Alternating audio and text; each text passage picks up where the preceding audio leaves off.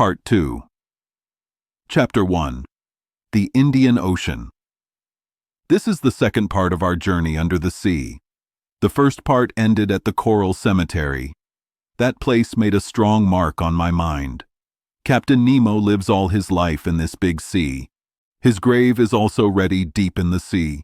The people on the Nautilus, friends in life and death, will rest there. No sea monster will bother them.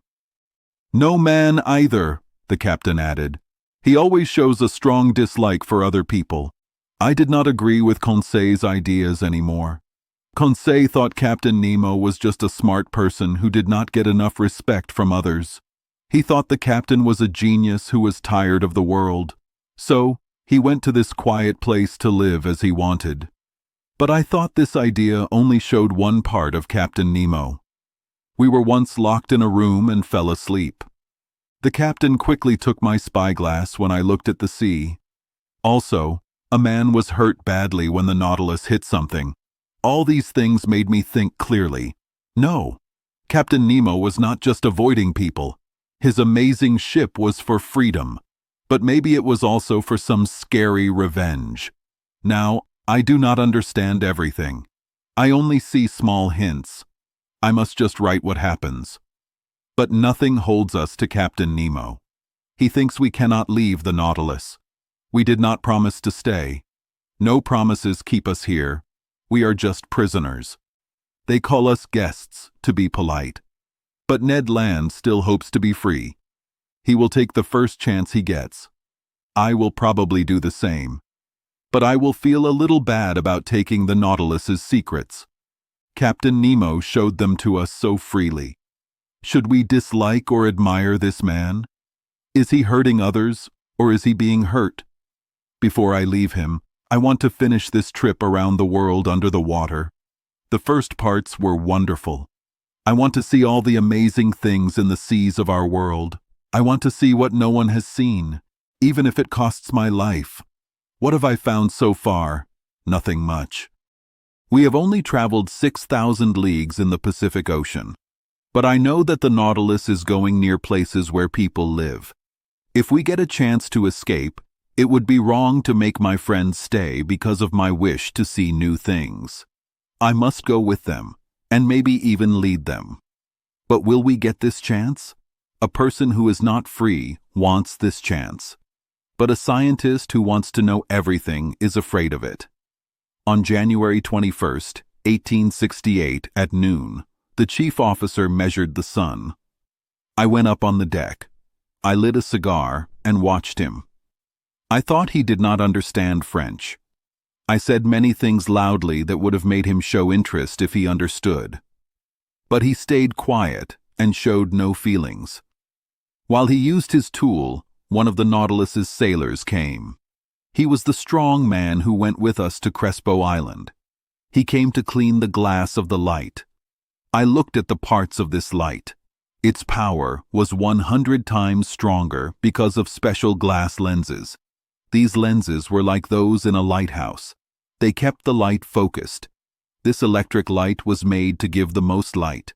Its light was made in a vacuum, which made it steady and strong. The vacuum also made the parts that made light last longer. This saved money for Captain Nemo, as he could not easily get new parts. But with these conditions, the parts barely wore out. When the Nautilus was ready to go under the water again, I went back to the living room. The doors closed, and we went west. We then went through the Indian Ocean. It is a very big sea.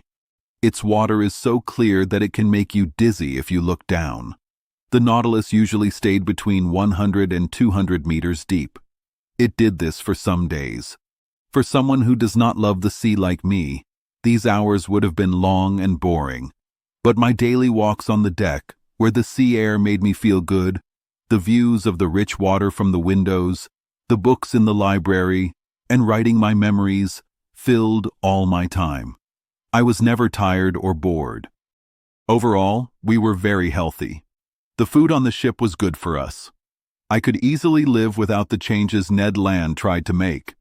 Also, the temperature was always the same, so we did not have to worry about getting sick. The ship also had a lot of a plant called dendrophilia. In Provence, it is called sea fennel. If you mash it up, it makes good medicine for coughs. For some days, we saw many water birds with webbed feet, like gulls. Some were caught well. When cooked in a special way, they were very good to eat. Among the big birds that fly long distances and rest on the waves, I saw some beautiful albatrosses. These birds have long wings. Their calls sound like a donkey. Fast frigate birds, which catch fish at the top of the water, and many tropic birds were also there. One was a red-tailed tropic bird, the size of a pigeon. It had white feathers with pink and dark wings. The Nautilus's nets caught many kinds of sea turtles. They had curved backs, and their shells were worth a lot. These turtles can dive easily and stay under the water for a long time by closing their noses. When caught, some turtles were still sleeping in their shells. This protected them from other sea animals. The meat of these turtles was not special, but their eggs were very good to eat. As for fish, they always made us wonder when we looked through the open windows. We could see how they lived in the water. I saw many kinds I had not seen before. I will talk about some boxfish that are only in the Red Sea, the East Indies Sea, and the part of the ocean near America. Like turtles, armadillos, sea urchins, and crabs, these fish have hard plates that are made of bone. Sometimes this armor is like a triangle, sometimes like a square. Among the triangle ones, I saw some that were half a decimeter long, with brown tails, yellow fins, and tasty meat. I even think they could live in fresh water, which many saltwater fish can do easily. I will also talk about some square boxfish with 4 big bumps on their backs. Some boxfish had white spots on their bellies. They make good pets, like some birds. Some boxfish had sharp points on their hard shells. They make strange grunting sounds, so people call them sea pigs. Then there were some boxfish called dromedaries. They had tough meat and big bumps like camels. From Conseil's daily notes, I also found some fish from the tetradon group that are only in these seas. There were southern puffers with red backs and white chests, with 3 lines of hair, and jugfish, 7 inches long, with very bright colors. Then, there were blowfish that looked like a dark brown egg, with white lines and no tails. Globefish, which are like sea porcupines, had sharp points and could blow themselves up like a pin cushion. Seahorses were common in every ocean. Flying dragonfish had long noses and big fins like wings. They could jump into the air, if not fly. Paddlefish had tails with many rings. Snipefish had long jaws. They were good animals, 25 centimeters long and very colorful. Bluish-gray dragonettes had wrinkled heads. Many blennies jumped around. They had black stripes and long fins, and they moved very fast on the water. Delicious sailfish could raise their fins like sails in a good current. Beautiful nursery fish had yellow, blue, silver, and gold colors. Yellow mackerel had fins like wings. Bullheads were always dirty and made hissing sounds. Sea robins' livers were thought to be poisonous. Ladyfish could blink their eyes. Finally, archerfish had long, thin noses. They were like flycatchers of the sea. They shot insects with a drop of water. From the 89th fish group in Lacépède's system, I saw some scorpionfish. Their heads had sharp points, and they had only 1 fin on their back. These animals had small scales, or no scales depending on their type. The second type had some didactylous fish, 3 to 4 decimeters long with yellow stripes. Their heads looked like something from a dream. The first type had some strange fish called toadfish. Their big heads were sometimes deep with holes, sometimes swollen with bumps. They had sharp points and bumps and ugly horns. Their bodies and tails had hard spots. Their sharp points could cause dangerous injuries. They were ugly and terrible. From January 21st to 23rd, the Nautilus traveled 250 leagues in 24 hours. That is 540 miles at 22 miles per hour. We could see these different kinds of fish because they were drawn by our electric light and tried to follow us. But most of them were too slow and fell behind. However, a few could keep up with the Nautilus for a while. On the morning of January 24th, at 12 degrees 5 minutes south and 94 degrees 33 minutes east, we saw Keeling Island. It was an island made of coral with beautiful coconut trees.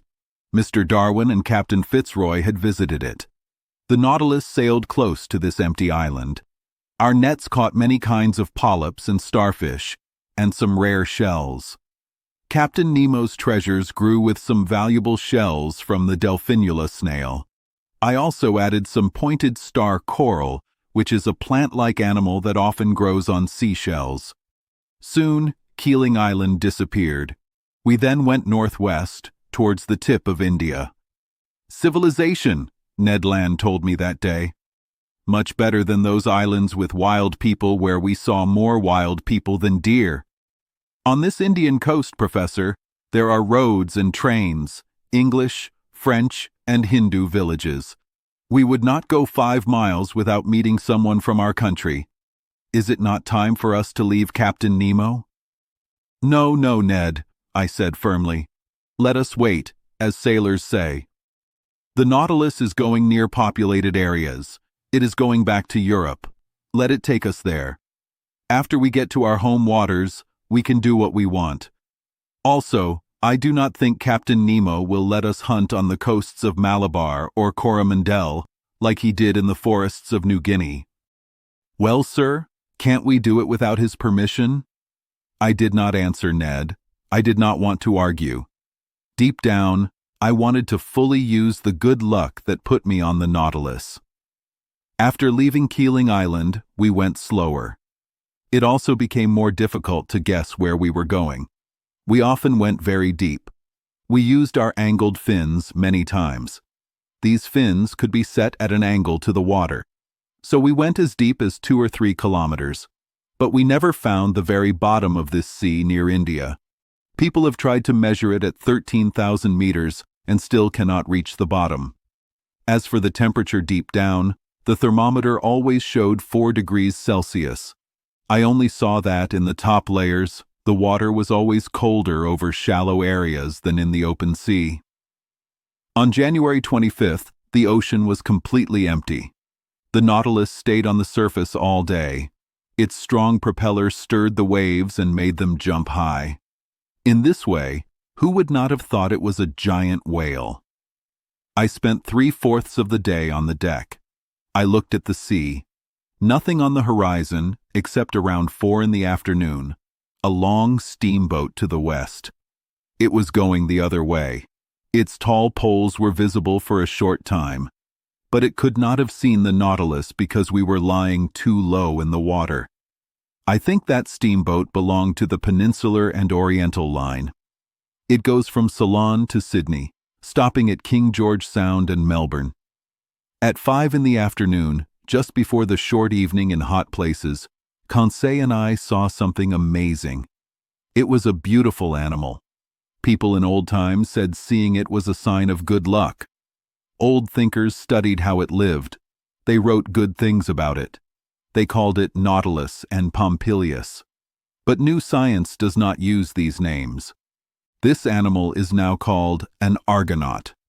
If you asked Conseil, he would tell you that the group of mollusca animals has 5 classes. The first class has cephalopoda. Some are soft, some have shells. This class has 2 families, Dibranchiata and Tetrabranchiata. They are different because of how many gills they have. The Dibranchiata family has 3 types, the Argonaut, the squid, and the cuttlefish. The Tetrabranchiata family has only 1 type, the Nautilus. After this, if someone still mixes up the Argonaut, which has suction cups, with the Nautilus, which has feelers, it would be a big mistake. Now, there was a group of Argonauts swimming on the top of the ocean. We could count many hundreds of them. They were the type of Argonaut with bumps, found only in the seas near India. These pretty animals swam backward using their tubes. They sucked water in and then pushed it out. 6 of their 8 feelers were long and thin and floated on the water.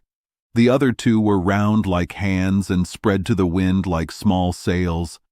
I could clearly see their wavy spiral shells. A smart man compared them to a beautiful small boat. It is a real boat. It carries the animal that makes it, but the animal does not stick to it. The Argonaut is free to leave its shell, I told Conseil, but it never does. Not unlike Captain Nemo, Conseil wisely replied. That is why he should have named his ship the Argonaut. For about an hour, the Nautilus sailed among these animals. Then, for some reason, they became scared. As if at a sign, all their sails went down. Their arms folded, their bodies pulled in, their shells turned over by changing their balance. The whole group disappeared under the waves. It happened instantly. No group of ships ever moved so well together. Just then, night came suddenly. The waves barely moved in the soft wind. They spread calmly around the sides of the Nautilus. The next day, January 26th, we crossed the equator at the 82nd line and entered the northern half of the world again. That day, a scary group of sharks swam with us. They are terrible animals that live in these seas and make them very dangerous. There were Port Jackson sharks with brown backs, white bellies, and 11 rows of teeth. Big-eye sharks had a large black spot like an eye on their necks. Isabella sharks had round noses with dark spots. Often these strong animals rushed at the living room window. Ned Land lost all control.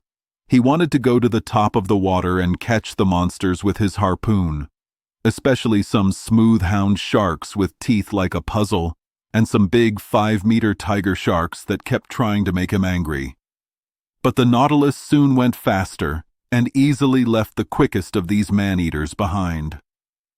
On January 27th, at the entrance to the big Bay of Bengal, we often saw a terrible sight: human bodies floating on the water. They were carried by the Ganges River to the open sea. These were dead Indian villagers who had not been completely eaten by birds. These birds were the only people who handled dead bodies in these areas. But there were many sharks to help with this job. Around 7 in the evening, the Nautilus was half under the water. It was moving through milky white waves. As far as we could see, the ocean looked white like milk. Was it because of the moon's light? No, because the new moon was only 2 days old and was still hidden by the sun's light.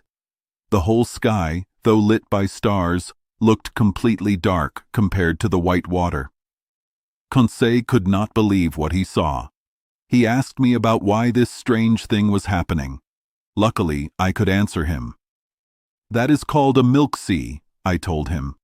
It is a large area of white waves often seen near the coasts of Amboina and in these waters. But, Conseil asked, could Master tell me why this happens? Because I guess this water has not really turned into milk. No, my boy. This whiteness that surprises you is just because of many tiny creatures called infusoria. They are like small, colorless, jelly-like glowworms. They are as thin as a hair and no longer than 1/5 of a millimeter. Some of these tiny creatures stick together over an area of many leagues. Many leagues, Conseil exclaimed. Yes, my boy. Do not even try to count how many of these tiny creatures there are. You will not be able to. Because if I am not wrong, some sailors have traveled through milk seas for more than 40 miles. I am not sure if Conseil listened to my advice. He seemed to be thinking deeply. He was probably trying to figure out how many 1/5 of a millimeter are in 40 square miles. As for me, I kept watching this. For several hours, the Nautilus cut through these white waves. I watched it glide quietly over this soapy water. It was like it was moving through the foamy swirls that water currents sometimes leave in a bay. Around midnight, the sea suddenly became its normal color. But behind us, all the way to the edge of the sky kept showing the whiteness of those waves. For a long time, it looked like the soft light of the northern lights. Light. Chapter 2. A New Proposition from Captain Nemo. On January 28th, the Nautilus ship was on the sea. It was near land, about 8 miles away. I saw some tall mountains. They were about 2,000 feet high and had strange shapes. We found our location on the map. We were near the island of Ceylon. This island is like a beautiful jewel next to India. I went to the library to find a book about Ceylon. It is a very rich island. I found a book called Ceylon and the Sinhalese by H.C. Sir. I went back to the room and looked at the map again. Ceylon has many old names. It is between 5 degrees 55 minutes and 9 degrees 49 minutes north, and between 79 degrees 42 degrees and 82 degrees 4 minutes east. It is 275 miles long, 150 miles wide, and 900 miles around. Its area is 24,448 square miles. This is a little smaller than Ireland. Then Captain Nemo and his first officer came in. The captain looked at the map. He then asked me, "Ceylon is famous for pearls. Professor Aronnax, would you like to see a pearl fishing place?" I said, "Yes, Captain." He said, "Good. It is easy to do, but we will not see fishermen yet. The pearl season has not started. It's okay. I will tell them to go to the Gulf of Mannar. We will get there tonight." The captain spoke to his officer, who left. The Nautilus went back into the water. The ship was 30 feet deep. I looked at the map to find the Gulf of Mannar. It was near the 9th line, off the west side of Ceylon. It was shaped by a small island called Mannar. To get there, we had to go up the west coast of Ceylon. Captain Nemo then told me, "There are pearl fishing places in many seas, the Bay of Bengal, the East Indies, China, and Japan. Also south of the United States, in the Gulf of Panama and the Gulf of California. But Ceylon has the best pearls. We will arrive a bit early. Fishermen come to the Gulf of Mannar only in March. For 30 days, about 300 boats look for these sea treasures. Each boat has 10 rowers and 10 fishermen. The fishermen work in 2 groups. They dive down 12 meters. They use a heavy stone tied to their feet and the boat." I asked, "Do they still use these old ways?" Captain Nemo said, "Yes, even though the English own these fishing places. The English are very modern, and they got these places in 1802. I said, "But your diving suits would be very helpful for this work." "Yes, because these poor fishermen cannot stay underwater long. A man from England, Percival, said a man stayed underwater for 5 minutes in Ceylon. I don't believe it. I know some divers can stay for 57 seconds, and very good ones for 87 seconds. But these men are rare. When they come up, blood comes from their noses and ears. I think fishermen usually stay underwater for 30 seconds. They quickly put pearl oysters into their nets. But these fishermen often do not live to be old. Their eyes get bad, they get sores, and some die in the sea." I said, "Yes, it is a sad job. They do it for fashion. But Captain, how many oysters can a boat get in one day?" "About 40,000 to 50,000. It is said that in 1814, the English government did the fishing themselves. Their divers worked for only 20 days and got 76 million oysters." I asked, "Are the fishermen paid well?" "Not really, Professor. In Panama, they get only $1 a week. In most places, they get only 1 penny for each oyster that has a pearl, and they find many that have no pearls. Only 1 penny for these poor people who make their bosses rich. That is terrible." Captain Nemo told me, "Professor, you and your friends will visit the oyster beds in Mannar. If a fisherman comes early, we can watch him." I said, "That sounds good, Captain. By the way, Professor Aronnax, are you afraid of sharks?" I said, "Sharks?" This was a strange question. Captain Nemo said, "Well?" I said, "Captain, I do not know much about sharks yet." Captain Nemo said. "We are used to them. You will be too. We will have weapons. We might hunt 1 or 2 sharks. It is a fun sport. So, Professor, I will see you early tomorrow." Captain Nemo said this calmly and left the room. If someone asks you to hunt bears in the mountains, you might be happy. If someone asks you to hunt lions or tigers, you might also be happy. But if someone asks you to hunt sharks in the water, you might want to think first. I felt cold sweat on my forehead. I thought, let's think about this. Hunting otters underwater is fine. But to go to the bottom of the sea where there are man-eating sharks, that is different. I know in some places, like the Andaman Islands, people fight sharks with a knife and a rope. But I also know many people who fight them do not come back alive. I am not like them. And I think it is okay to be a little scared. I started to imagine sharks. I saw big mouths with many teeth that could cut a man in half. I felt pain in my body. I was angry at how calmly the captain asked me to do this. It was like asking to go hunt foxes in the woods. I thought, thank goodness. Conseil will not want to go. That will be my excuse not to go with the captain. For Ned Land, I was not so sure. Danger always seemed to attract him.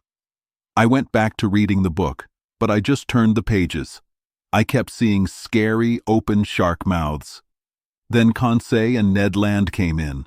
They looked happy. They did not know what was waiting for them.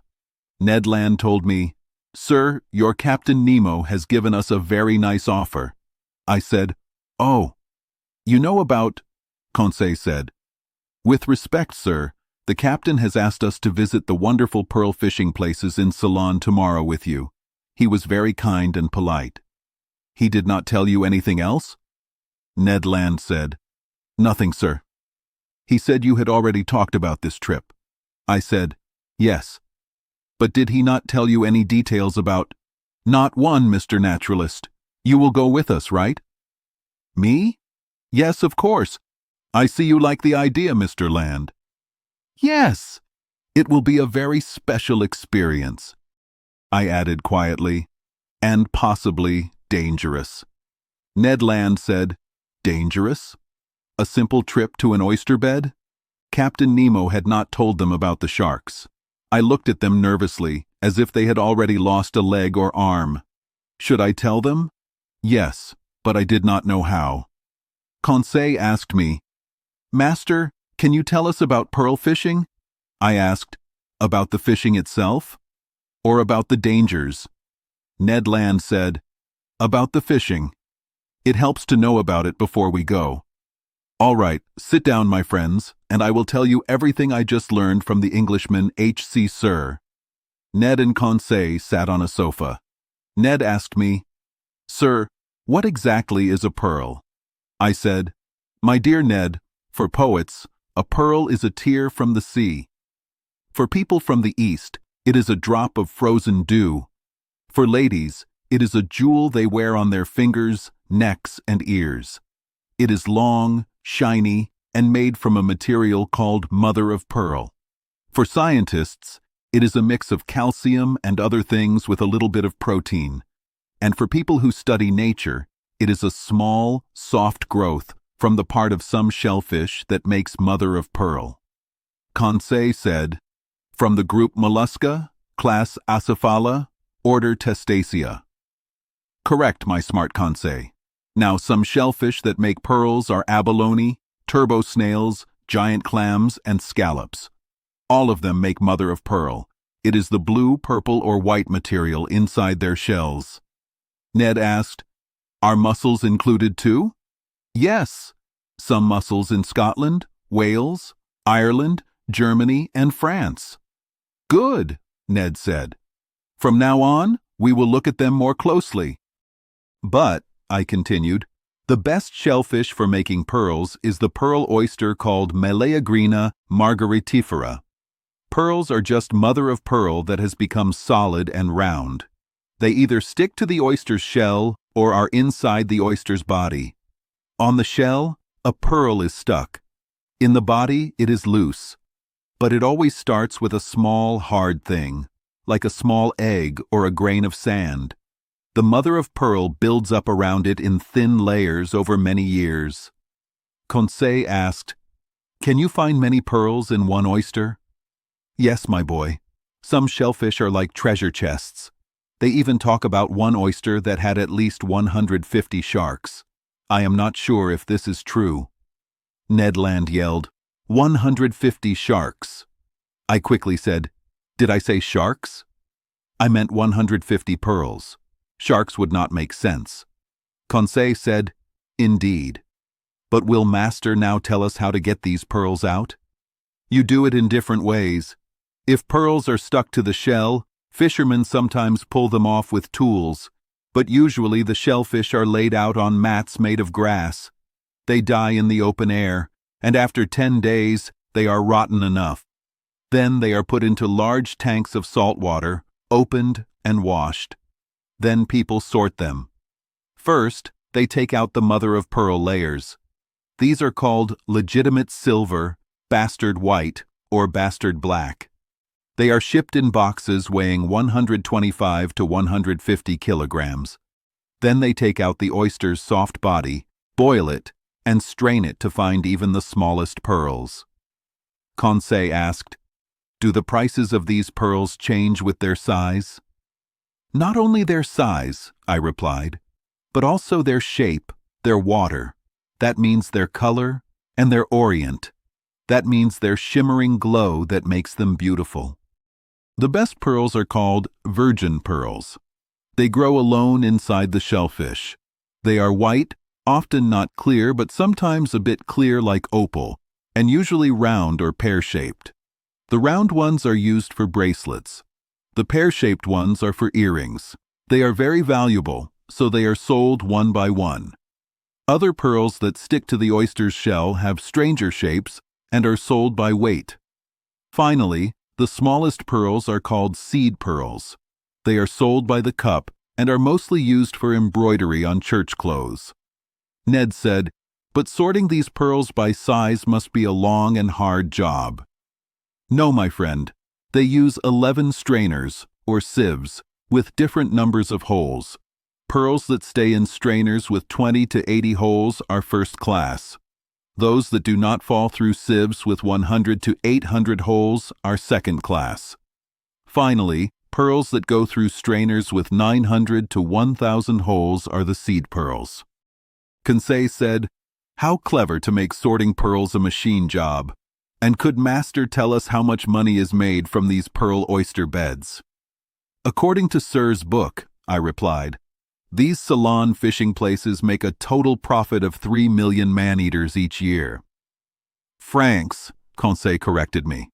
"Yes, francs. 3 millions de francs," I continued. "But I do not think these fishing places make as much money as they used to. Also, the fishing places in Central America used to make 4 million francs each year when King Charles V was king. But now they make only 2/3 of that. Overall, it is thought that 9 million francs is the yearly money made from all pearl fishing now." But Conseil asked, "Have some famous pearls been very expensive?" "Yes, my boy. They say Julius Caesar gave a pearl worth 120,000 francs in our money to a woman named Servilia." Ned Land said, "I have even heard stories about a lady in old times who drank pearls in vinegar." "Cleopatra," Conseil quickly said. Ned Land added, "It must have tasted pretty bad." "Terrible, Ned, my friend," Conseil replied. "But when a small glass of vinegar is worth 1,500,000 francs, the taste does not matter much."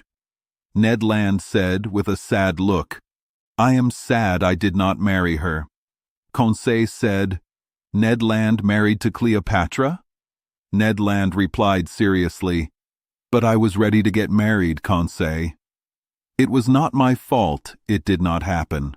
I even bought a pearl necklace for my future wife, Kate Tender, but she married someone else.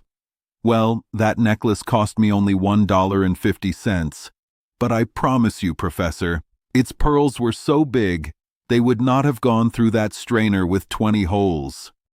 I replied, laughing, "My brave Ned, Those were fake pearls, just glass beads with a special paint inside. Wow, Ned Land said. That paint must be very expensive. No, not at all. It comes from the scales of a fish called a carp. It is just a shiny substance that collects in the water and is kept in ammonia. It is worthless. Maybe that is why Kate Tender married someone else, Mr. Land said thoughtfully. But, I said, getting back to very valuable pearls, I do not think any king ever had a pearl better than the one Captain Nemo owns. This one?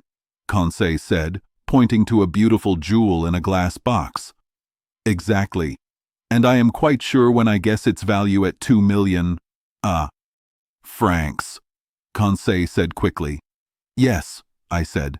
2 million francs, and our captain probably only had to pick it up. Ha! Ned Land exclaimed. Tomorrow, who knows, we might find one just like it. Bah! Conseil said. And why not? What good would a pearl worth millions do us here on the Nautilus? Here, no, Ned Land said, but elsewhere. Oh, elsewhere, Conseil said, shaking his head.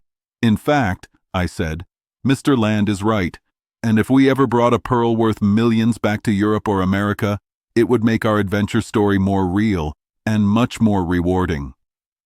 That is how I see it, Ned said. But Conseil, who always liked to learn, asked, Is this pearl fishing ever dangerous? No, I quickly replied, especially if you are careful. Ned Land said, What risks would you have in a job like that? Swallowing a little salt water?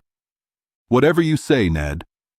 Then, trying to sound calm like Captain Nemo, I asked, By the way, brave Ned, are you afraid of sharks?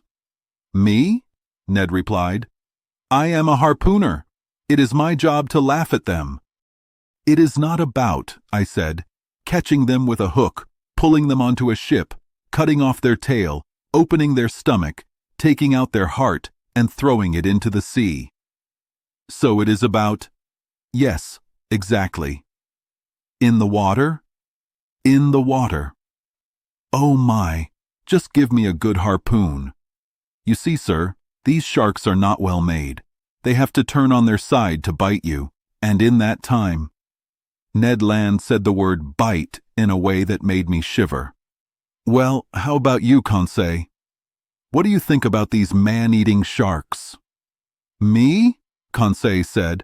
I am afraid I must be honest with Master. Good for you, I thought. If Master faces these sharks, Conseil said, I think his loyal helper should face them with him. Chapter 3. A Pearl Worth 10 Million. It was night. I went to bed. I did not sleep well. I dreamed about big fish that eat people. The next day, at 4 a.m, a man woke me up. Captain Nemo sent him. I got up, got dressed, and went to the main room. Captain Nemo was waiting for me. He said, Professor Aronnax, are you ready? I am ready. Please follow me. What about my friends, Captain? They are waiting for us. Are we putting on our diving suits? I asked. Not yet. We are not very close to the land. We are far from the oyster beds. But I have a small boat ready. It will take us to the place where we will go into the water. This will save us a long walk. Our diving suits are on the boat. We will put them on before we go under the water. Captain Nemo took me to the stairs. Ned and Conseil were there. They were happy about the trip. 5 sailors from the Nautilus were waiting in the small boat. It was still dark. There were many clouds in the sky. I looked at the land, but I only saw a blurry line. The Nautilus was west of the bay. Under the water, there was a field of pearls. It was more than 20 miles long. Captain Nemo, Conseil, Ned Land, and I sat in the back of the small boat. The driver of the boat steered. The 4 sailors rowed. We started to move. The boat went south. The sailors rowed slowly. I watched them. They waited 10 seconds before rowing again. This is what sailors usually do. Drops of water fell from the oars. They hit the water like drops of hot metal. The boat moved gently. Small waves hit the front of the boat. We were quiet. What was Captain Nemo thinking? Maybe he thought the land was too close. Ned thought it was still too far away. Conseil was just curious. Around 5:30, the sky started to get light. We could see the land better. It was flat to the east. It went up a little to the south. It was still 5 miles from us. The beach looked like it was part of the water. The sea between us and the land was empty. There were no boats or divers. It was very quiet. Captain Nemo said we were a month too early. At 6 o'clock, the sun came up very fast. This happens in hot places. The sun's light went through the clouds. The sun rose quickly. I could see the land clearly. There were a few trees. The small boat went toward Manor Island. Captain Nemo stood up and looked at the sea. He gave a sign. The anchor went down. But the water was only 1 meter deep. This was a shallow place near the oyster bed. The boat turned around because the water was moving out. Captain Nemo said, "Here we are, Professor Aronnax. Do you see this small bay? In 1 month, many fishing boats will be here. Divers will look for pearls here. This bay is good for fishing. It is safe from strong winds. The sea is calm here. This is good for diving. Now let's put on our diving suits. We will start our walk." I did not say anything. I put on my heavy diving suit. The sailors helped me. Captain Nemo and my 2 friends also put on their suits. No one from the Nautilus went with us. Soon, we were in our suits. Straps held our air tanks on our backs. The captain said we did not need lights.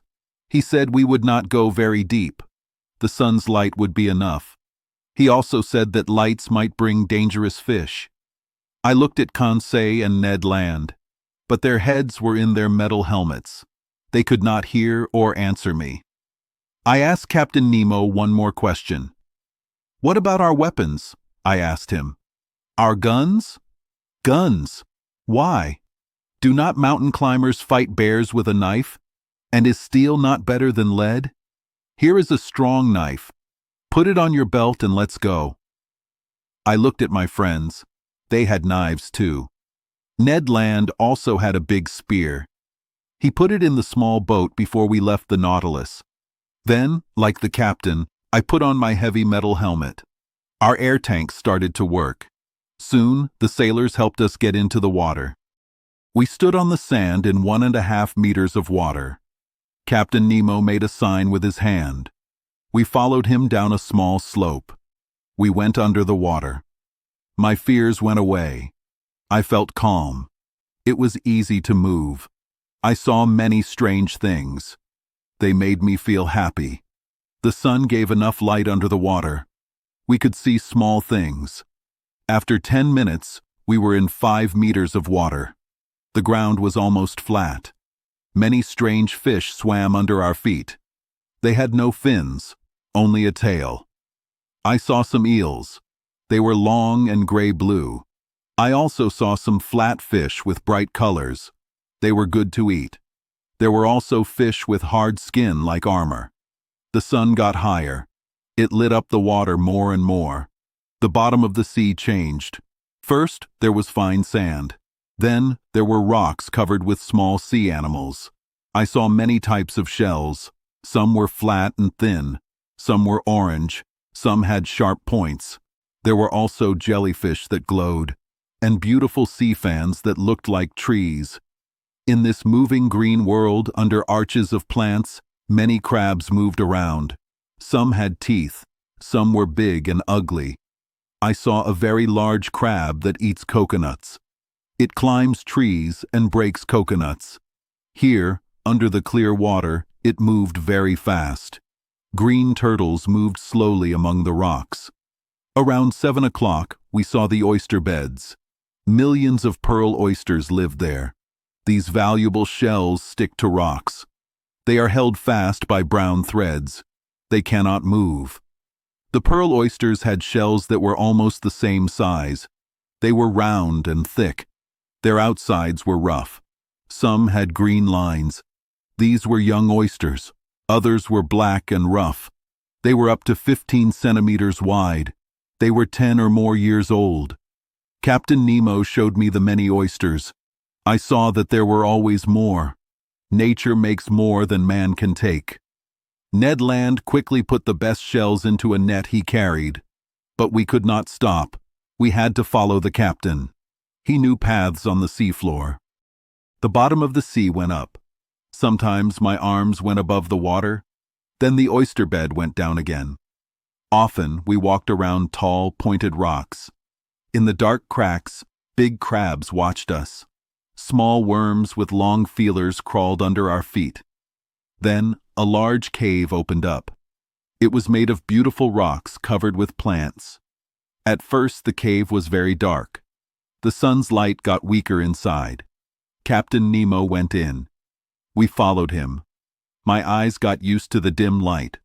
I saw the curved roof of the cave. It was held up by natural stone pillars.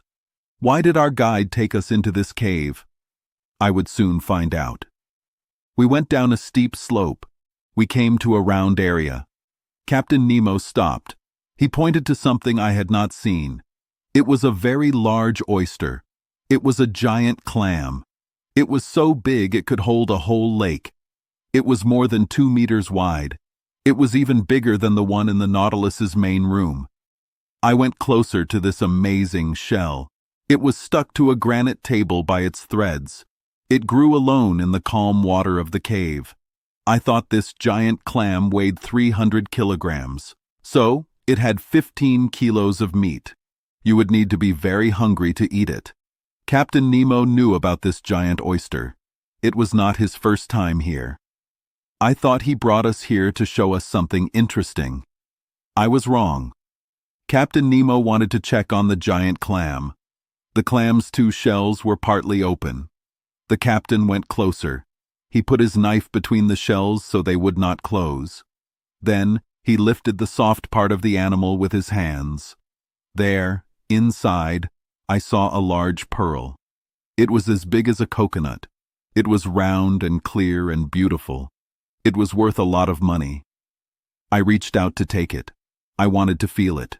But the captain stopped me. He shook his head no.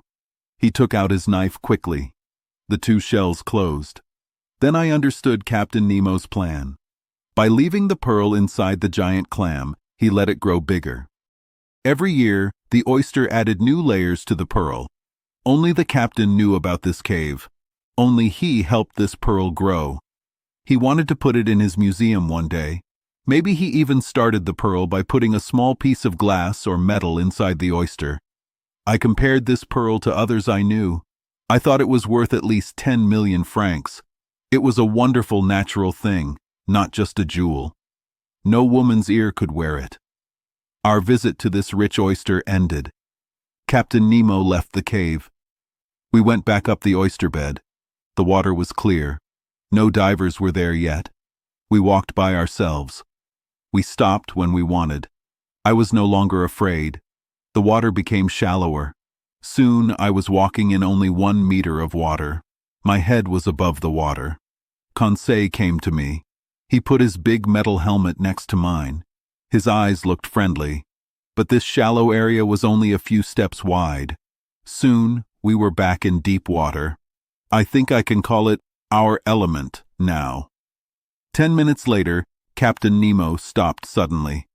I thought he wanted us to turn back. He made a sign for us to hide next to him. He pointed to something in the water. I looked carefully. 5 meters away, a shadow appeared. It went down to the seafloor.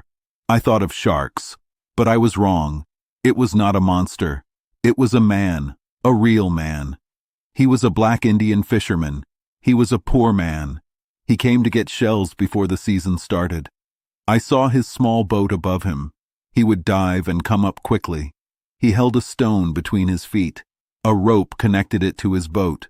This helped him go down faster. This was all his equipment.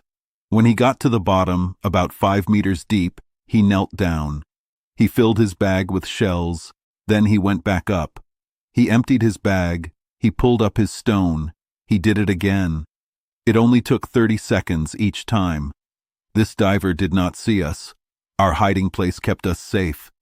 And how could this poor Indian know that other people were near him under the water? We were watching him. We did not miss anything he did. So he went up and down many times. He only got about 10 shells each time. He had to pull them hard from the rocks. And how many of these oysters would have no pearl inside? He risked his life for them. I watched him carefully. He moved well. For half an hour he seemed safe. I got used to watching him fish. Then, all at once, the Indian was kneeling on the seafloor. I saw him make a scared movement. He stood up. He got ready to jump back to the top of the water. I understood his fear. A huge shadow appeared above the poor diver. It was a very big shark. It moved toward him. Its eyes were bright. Its mouth was open. I was so scared I could not move. The hungry animal moved fast toward the Indian. The Indian jumped to the side. He avoided the shark's bite, but the shark's tail hit him in the chest. He fell down on the seafloor. This happened very fast. The shark came back. It turned on its back. It was going to bite the Indian in half. But Captain Nemo was next to me. He stood up suddenly. He walked toward the shark. He had his knife in his hand. He was ready to fight it. The shark was about to eat the poor fisherman. It saw its new enemy. It turned back onto its stomach. It moved quickly toward Captain Nemo. I still remember how Captain Nemo looked. He waited for the scary shark. He was very calm. The shark rushed at him. The captain jumped to the side very quickly. He did not let the shark hit him. He put his knife into its stomach. But the fight was not over. A terrible battle started. The shark made a loud noise. Blood poured into the water from its wounds. The sea turned red. I could not see anything else in the red water.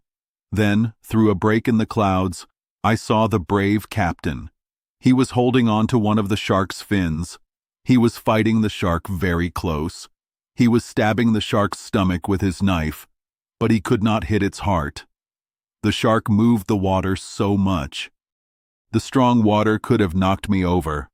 I wanted to help the captain, but I was so scared I could not move. I watched with wide eyes. The fight changed. The captain fell to the seafloor. The big shark was on top of him. Then, the shark's mouth opened very wide. It was like big scissors. Captain Nemo would have died. But Ned Land was very fast. He rushed forward with his spear. He put the spear into the shark's stomach. The water was full of blood. The shark moved wildly. Ned Land hit his target. This was the shark's last struggle. It was hit in the heart. It moved with terrible jerks. Conseil was knocked down by the movements. Ned Land pulled the captain away. The captain was not hurt. He stood up. He went to the Indian. He quickly cut the rope that held the man to his stone. He picked the man up. He kicked his heel strongly. He went to the top of the water. The three of us followed him. A few moments later, we were safe. We reached the fisherman's small boat. Captain Nemo first tried to help the man. I was not sure if he would live. I hoped he would. He had not been under the water for long, but the shark's tail could have killed him. Luckily, Conseil and the captain rubbed him hard. I saw the man slowly wake up. He opened his eyes. He must have been very surprised and scared. He saw 4 big metal heads looking at him. And what must he have thought when Captain Nemo took a bag of pearls from his pocket? He put them in the fisherman's hands.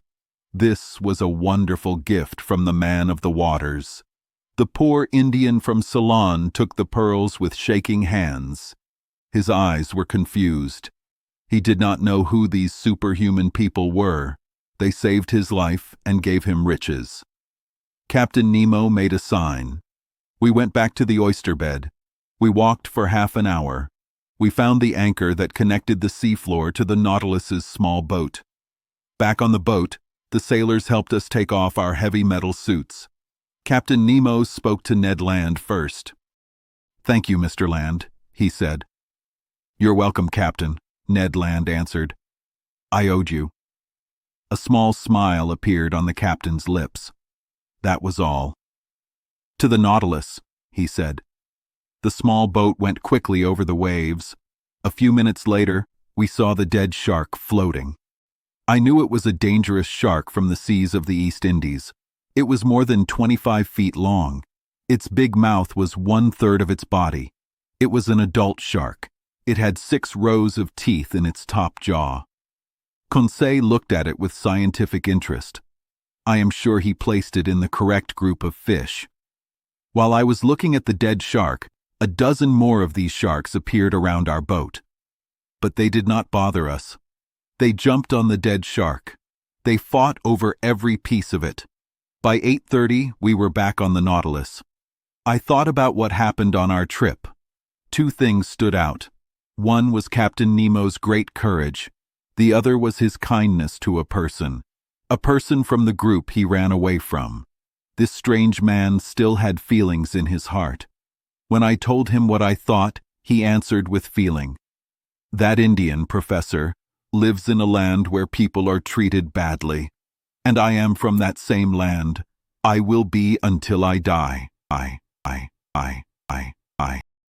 Chapter 4. The Red Sea. On January 29th, the island of Ceylon went out of sight. The Nautilus moved fast, at 20 miles per hour. It went through small water paths near the Maldives and Laccadive Islands. It also went by Kiltan Island. A man named Vasco da Gama found this island in 1499. Kiltan is one of the 19 main islands in the Laccadives. We had traveled a very long way from Japan, 16,220 miles. On January 30th, the Nautilus came up to the water's surface. There was no land to see. The ship went north-northwest, towards the Gulf of Oman. This gulf is between Arabia and India. It leads to the Persian Gulf. This way seemed like a dead end. I did not know where Captain Nemo was taking us. The Canadian man, Ned, asked me where we were going. I told him, "We are going where the captain wants to go." Ned said, "He won't take us far. The Persian Gulf has no way out. We will have to come back." I said, "Yes, we will come back. And after the Persian Gulf, if the Nautilus wants to see the Red Sea, we can use the Strait of Bab el-Mandeb." Ned replied, "Sir, the Red Sea is also closed, like the Gulf. The Suez Canal is not finished yet. And even if it was, our secret boat would not use a canal with locks, so the Red Sea will not take us back to Europe." I said, "But I did not say we would go back to Europe." "What do you think then?" he asked. "I think that after seeing these places in Arabia and Egypt, the Nautilus will go back to the Indian Ocean, maybe through the Mozambique Channel or by the Mascarene Islands. Then it will go to the Cape of Good Hope." "And after that?" the Canadian asked. "Then we will go into the Atlantic Ocean, which we do not know yet. Are you tired of this trip, Ned? Are you bored with seeing new things under the water? I will be sad when this trip ends. Few people will ever do this." Ned said, "Professor Aronnax, we will soon have been on this Nautilus for 3 months." "No, Ned, I did not know that. I do not want to know it. I do not count the days or hours. But when will it end?" "When it is time. We can do nothing now. Talking about it does not help. Ned, if you tell me we can escape, then I will talk about it. But we cannot, and I do not think Captain Nemo will ever go into European waters." This talk showed that I was becoming like Captain Nemo. I liked the Nautilus too much. Ned Land ended our talk. He said, "That is fine. But for me, living in a jail is not fun." For 4 days, until February 3rd, the Nautilus looked at the Gulf of Oman. It moved at different speeds and depths. It seemed to go anywhere, as if it did not know where to go. But it never went past the Tropic of Cancer. After leaving the Gulf, we saw Muscat for a short time. It is a big town in Oman. I was surprised by how it looked, with black rocks around it. Its white houses and forts stood out. I saw the round tops of its mosques, the tall towers, and its green gardens. but we only saw it for a moment. The Nautilus soon went under the dark water. Then our ship went 6 miles from the coasts of Mahra and Hadramaut in Arabia. There were mountains with old ruins. On February 5th, we finally went into the Gulf of Aden. This gulf is like a funnel that leads to the Red Sea. On February 6th, the Nautilus went near Aden City. Aden is on a piece of land connected to the mainland by a small strip of land. It is like an unapproachable Gibraltar. The English rebuilt its forts after taking it in 1839. I saw the 8-sided towers of this city. An Arab writer named Idrisi said this city was once rich and busy. I thought Captain Nemo would go back. But I was wrong. He did not. The next day, February 7th, we entered the Strait of Bab el-Mandeb. Its name means Gate of Tears in Arabic. It is 20 miles wide and only 52 kilometers long. The Nautilus went through it very fast in about an hour. But I saw nothing. I did not even see Param Island, where the British built forts. Many English and French ships used this narrow water path. They were going to Suez, Bombay, Calcutta, Melbourne, Reunion Island, and Mauritius. There was too much traffic for the Nautilus to be on the surface, so it stayed underwater. Finally, at noon, we were in the Red Sea. The Red Sea is a big lake famous in the Bible. It does not get much rain. No big rivers flow into it. Water leaves it very fast because of the sun. Its water level goes down 1.5 meters every year. If it was fully closed like a lake, it might dry up. It is not as good as the Caspian Sea and the Dead Sea. Their water levels only go down until the water leaving equals the water coming in. This Red Sea is 2,600 kilometers long. It is about 240 kilometers wide. In old times, it was a very important way for trade. When the Suez Canal is finished, it will be important again. I did not try to understand why Captain Nemo took us into this gulf, but I liked that the Nautilus went in. It went at a medium speed. Sometimes it was on the surface, sometimes it went deeper to avoid other ships, so I could see both inside and outside this unusual sea. On February 8th, when it was light, we saw Mocha. It is an old city in ruins. Its walls would fall down with a loud noise. It has some date trees. This city used to be important. It had 6 markets and 26 mosques. Its walls, with 14 forts, were 3 kilometers around it. Then the Nautilus went near the African coast. The sea there is very deep. Through the open windows, in clear water, we saw beautiful coral plants. We also saw big rocks covered in green algae. It was amazing to see so many different things. Soon the Nautilus went near the eastern shore. There, these plant-like animals looked very grand. This was near Tihama. These animals grew under the water. They also made beautiful shapes up to 10 fathoms above the water. The ones above the water were more unusual but less colorful than the ones in the water. The ones in the water stayed bright because of the water. I spent many happy hours looking out the window in the room. I saw many new plants and animals from the sea under our electric light. There were coral-like mushrooms, sea anemones, and coral-like organ pipes. There were shells that live only in this sea, and there were many common sponges. Scientists made a group for sponges called Spongiaria. Sponges are very useful. Sponges are not plants, as some people think. They are animals, a very simple kind of animal. They are even simpler than coral. We know they are animals. We cannot believe old ideas that they are half plant, half animal. But scientists do not agree on how sponges are made. Some say it is a group of small animals. Others, like Professor Milne Edwards, say it is one animal. The Spongiaria group has about 300 types. They are in many seas and even in some rivers. In rivers, they are called freshwater sponges. But they like the Red Sea and the Mediterranean near Greece or Syria. In these waters, soft, nice bath sponges grow. They can cost a lot, up to 150 francs each.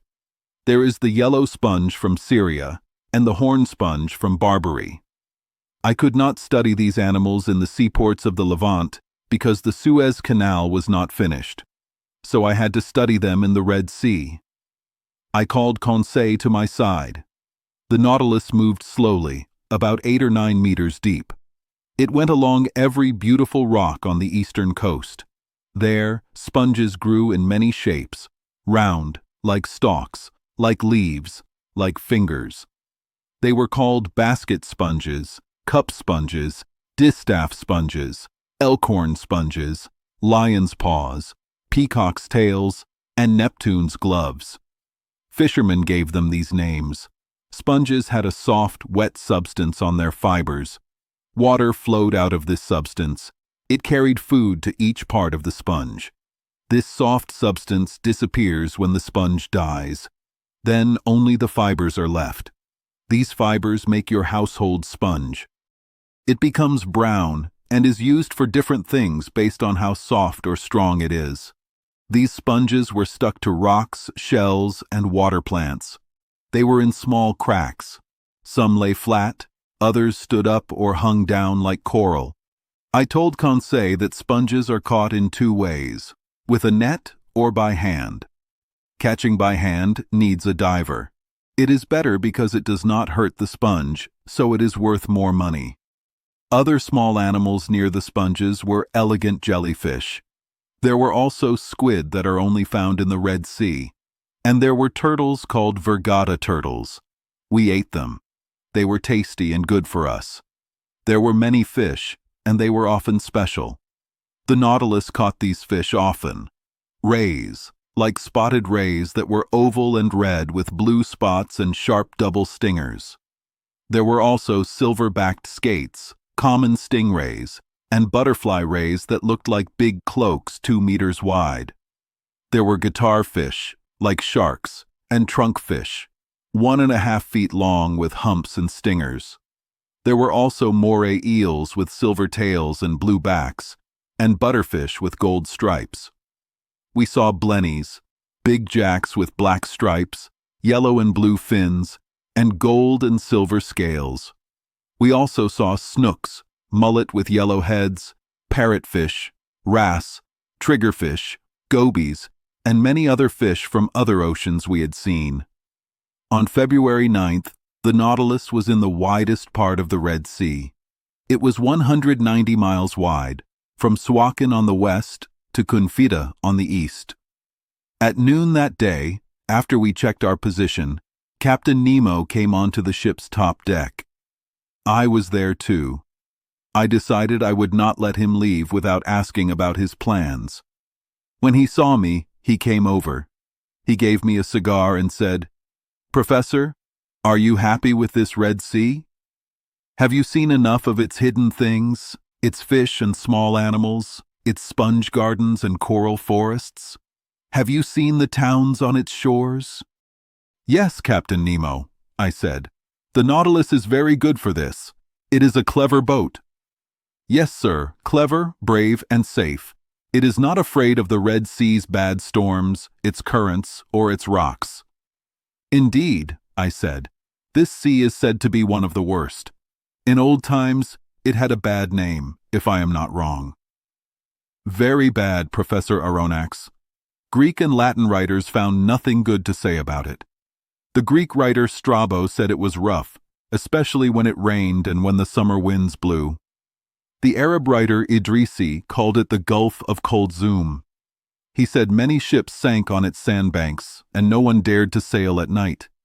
He said it has scary storms, and islands that are not good, with nothing good to offer, on its surface or deep down.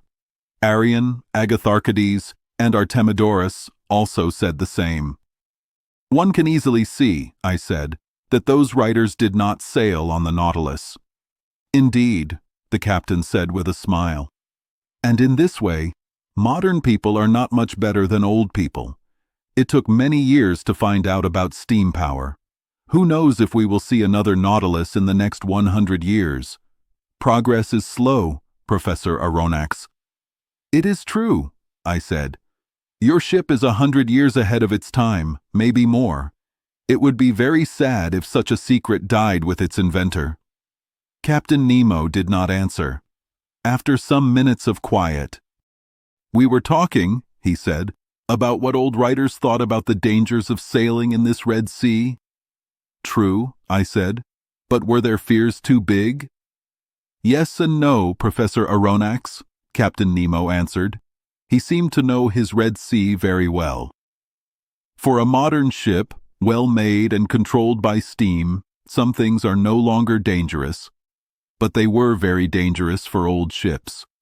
Imagine those early sailors in boats made from wood tied with ropes from palm trees, sealed with tree gum, and covered with shark fat. They did not even have tools to know where they were. They guessed in currents they hardly knew. So, many ships must have been lost. But now, steamships going between Suez and the South Seas have nothing to fear from this Gulf's storms, even with strong winds. Their captains and passengers do not pray to gods before they leave, and when they come back, they do not wear flowers and gold ribbons to thank gods at the temple." "Agreed," I said, "and steam seems to have made sailors less grateful. But since you seem to have studied this sea specially, Captain, can you tell me how it got its name?" "Many ideas exist about that, Professor Aronnax. Would you like to hear what a writer from the 14th century said?" "Yes, please." This playful person said the sea was named after the Israelites crossed it.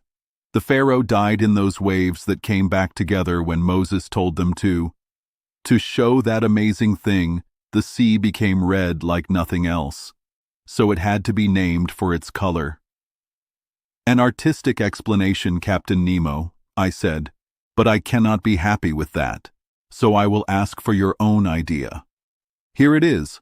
I think, Professor Aronnax, this Red Sea name is from the Hebrew word Edrom, and if old people gave it that name, it was because of the special color of its waters. But until now, I have only seen clear waves, without any special color."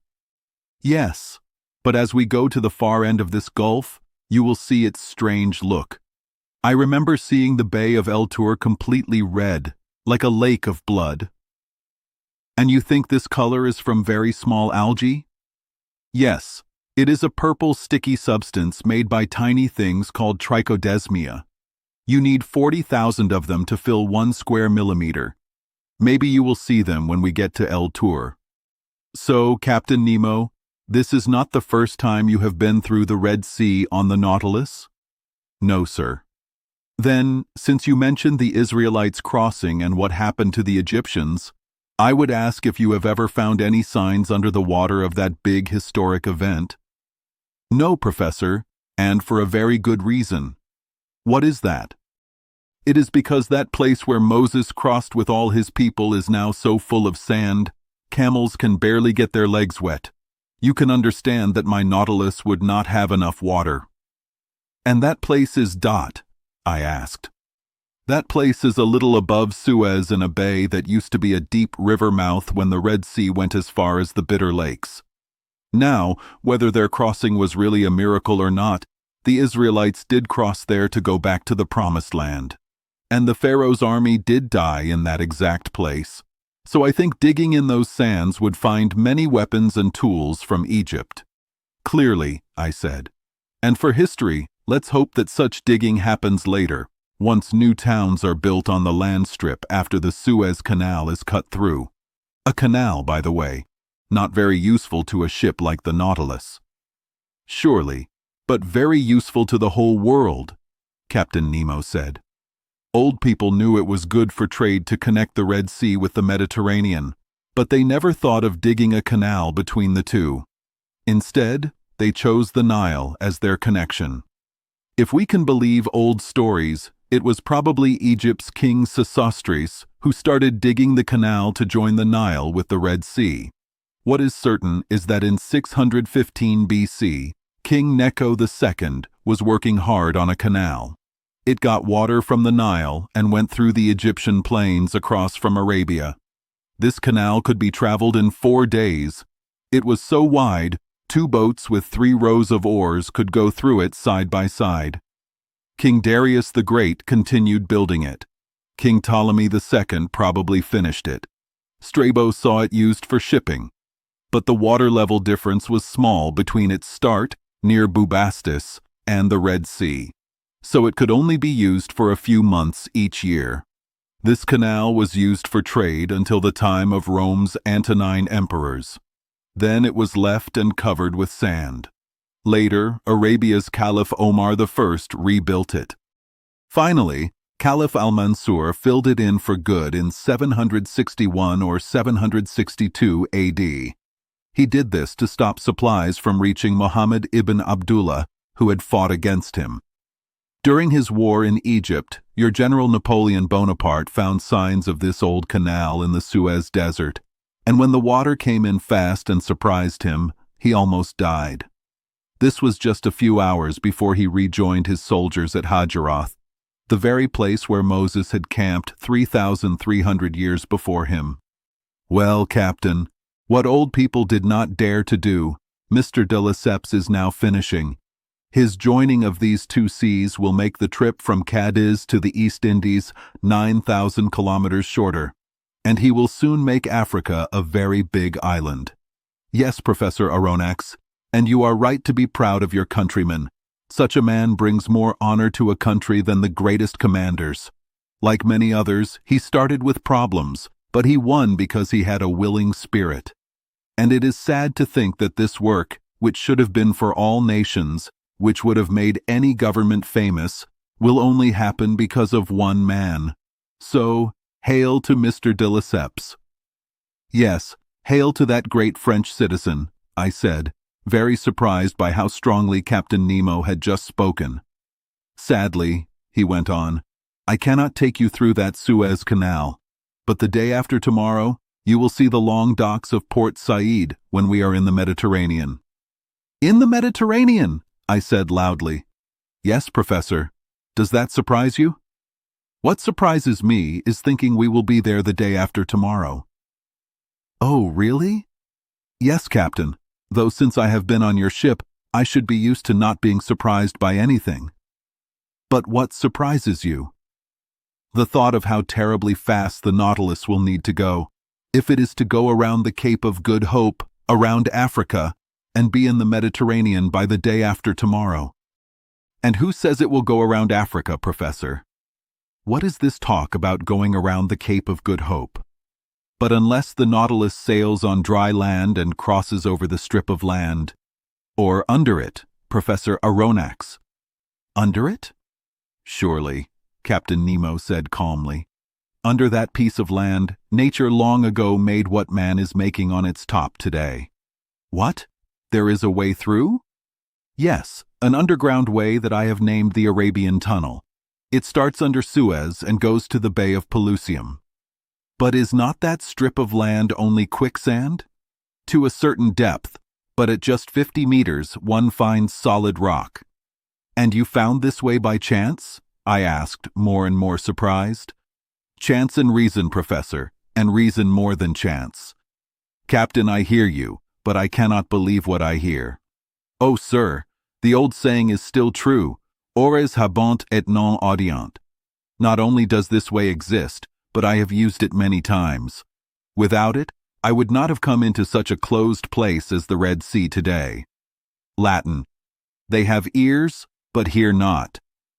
Is it rude to ask how you found this tunnel?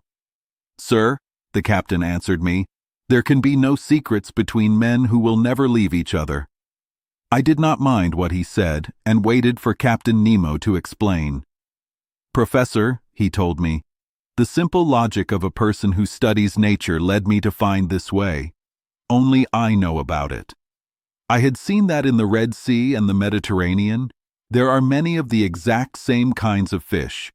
Eels, butterfish, greenfish, bass, jewelfish, flying fish. Knowing this, I wondered if there was a connection between the two seas. If there was, its underground current had to go from the Red Sea to the Mediterranean because of their different water levels. So I caught many fish near Suez. I put copper rings on their tails, and put them back in the sea.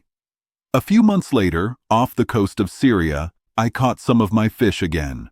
They had their rings, so this showed me that there was a connection between the two seas. I looked for it with my Nautilus. I found it. I went into it. And soon, Professor, you too will have gone through my Arabian tunnel.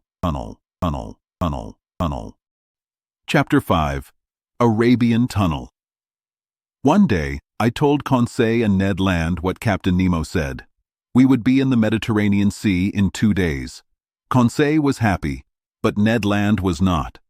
Ned Land said, "An underwater tunnel. From one sea to another. No one has heard of such a thing." Conseil said, "Ned, you had not heard of the Nautilus, but it is real. So do not say something is not real just because you have not heard of it." Ned Land shook his head and said, "We will see. I want to believe the captain's tunnel will take us to the Mediterranean Sea." That night, the Nautilus was on the surface of the sea. We were near the coast of Arabia. I saw Jeddah. It was an important city for trade. I could see its buildings and ships. The sun was low and made the houses look very white. Outside the city, there were small houses where people called Bedouins lived. Soon, Jeddah was dark. The Nautilus went under the water again. The next day, February 10th, we saw some ships. The Nautilus went under the water. At noon, there were no ships. The Nautilus came up to the surface. Ned, Conseil, and I sat on the top of the ship. The land to the east looked like a blurry shape in the fog. We were talking. Ned Land pointed to the water and asked, "Do you see anything, Professor?" I said, "No, Ned. My eyes are not as good as yours." Ned said, "Look closely. There, in front of us, on the right. Do you see something moving?" I looked carefully.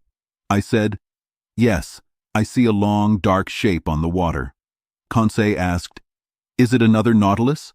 Ned said, "No, I think it is an animal from the sea." Conseil asked, "Are there whales in the Red Sea?" I said, "Yes, sometimes you can find them here." Ned Land kept looking. He said, "That is not a whale. I know whales well." Conseil said, "Let's wait. The Nautilus is going that way. We will soon know what it is." Soon, the dark shape was only 1 mile from us. It looked like a big rock in the middle of the sea. I did not know what it was. Ned Land said loudly, "Oh, it's moving! It's going under the water.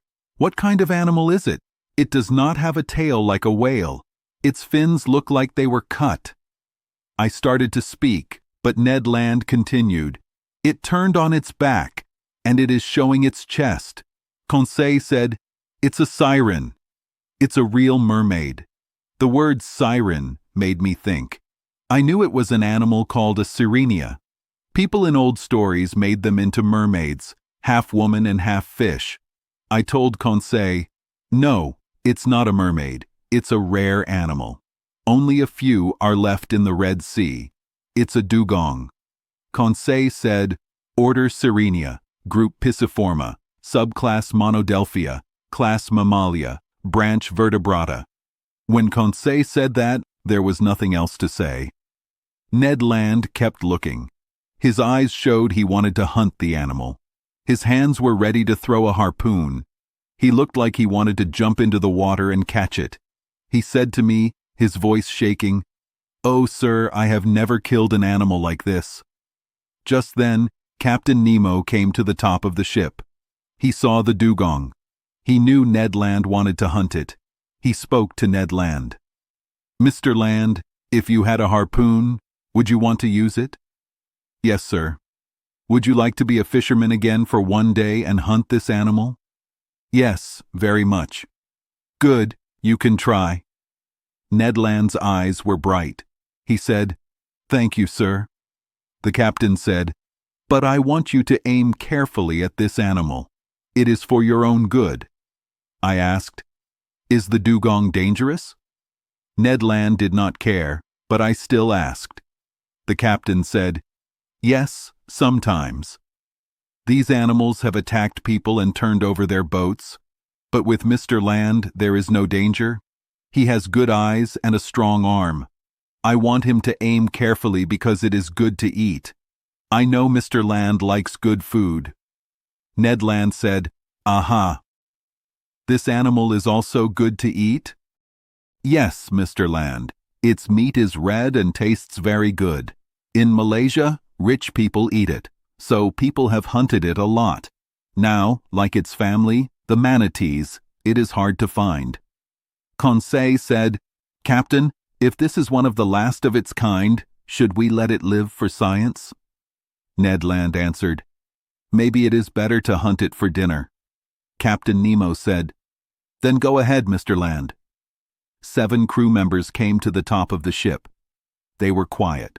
One had a harpoon and a rope like those used for hunting whales. The small boat was put into the water. 6 men sat to row. The leader steered. Ned, Conseil, and I sat in the back. I asked, "Are you coming, Captain?" "No, sir, but I wish you good luck." The small boat moved away. The 6 oars made it go fast toward the dugong. The dugong was 2 miles from the Nautilus. When we were close to the dugong, our boat slowed down. The oars went into the water quietly. Ned Land stood in the front of the boat with the harpoon. Harpoons for whales have a very long rope, but this rope was short, about 10 fathoms. Its end was tied to a small barrel. The barrel would float and show where the dugong went under the water. I stood up and watched the dugong. This dugong looked like a manatee. It had a long body and a long tail. Its side fins had fingers. It was different from a manatee because it had 2 long, sharp teeth in its upper jaw. This dugong was very big, more than 7 meters long. It was not moving. It seemed to be sleeping on the water. This should make it easy to catch. The boat came close to the animal, about 3 fathoms away. The oars were still. I was sitting low. Ned Land leaned back a little and held his harpoon. Suddenly, I heard a sound, and the dugong went under the water. Ned Land had thrown the harpoon, but it only hit the water. Ned Land was angry. He said, "I missed it." I said, "No, the animal is hurt. There is blood, but your harpoon did not stick in its body." Ned Land said, "My harpoon. Get my harpoon." The sailors rowed the boat to the floating barrel. We got the harpoon. The boat started to chase the animal. The dugong came up to breathe sometimes. Its wound did not make it weak. It moved very fast. The boat chased it quickly. We got close to it many times. Ned Land was ready to strike. But then the dugong would dive quickly, and we could not catch it. Ned Land was very angry. He said many bad words. I was sad because the dugong kept getting away from us. We chased it for 1 hour. I started to think we could not catch it. Then the animal tried to get revenge on us. It turned to attack our boat. It would be sorry for this. Ned Land saw it. He said, "Watch out." The leader of the boat said some words in his language. He was telling his men to be careful. The dugong stopped about 20 feet from the boat. It sniffed the air with its big nose. Its nose was on the top of its head. Then it jumped at us. The boat could not avoid it. It almost turned over. A lot of water came into the boat. We had to get the water out. But because our leader was good, we did not turn over completely. Ned Land held on to the front of the boat. He threw his harpoon again and again into the big animal. The animal bit our boat and lifted it out of the water, like a lion lifts a deer. We fell on top of each other. I do not know what would have happened if Ned Land had not finally hit its heart. I heard its teeth hit the metal of the boat. The dugong went under the water with our harpoon, but the barrel came up to the surface. A few moments later, the animal's body appeared and turned on its back. Our boat went to it, pulled it, and went back to the Nautilus. We needed strong ropes to lift the dugong onto the ship. It weighed 5,000 kilograms. It was cut up in front of Ned Land. He watched everything. At dinner that night, My helper gave me some pieces of the dugong meat. The ship's cook cooked it well. I thought it was very good, better than veal. The next morning, February 11th, the Nautilus had more good food. Some birds called terns landed on the Nautilus. They were a special kind of bird from Egypt. They had black beaks, gray heads with spots, white spots around their eyes, gray backs, wings and tails, white bellies and throats, and red feet. We also caught about 20 Nile ducks. They tasted very good. They had white necks and heads with black spots. The Nautilus was moving slower now. It was going very slowly. I saw that the water in the Red Sea was less salty as we got closer to Suez.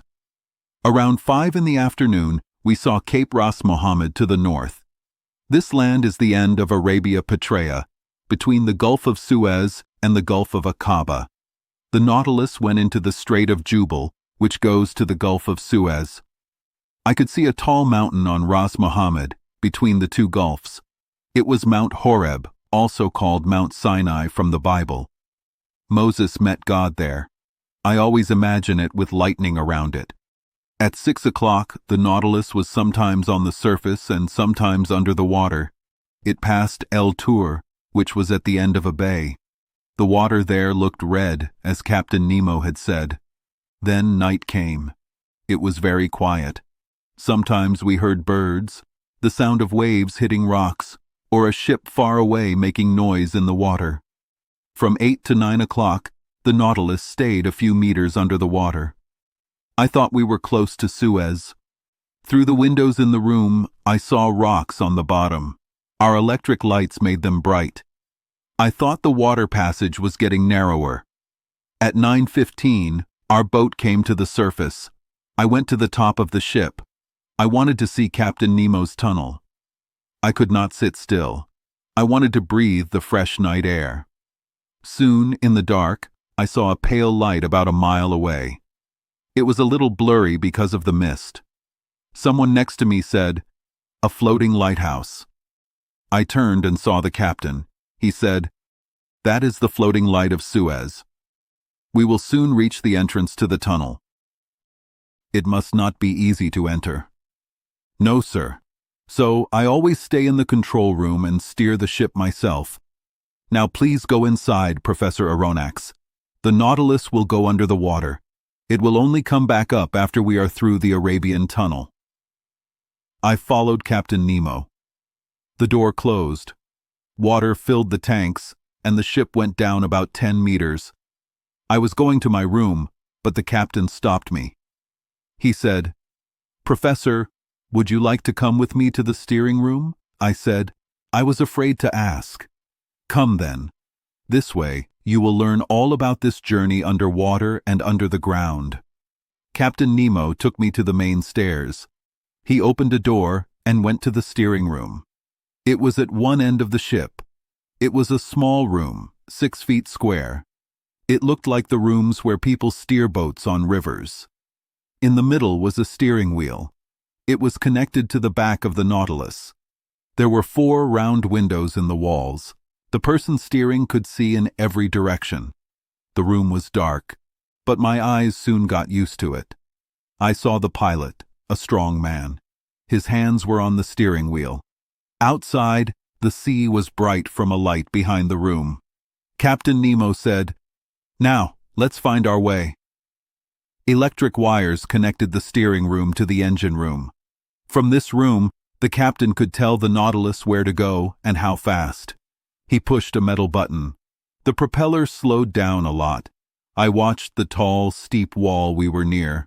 It was the bottom of the sandy mountains on the coast. For an hour, we went along it, only a few meters away. Captain Nemo watched the compass in the room. If he made a small sign, the pilot would change the Nautilus's direction. I stood by the left window. I saw beautiful corals, sea plants, and crabs with big claws. They came out of the rocks. At 10:15, Captain Nemo steered the ship himself. A wide, dark, deep passage opened in front of us. The Nautilus went inside. I heard strange sounds. It was the water from the Red Sea. going toward the Mediterranean because the tunnel went down. Our engines tried to stop it by turning the propeller backward, but the Nautilus went with the fast water, like an arrow. Along the narrow walls of this passage, I only saw bright lines, sharp shapes, and fiery marks. Our fast electric light made them. I tried to calm my heart. At 10:35, Captain Nemo left the steering wheel and turned to me. He said, "The Mediterranean." In less than 20 minutes, the Nautilus had gone through the Isthmus of Suez. The fast water carried it. Chapter 6. The Greek Islands. The sun rose. It was February 12th. The Nautilus came up to the top of the water. I quickly went outside. I saw Pelusium far away, about 3 miles to the south. The submarine moved fast from one sea to the other. It was easy to go down, but it would be hard to go back up. Ned and Conseil came to me around 7 o'clock. They had slept well. They did not know what the Nautilus had done. Ned asked me, "So, Mr. Naturalist, how do you like the Mediterranean Sea?" He was a little playful. I said, "We are on top of it, Ned, my friend." Conseil said, "What? Last night?" "Yes, last night. We passed the big land in a few minutes." "I do not believe it," Ned said. "You are wrong, Mr. Land," I said. "That flat land curving south is Egypt." "Tell that to someone else, sir," the stubborn Ned said. Conseil told Ned, "But if Master says so, it is true." "Also, Ned," I said, "Captain Nemo showed us his tunnel. I was with him when he drove the Nautilus through the narrow path." "Do you hear that, Ned?" Conseil asked. "And Ned, you have good eyes," I added. "You can see the long walls of Port Said going into the sea?" Ned looked closely. "You are right," he said. "Professor, you are right. Your captain is amazing. We are in the Mediterranean." "Good. Now let's talk about our plans, please. But let's talk so no one else can hear." I knew what Ned wanted. I thought it was good to let him talk. The three of us went to sit near the light, away from the water. "Ned, we are listening," I said. "What do you want to tell us?" "What I want to tell you is simple," Ned said. "We are in Europe. Before Captain Nemo takes us to the cold seas or back to the ocean, I think we should leave this Nautilus." I was always confused by these talks with Ned. I did not want to stop my friend's freedom, but I also did not want to leave Captain Nemo. With him and his submarine, I was learning a lot about the sea every day. I was writing my book about the deep ocean while in the ocean. Would I ever have such a chance again? No. So I could not think about leaving the Nautilus yet. "Ned, my friend," I said, "tell me the truth. Are you tired of this ship? Are you sad that you are with Captain Nemo?" Ned was quiet for a bit. Then he crossed his arms. "Honestly," he said, "I am not sad about this trip under the sea. I will be happy to have done it, but it needs to finish. That is how I feel." "It will finish, Ned." "Where and when?" "Where? I do not know. When? I cannot say. Or I think it will finish when these seas have nothing more to teach us. Everything that starts must end." "I agree with Master," Conseil said. "It is possible that after going all over the world, Captain Nemo will say goodbye to us." "Say goodbye to us?" Ned said loudly. "You mean get rid of us?" "Let's not make it worse, Mr. Land," I said. "We have nothing to fear from the captain. But I do not agree with Conseil either. We know the Nautilus's secrets. I do not think the captain will let us go and tell everyone about them." "Then what do you think will happen?" Ned asked. "I think we will find a good chance to escape in 6 months, just like now." "Oh my," Ned said. "And where will we be in 6 months, Mr. Naturalist?" "Maybe here, maybe in China. You know how fast the Nautilus moves. It crosses oceans like birds cross the air. It does not fear busy seas.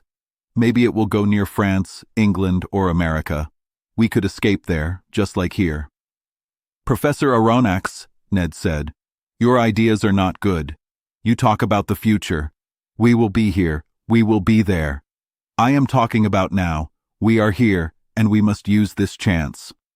Ned's good sense made it hard for me to argue. I felt like I was losing. I did not know what to say. Sir, Ned said, imagine that Captain Nemo offered you freedom today. Would you take it? I do not know, I said.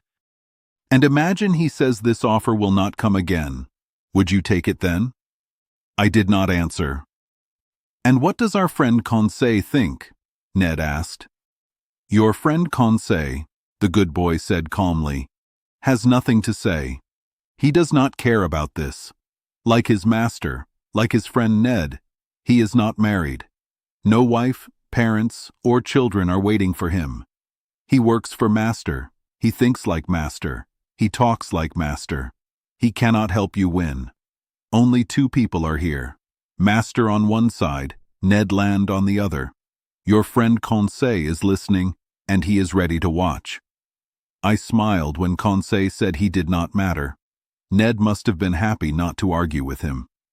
So, sir, Ned said, since Conseil is not here, we will talk just the two of us. I have talked. You have listened. What is your answer? It was clear we needed to decide. I did not like to avoid things. Ned, my friend, I said, here is my answer. You are right. My reasons are not as strong as yours. We cannot trust Captain Nemo to be kind. Common sense would tell him not to let us go. On the other hand, common sense says we should take the first chance to leave the Nautilus. Good, Professor Aronnax. That is wise. But one thing, I said. Just one. The chance must be real. Our first escape try must work. If it fails, we will not get another chance, and Captain Nemo will never forgive us. That is also well said, Ned replied. But your rule is for any escape in 2 years or 2 days. So the question is still, if a good chance comes, we must take it. Agreed. And now, Ned, will you tell me what you mean by a good chance? A chance when the Nautilus is close to a European coast on a cloudy night. And you will try to swim away?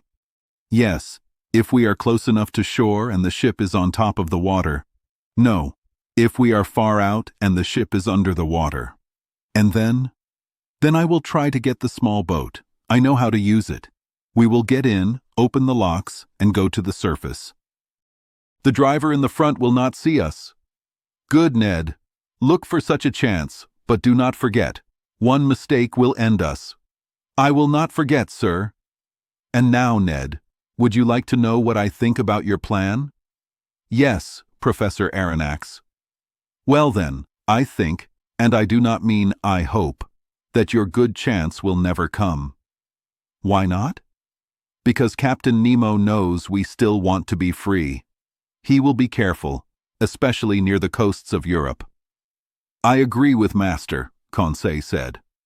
We will see soon, Ned said, shaking his head. He looked determined. And now, Ned Land, I added, let's stop talking about it. Not another word. The day you are ready, tell us, and we will be with you. I leave it all to you. That is how our talk ended. It would have big results later. At first, I must say, things seemed to happen as I thought. Ned was sad. Did Captain Nemo not trust us in these busy seas? Or did he just want to hide from all the ships in the Mediterranean? I do not know, but usually he stayed deep in the water and far from any coast. The Nautilus either came up just enough to show its top, or it went very deep. Even between the Greek islands and Asia Minor, we did not find the bottom at 2,000 meters. So, I only knew about the island of Carpathos, one of the Sporades Islands, when Captain Nemo put his finger on a map and said a line from an old book. There in King Neptune's domain by Carpathos, his spokesman is azure-hued Proteus. It was indeed that old home of Proteus, the old helper of King Neptune's animals. It was an island between Rhodes and Crete. Greeks call it Carpathos now, and Italians call it Scarpanto. I could only see its rocky parts from the big window. The next day, February 14th, I wanted to study the fish around these islands for a few hours. But for some reason, the windows stayed closed. After I found the Nautilus's direction, I saw it was going towards the old island of Crete, also called Candia. When I was on the Abraham Lincoln, this whole island was fighting against its rulers, the Ottoman Empire of Turkey. But I did not know what happened to that fight.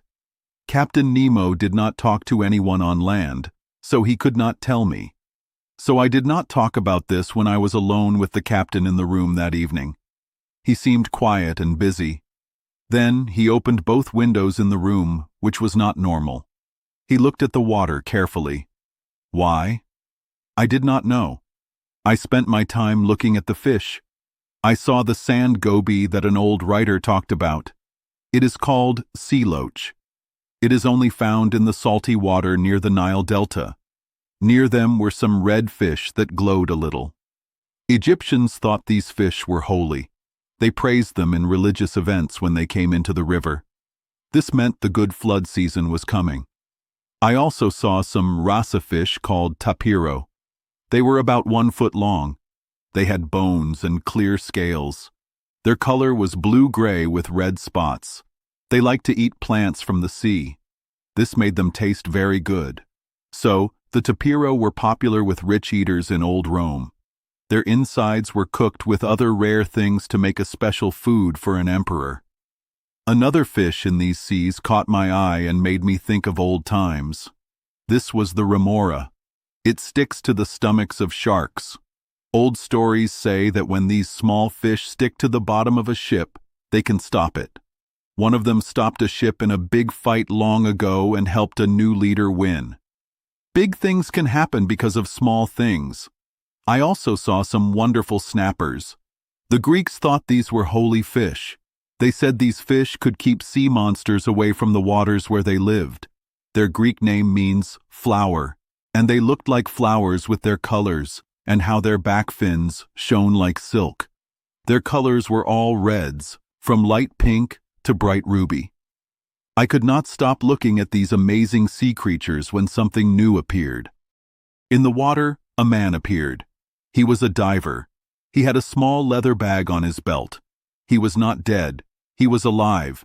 He was swimming strongly. Sometimes he went up to breathe, then he went down again quickly. I turned to Captain Nemo and said loudly, "A man! Someone lost! We must save him!" The captain did not answer. He leaned against the window. The man came closer. He put his face to the window and looked at us. I was very surprised. Captain Nemo made a sign to him. The diver used his hand to answer. He swam to the top of the sea and did not come back. "Do not worry," the captain told me. "That is Nicholas from Cape Matapan. They call him the Fish. He is well known in the islands. A brave diver. Water is his home. He lives more in the sea than on land. He goes from one island to another, even to Crete. You know him, Captain?" "Why not, Professor Aronnax?" After this, Captain Nemo went to a cupboard near the left window. Next to this cupboard, I saw a box with metal bands. Its lid had a metal plate with the Nautilus's special sign and its words, "Moving in the moving." Then, the captain opened this cupboard. It was like a safe. It had many heavy pieces of metal inside. They were gold pieces. They were worth a lot of money. Where did this gold come from? How did the captain get so much gold? What was he going to do with it? I did not say a word. I just stared. Captain Nemo took out the gold pieces one by one. He put them in the box carefully, filling it up. I think it had more than 1,000 kilograms of gold. That is about 5 million francs. After he closed the box tightly, Captain Nemo wrote an address on its lid. The letters looked like modern Greek.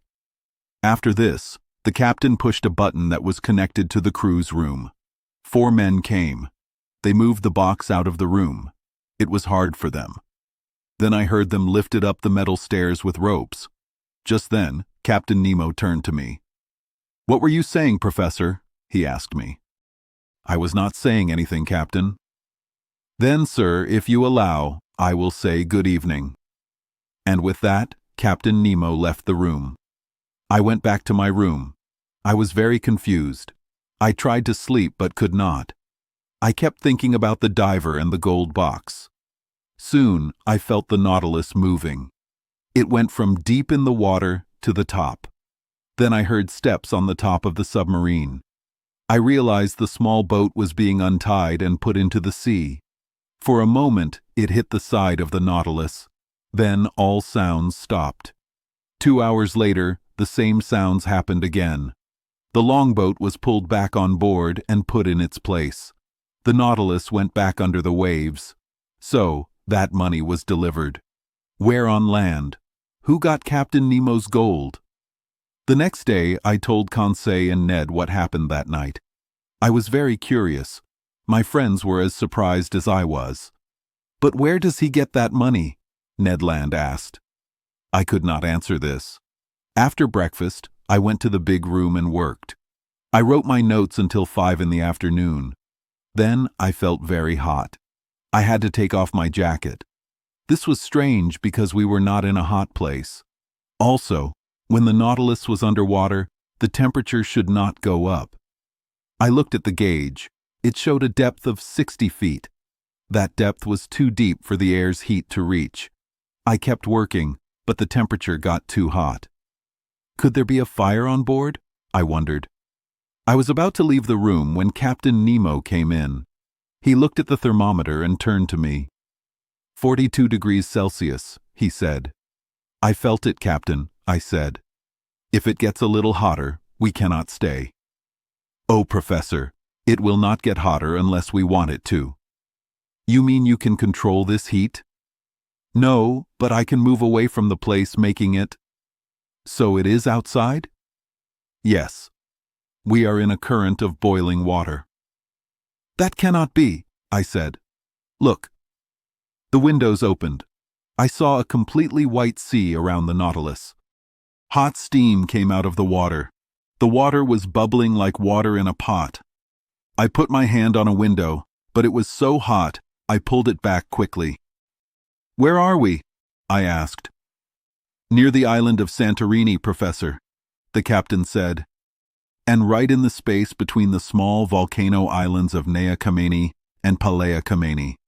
I wanted to show you a volcano erupting underwater. I thought, I said, that new islands were not forming anymore. Nothing ever stops in these volcano areas, Captain Nemo said. Our world is always changing in these places because of the fire under the ground. Old writers said that in the year 19, a new island, called Thera, appeared where these small islands are now. Then Thera sank, only to rise and sink again in the year 69. From that day until now, building stopped. But on February 3, 1866, a new small island called George Island came up with hot steam near Nea Kamenni. It joined to it on February 6th. 7 days later, on February 13th, the small island of Aphroessa appeared. It left a 10-meter space between itself and Nea Kamenni. I was in these seas when that happened. I saw everything. The island of Aphroessa was round. It was 300 feet wide and 30 feet high. It was made of black, shiny rock with small pieces of other rock. Finally, on March 10th, a smaller island called Reka appeared next to Nea Kamenni. Since then, these 3 small islands have joined to make one island. What about this space we are in now? I asked. Here it is, Captain Nemo said. He showed me a map of the Greek islands. You see, I have put the new islands in their place. But will this space fill up one day? Very likely, Professor Aronnax. Since 1866, 8 small islands of lava have come up in front of the port of St. Nicholas on Palea Kamenni. So it is clear that Nea and Palea will join together soon. In the middle of the Pacific, tiny animals build lands. But here, they are built by volcanoes. Look, sir. Look at the building happening under these waves. I went back to the window. The Nautilus was not moving. The heat was too much.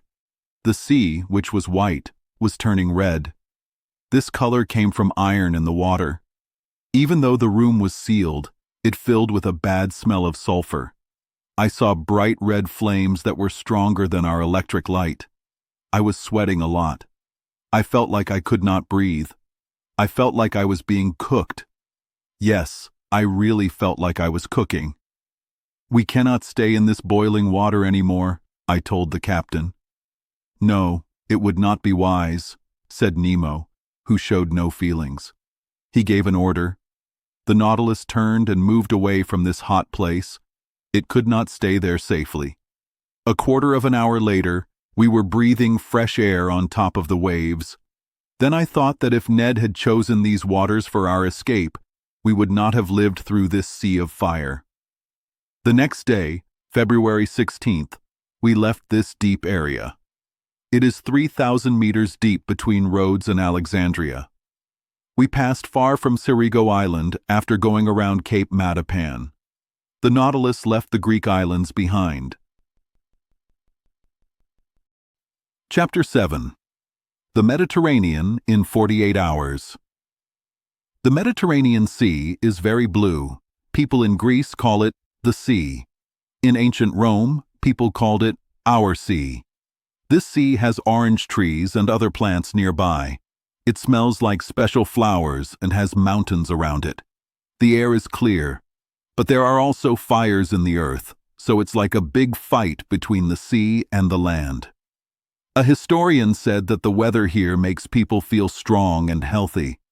I saw this beautiful sea for only a short time. It is very big, about 2 million square kilometers. Captain Nemo, who was with me, did not appear. Our ship, the Nautilus, went very fast under the sea. We traveled about 600 leagues in just 2 days. We started in Greece on February 16th in the morning. We were out of the Strait of Gibraltar by the morning of the 18th. Captain Nemo did not seem happy in the Mediterranean Sea. He wanted to avoid its shores. The sea's waves and winds made him remember things he did not like. In the open ocean, he could move freely, but here, near Africa and Europe, the Nautilus felt too small. So, we went very fast, about 25 miles an hour. Our friend, Ned Land, could not try to escape. The ship was too fast. It would be like jumping from a moving train. Also, the Nautilus only came to the top of the water at night to get fresh air. It used a compass to know where to go. Inside the Mediterranean, I could only see things far away, like from a fast train. Everything close by went too fast. But my friend Conseil and I saw some fish. They swam fast with the Nautilus. We wrote notes about the fish we saw. I saw some fish well, some a little, and some I missed because the Nautilus was so fast. I will tell you about them in a fun way. In the water, our lights showed long, thin fish that are common everywhere. Some flat fish, about 5 feet wide, had a white belly and a gray back with spots. Other flatfish went by too fast to name them. Some big, long dogfish, about 12 feet long, raced each other. They are scary to divers. Big blue shadows of sharks, 8 feet long, went by. They can smell very well. Some silver and blue fish with gold eyes appeared. These fish were very beautiful. They live in all kinds of water and can live in any weather. They have been around for a very long time. Also, big, fast fish, 9 to 10 meters long, hit our ship's glass with their tails. They looked like sharks, but were not as strong. They live in all seas and swim up rivers in the spring. They are good to eat. When the Nautilus went closer to the top of the water, I saw many tuna fish. They were blue-black on top and silver on their bellies. They followed our ship, just like they follow other ships, to find shade from the hot sun. They swam fast with our ship for a long time.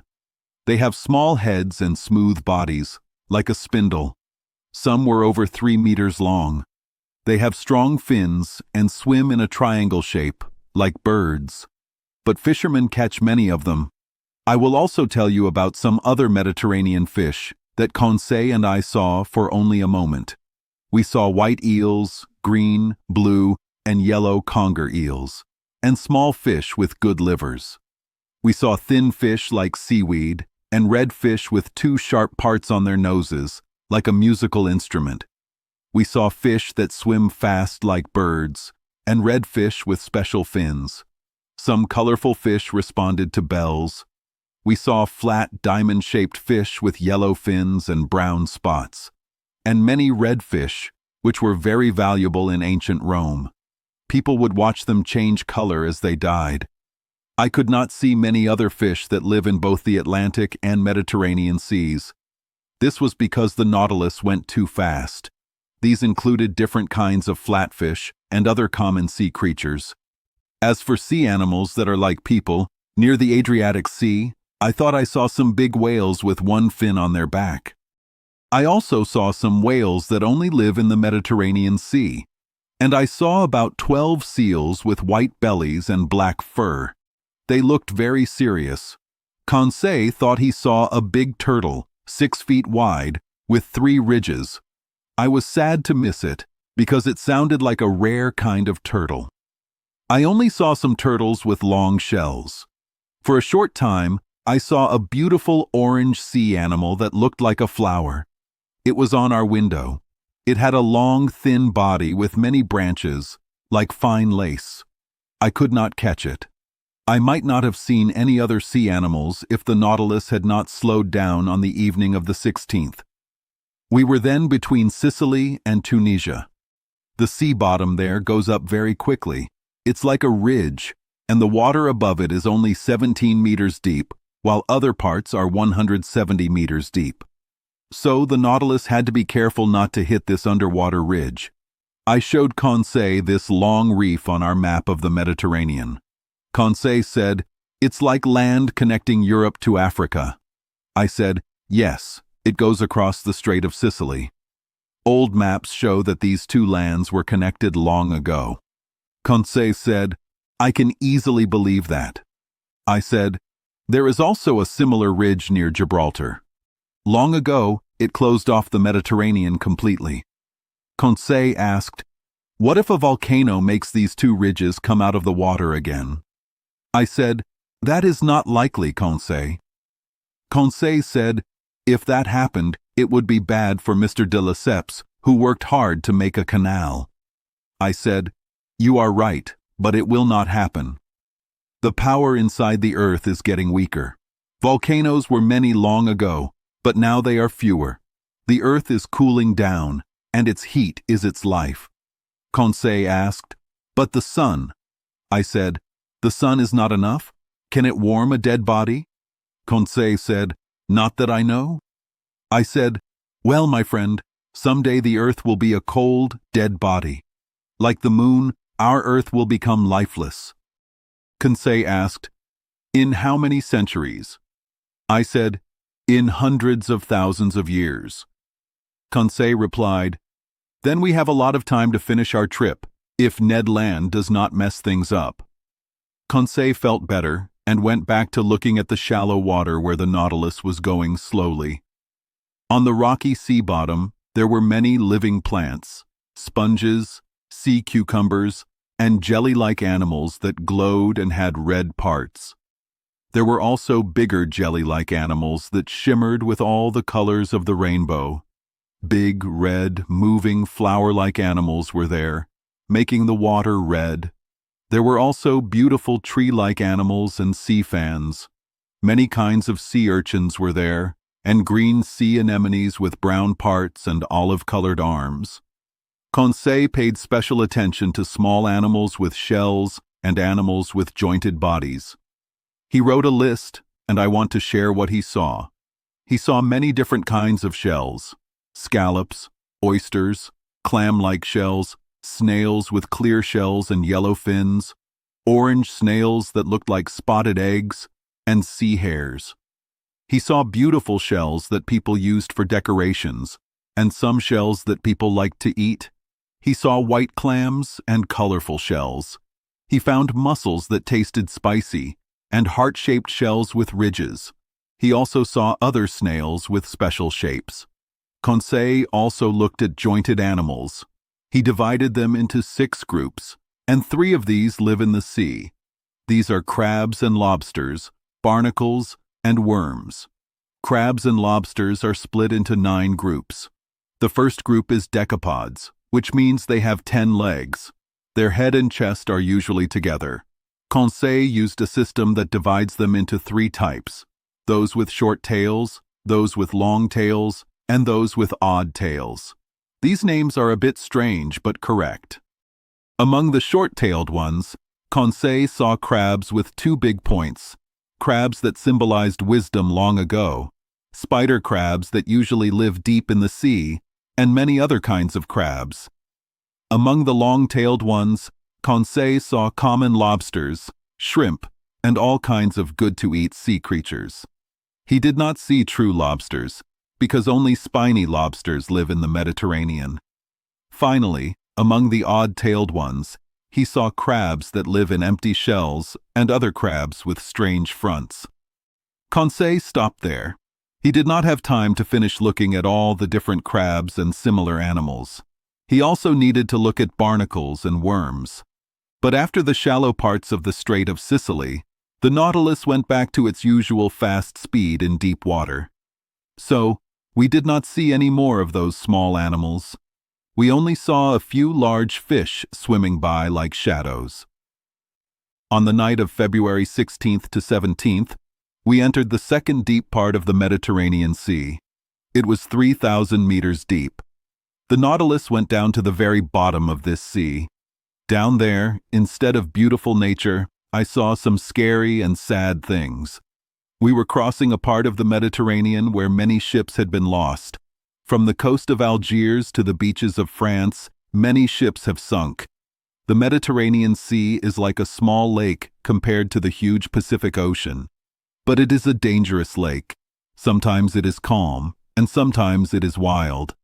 The wind can make big waves that can break even the strongest ships. So, as we quickly went through these deep waters, I saw many ships on the seafloor. Some were covered with coral, and others were rusty.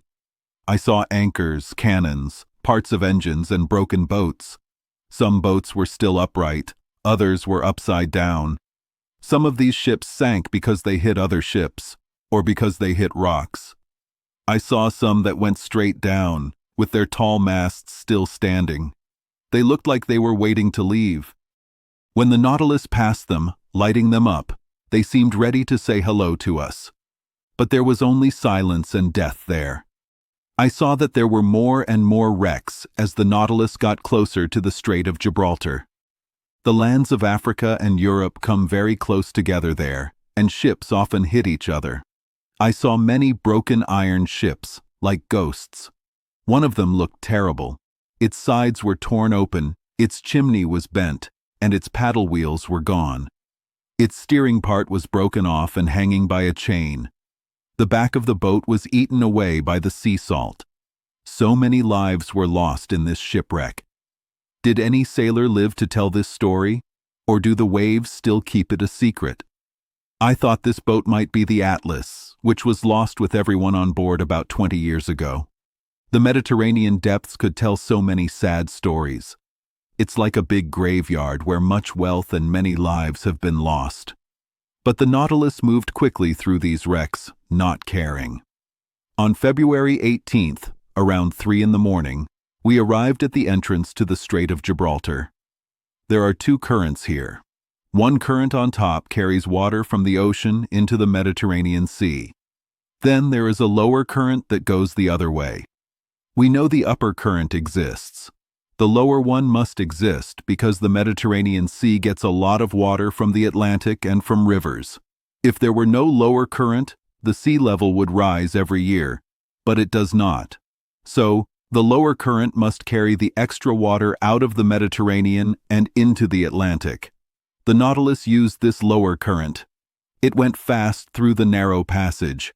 For a moment, I saw the old ruins of the Temple of Hercules, which are under the sea, as old writers said. And a few minutes later, we were in the Atlantic Ocean. Chapter 8. The Bay of Vigo. The Atlantic Ocean is very big. It has a lot of water. It is 25 million square miles. It is 9,000 miles long and 2,700 miles wide. Old people did not know much about this ocean, but the Carthaginians, a group from long ago, sailed along Europe and Africa for trade. Many big rivers flow into the Atlantic, like the St. Lawrence, Mississippi, and Amazon. Ships from all countries sail on this ocean. It ends at two dangerous places, Cape Horn and the Cape of Tempests. The Nautilus boat moved through the Atlantic. It had traveled almost 10,000 leagues in 3.5 months. This was a very long way. We did not know where we were going. The Nautilus came out of the Strait of Gibraltar and went into the big ocean. It went up to the top of the water. So, we could walk on the boat's top again. I quickly went to the top. Ned Land and Conseil came with me. We could see Cape St. Vincent far away, about 12 miles. This was the end of Spain. The wind was strong from the south. The sea was rough. The Nautilus moved a lot because of the waves. It was hard to stand on the boat's top. After we breathed some fresh air, we went back inside. I went to my room. Conseil went to his room. But Ned Land looked worried and followed me. He could not escape in the Mediterranean Sea. He was sad about this. After my door closed, Ned Land sat and looked at me. I said, "Ned, my friend, I know how you feel, but you cannot be mad at yourself. The Nautilus was moving too fast. It was not safe to try to escape." Ned Land did not say anything. His lips were tight, and his face looked serious. He was only thinking about escaping. I said, "Do not give up hope yet. We are going along the coast of Portugal. France and England are close. We can find help there. If the Nautilus had gone south far from land, then I would be worried too. But now we know that Captain Nemo goes near land. In a few days, I think we can try to escape." Ned Land looked at me more closely.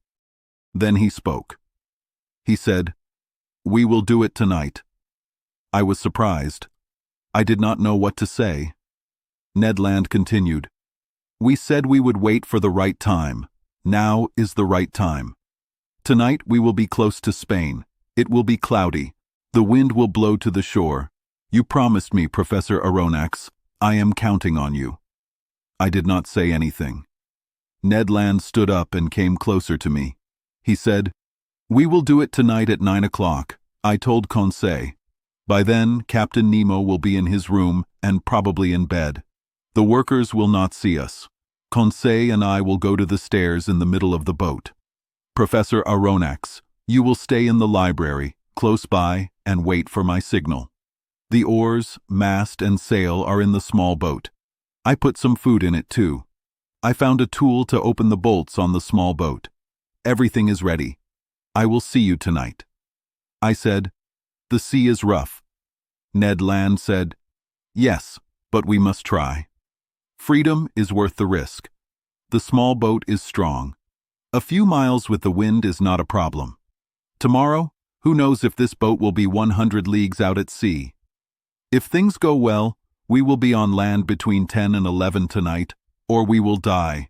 So, we are in God's hands. I will see you tonight." Ned Land left. I was very surprised. I thought I would have time to think and talk about it. But Ned Land did not let me. But what could I say? Ned Land was right. This was a good time to escape. Could I go back on my word and hurt my friend's chances to be free? Tomorrow, Captain Nemo might take us far from any land. Then I heard a loud sound. It meant the boat was filling with water. The Nautilus went under the Atlantic waves. I stayed in my room. I did not want to see the captain. I did not want him to see how worried I was.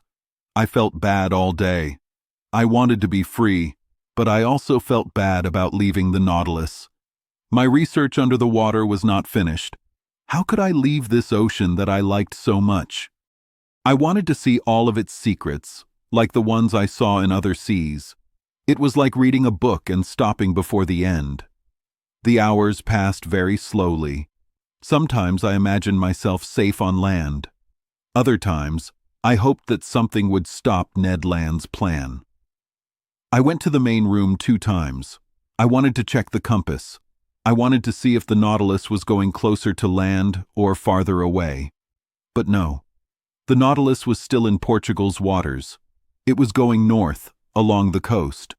So I had to accept my fate and get ready to escape. My bag was not heavy, only my notes. I wondered what Captain Nemo would think about our escape. Would he be worried or sad? What would he do if we failed or if he found out? I had nothing bad to say about him. He was very kind to us. But I was not wrong to leave him. We did not promise to stay with him. He kept us by force, not by our word. But he wanted to keep us forever. That meant we could try to escape. I had not seen the captain since we visited Santorini. Would I see him before we left? I wanted to, and did not want to. I listened for sounds in the room next to mine. No sound. His room must be empty. Then I wondered if the captain was even on the boat. Since the small boat left the Nautilus for a secret mission, I had new thoughts about him. I thought Captain Nemo must still talk to people on land. Did he never leave the Nautilus? Many weeks had passed without me seeing him. What was he doing? I thought he was sick or just did not want to see people. But maybe he was far from the boat, doing something secret. All these ideas came to me at once. I felt very uneasy. This day of waiting seemed to last forever. The hours passed too slowly. Dinner was brought to my room as usual. I was worried and did not eat much. I left the table at 7 o'clock. 120 minutes were left until I met Ned Land. I felt more and more worried. My heart was beating fast. I could not sit still. I walked around to try to calm down. I was not worried about dying. I was worried that Captain Nemo would find out about our plan before we left.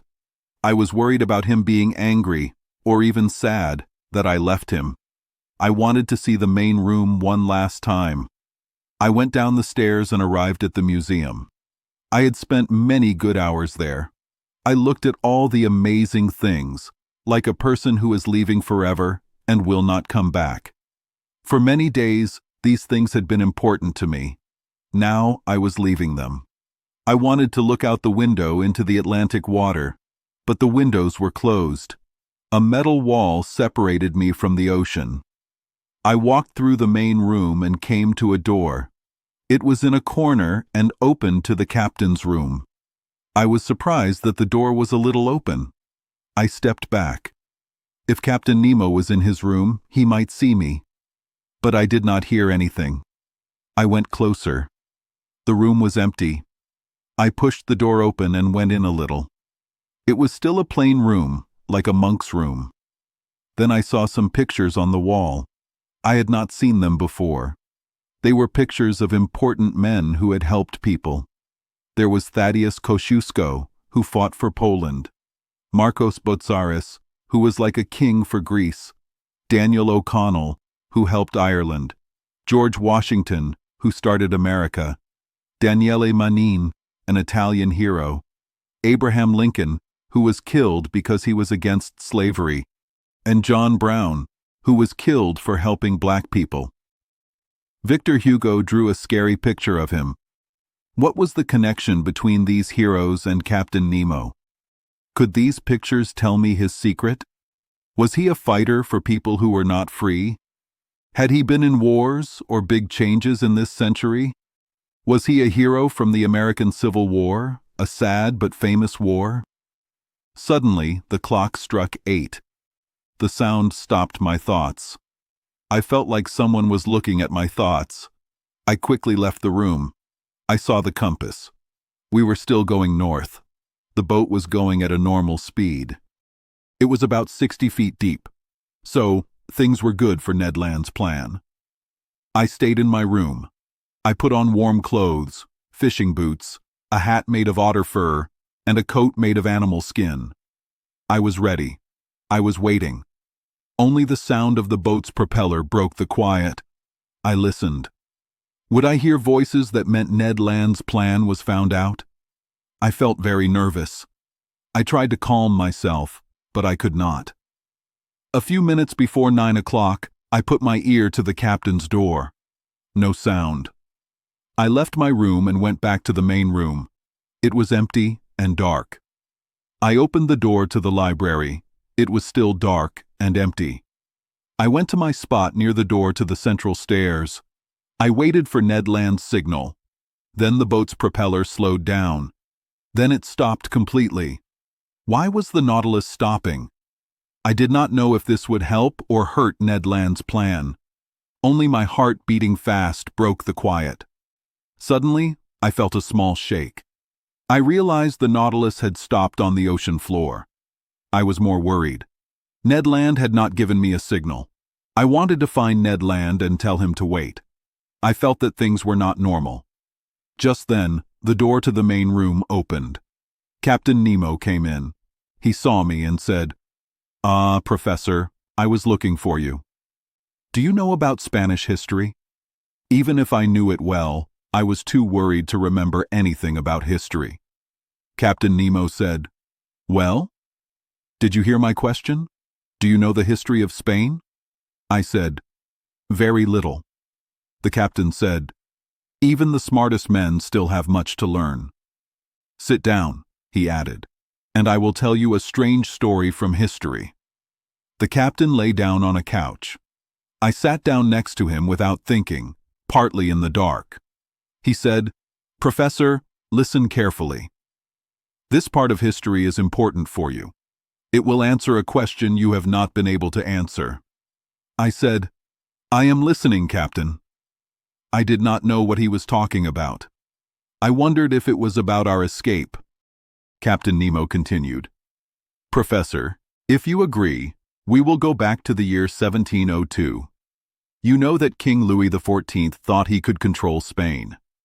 So he made his grandson, the Duke of Anjou, King Philip V of Spain. This king had many enemies in other countries. 1 year before, Holland, Austria, and England made a deal in The Hague. They wanted to take the Spanish crown from King Philip V. They wanted to give it to a different archduke, whom they called King Charles III. Spain had to fight these allies, but Spain had almost no army or navy. But they had money, if their ships, full of gold and silver from America, could reach their ports. So, in late 1702, Spain was waiting for many rich ships. France sent a fleet of 23 ships with Admiral de Chateau-Renaud to protect them. This was because enemy ships were sailing in the Atlantic. These ships were supposed to go to Cadiz, but the admiral learned that the English fleet was there, so he decided to go to a French port. The Spanish leaders on the ships did not like this. They wanted to go to a Spanish port. If not Cadiz, then the Bay of Vigo. This bay was on Spain's northwest coast and was not blocked by enemy ships. Admiral de Chateau-Renaud listened to them, and the ships went into the Bay of Vigo. But this bay is open to the sea and hard to defend, so they needed to unload the gold and silver quickly before the enemy ships arrived. They would have had enough time, but then a problem with trade rules came up. Do you understand what happened? Captain Nemo asked me. I said, yes, completely clear. I still did not know why he was telling me this history. Then I will continue. Here is what happened. The traders in Cadiz had a rule that they would get all goods from the West Indies, but if the gold from these ships was unloaded in Vigo, it would break their rule. So they complained to Madrid. And they got an order from King Philip V. The ships would stay in Vigo without unloading until the enemy ships left.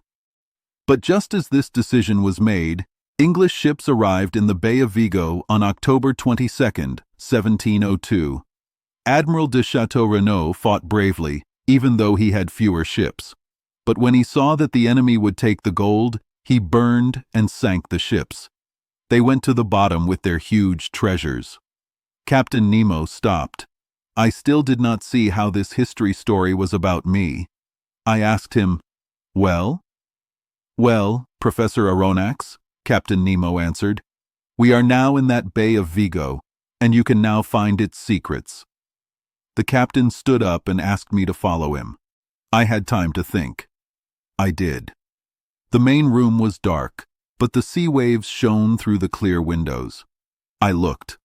Around the Nautilus, for half a mile, the water looked like it had electric light. The sand at the bottom was clear and bright. Workers in diving suits were cleaning old barrels and broken boxes from old ships. Gold and silver, jewels and coins fell out of these boxes and barrels. The sand was covered with them. Then the men took these valuable things back to the Nautilus.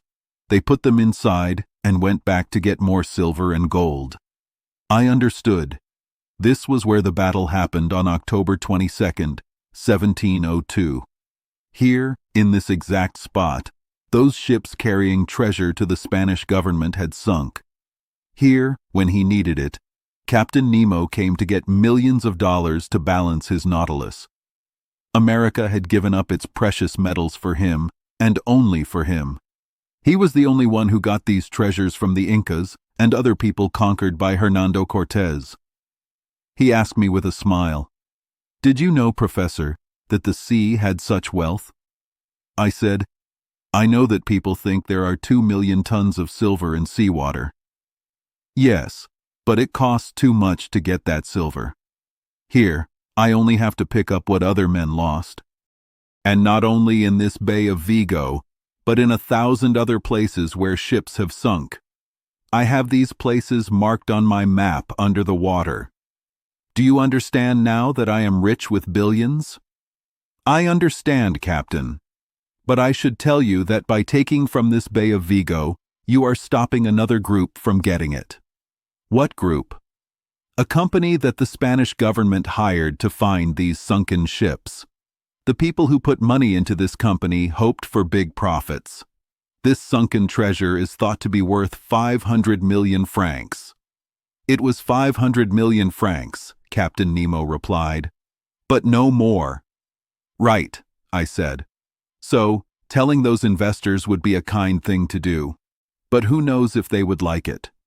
Usually, people who gamble are more sad about losing their crazy hopes than losing their money. But I feel less sorry for them than for the thousands of poor people who would have gotten help from this money. But now, it will not help them." As soon as I said this, I felt that it might have hurt Captain Nemo. "No help," he replied, getting more excited. "Sir, why do you think this money is wasted when I am collecting it? Do you think I work to get this treasure for myself? Who says I do not use it for good? Do you think I do not know about the suffering people and oppressed groups on this earth? Poor people to help, victims to save? Do you not understand?" Captain Nemo stopped speaking. Maybe he was sorry he said too much. But I understood. Whatever made him want to live free under the sea, he was still a human being. He still felt for people who were suffering. He helped both groups of people who were treated badly and individuals. And now I knew where Captain Nemo had given those millions. It was when the Nautilus was in the waters where Crete was fighting against the Ottoman Empire. Chapter 9. A Lost Continent. The next morning, it was February 19th. I saw the Canadian man come into my room. I thought he would visit. He looked very sad. "Well?" he asked me. "Ned, we had bad luck yesterday." "Yes, that captain stopped us when we were going to get away from his boat." "Yes, Ned, he had to talk to his bankers." "His bankers?" "Yes, his money is safer in the ocean than in a bank." I told the Canadian what happened that night. I hoped he would change his mind and not leave the captain. But he only said he wished he had walked around the Vigo area by himself. "It's not over yet," he said. "My first try was not good, that's all. We will try again soon, even tonight if we need to." "Where is the Nautilus going?" I asked. "I don't know," Ned answered. "Okay, at noon we will know where we are." The Canadian went back to Conseil. When I was dressed, I went to the main room. The compass was not good. The Nautilus was going south-southwest. We were going away from Europe. I wanted to know our position on the map. Around 11:30, the ship went up to the top of the water. I quickly went on to the top of the ship. Ned Land was already there. I could not see land, only the big sea. I saw some boats far away. They were going to Cape Saint-Roque to find good winds to go around the Cape of Good Hope. The sky was cloudy. A storm was coming. Ned was angry. He tried to see through the fog far away. He still hoped to see the land he wanted to find behind the fog. At noon, the sun came out for a short time. The chief officer used this chance to find our position. Then the sea became rough. We went back down, and the door closed again. 1 hour later, I looked at the map. The Nautilus was at 16 degrees 17 minutes west and 33 degrees 22 minutes north. This was about 150 leagues from the closest land. We could not even think about escaping. I will let you guess how angry the Canadian was when I told him this. For me, I was not sad. I felt like a big weight was gone. I could go back to my normal work calmly. Around 11 o'clock at night, Captain Nemo visited me. This was a surprise. He asked me kindly if I was tired from staying awake the night before. I said no. Then, Professor Aronnax, I want to suggest a special trip. Please tell me, Captain. You have only seen the deep sea in the day with sunlight. Would you like to see it on a dark night? Yes, very much. I must tell you, this will be a tiring walk. We will need to walk for many hours and climb a mountain. The paths are not very good. Everything you say, Captain, makes me more curious. I am ready to go with you. Then come, Professor. We will put on our diving suits. We went to the changing room. I saw that my friends and the crew would not come with us. Captain Nemo did not even ask me to bring Ned or Conseil. We put on our suits quickly. Air tanks were on our backs, but the electric lights were not ready. I told the captain. They will not help us, he said. I thought I did not hear him right, but I could not ask again because the captain's head was already inside his metal helmet. I finished putting on my suit. I felt a walking stick in my hand. A few minutes later, after the usual steps, we were on the bottom of the Atlantic Ocean, 300 meters down. It was almost midnight. The water was very dark, but Captain Nemo pointed to a red light far away. It was a big light about 2 miles from the Nautilus. I did not know what this fire was, what made it burn, or why it burned in the water, but it lit our way, even if it was not very clear. I soon got used to this strange darkness. I understood that the electric light was not needed. Captain Nemo and I walked side by side towards this bright light. The flat seafloor went up slowly. We took long steps with our walking sticks, but we walked slowly because our feet sank into a slimy mud with seaweed and flat stones. As we walked, I heard a sound above my head. It was like small drops falling. Sometimes this sound got louder and became a steady crackle. I soon knew why. It was heavy rain falling on the surface of the water. I worried I would get wet. Wet from water while in water. I smiled at this strange thought. But with these heavy diving suits, you do not feel the water. You just feel like you are in air that is a little thicker than air on land, that's all. After 30 minutes of walking, the seafloor became rocky. Jellyfish, tiny sea animals, and sea pen coral made it glow a little with their light. I saw piles of stones with many small sea animals and lots of seaweed. My feet often slipped on this slippery seaweed. Without my walking stick, I would have fallen many times. When I looked back, I could still see the Nautilus's white light, which was getting fainter far away. The piles of stones I saw were on the ocean floor in a clear but strange way. I saw very long marks going into the dark. I could not see their end. There were other strange things I did not understand. My heavy lead shoes seemed to crush bones that made a dry sound. What were these big, flat areas we were walking on? I wanted to ask the captain, but I still did not understand the hand signs he used to talk to his friends when they went underwater. The red light that guided us grew bigger and lit up the area. This fire under the water made me very confused. Was it electricity?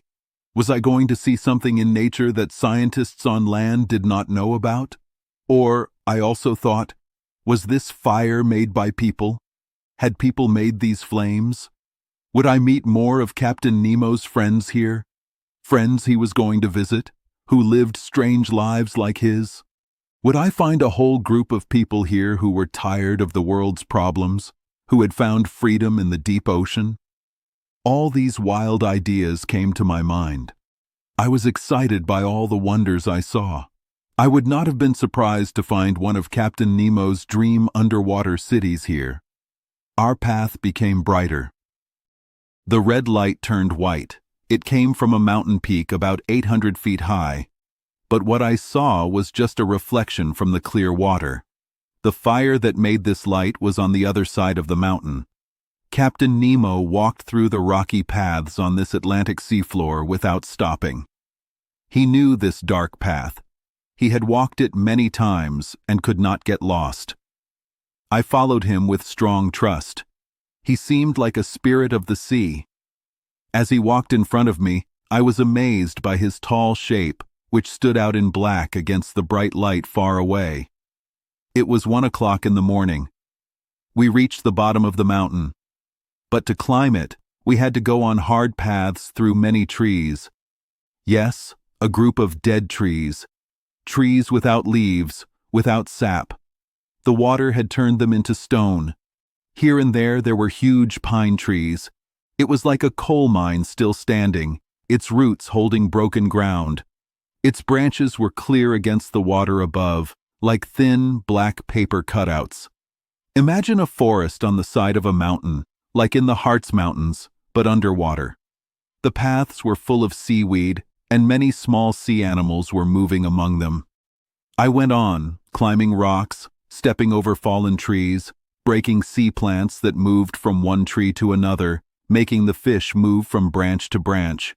I was excited and did not feel tired. I followed a guide who never got tired.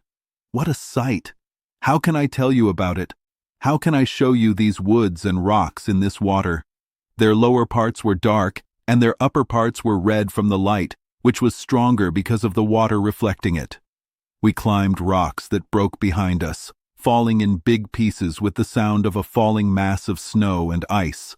To our right and left, there were dark paths where I could not see the end. Big open spaces appeared, looking like someone had cleared them. Sometimes I wondered if people living in these underwater places would suddenly appear. But Captain Nemo kept climbing. I did not want to fall behind. I followed him bravely. My walking stick helped me a lot. One wrong step would have been bad on the narrow paths on the sides of these deep cracks. But I walked with strong steps and did not feel dizzy. Sometimes I jumped over a deep crack that would have made me afraid if I was on land. Sometimes I walked on a shaky tree trunk over a deep hole, not looking down. I only looked at the wild beauty of this place. Here, big rocks seemed to stand against the rules of balance. From between their stony parts, trees grew like strong water jets, holding up other trees. Then, tall natural towers with wide, sharp tops leaned at angles that would not be possible on land. I also felt the difference that the water's strong thickness made. Even with my heavy clothes, metal headpiece, and metal shoes, I climbed the steepest slopes with the speed, I promise you, of a mountain goat. I know that what I am telling you about this trip underwater sounds hard to believe. I am telling about things that seem impossible but are truly real. This was not a dream. This is what I saw and felt. 2 hours after leaving the Nautilus, we were above the line where trees grew. The mountain peak was 100 feet above us. It was a dark shape against the bright light from its far side. Stony bushes moved here and there in zigzags. Fish moved together at our feet like birds in tall grass. The rocks had deep cracks, deep caves, and holes where I heard scary things moving. My blood would freeze when I saw a huge antenna block my way, or a terrible claw close in the dark of a hole. 1,000 small lights shone in the darkness. They were the eyes of huge sea animals hiding in their homes. Giant lobsters stood up like men with spears and moved their claws with a metal sound. Huge crabs aimed their bodies like cannons, and ugly devilfish twisted their arms like bushes of moving snakes. What was this amazing world that I did not know yet? What kind of animals were these, with rocks as their second shell? Where did nature learn how they lived like plants? How many hundreds of years had they lived in the deep ocean? But I could not stay long. Captain Nemo knew these scary animals and did not mind them. We arrived at a flat area where more surprises waited for me. There were old buildings that showed people had made them, not nature. They were huge piles of stones, where you could see the unclear shapes of palaces and temples. Now, many small sea animals grew on them, and a thick layer of seaweed covered everything instead of ivy. But what part of the world could this be, this land swallowed by disasters? Who had put these rocks and stones like the old stone structures from long ago? Where was I? Where had Captain Nemo's ideas taken me? I wanted to ask him. I could not, so I stopped him. I took his arm, but he shook his head, pointed to the very top of the mountain, and seemed to tell me, "Come on, come with me, come higher." I followed him with my last bit of strength. In a few minutes, I reached the top, which was about 10 meters above the rocky area. I looked back down the side we had just climbed. The mountain was only 700 to 800 feet above the flat areas there. But on its other side, it was twice as high above the bottom of this part of the Atlantic. My eyes looked far away and saw a large area lit by bright flashes of light. This mountain was a volcano. 50 feet below its top, among falling stones and waste, a wide hole poured out hot rock that fell in fiery streams into the water. So, this volcano was a huge light that lit up the flat areas below all the way to the edge of what I could see. As I said, this underwater hole shot out hot rock, but not fire. Fire needs oxygen from the air and cannot spread underwater. But hot rock, which has its own heat, can become very hot, push away the water, and turn it into steam when they touch. Fast currents carried away all this gas. And hot rock flowed down the mountain, like a volcano pouring out onto a city. In fact, below my eyes was a town in ruins, broken, destroyed, fallen, its roofs broken, its temples down, its arches separated, its columns lying on the ground. In these ruins, you could still see the strong shapes of an old style of building. Farther away, the remains of a very long water pipe. Here, the built-up parts of an old city along with the smooth shapes of a famous Greek building. There, the remains of a dock, as if an old port had once held trading ships and warships on the shores of a lost ocean. Still farther away, long lines of falling walls, empty streets, a whole old city buried under the water, which Captain Nemo had brought back to life before my eyes. Where was I? Where was I? I had to know. I wanted to speak. I wanted to take off the metal globe covering my head. But Captain Nemo came and stopped me with a sign. Then he picked up a piece of white stone. He went to a black rock and wrote one word: Atlantis. A thought flashed in my mind. Atlantis, that old land mentioned by an old writer. Plato's Atlantis. The land that some thinkers said never existed. They said it was just a story, but other thinkers said it was real. I saw this land right before my eyes. It showed clearly that a disaster had happened to it. So this was the submerged land that was outside Europe, Asia, and Africa, beyond the Pillars of Hercules. It was the home of those strong Atlantean people against whom ancient Greece fought its first wars. The writer who wrote about the great deeds of those old times is Plato himself. His writings were inspired by an old poet. One day, this poet was talking with some old wise men in an old city in Egypt. This city was already 8,000 years old, as written on the holy walls of its temples. One of these old men told the story of another city that was 1,000 years older. This first city, Athens, was 9,000 years old. It had been attacked and partly destroyed by the Atlanteans. These Atlanteans, he said, lived on a huge land bigger than Africa and Asia together. It was between 12 and 40 degrees north. Their power even reached Egypt.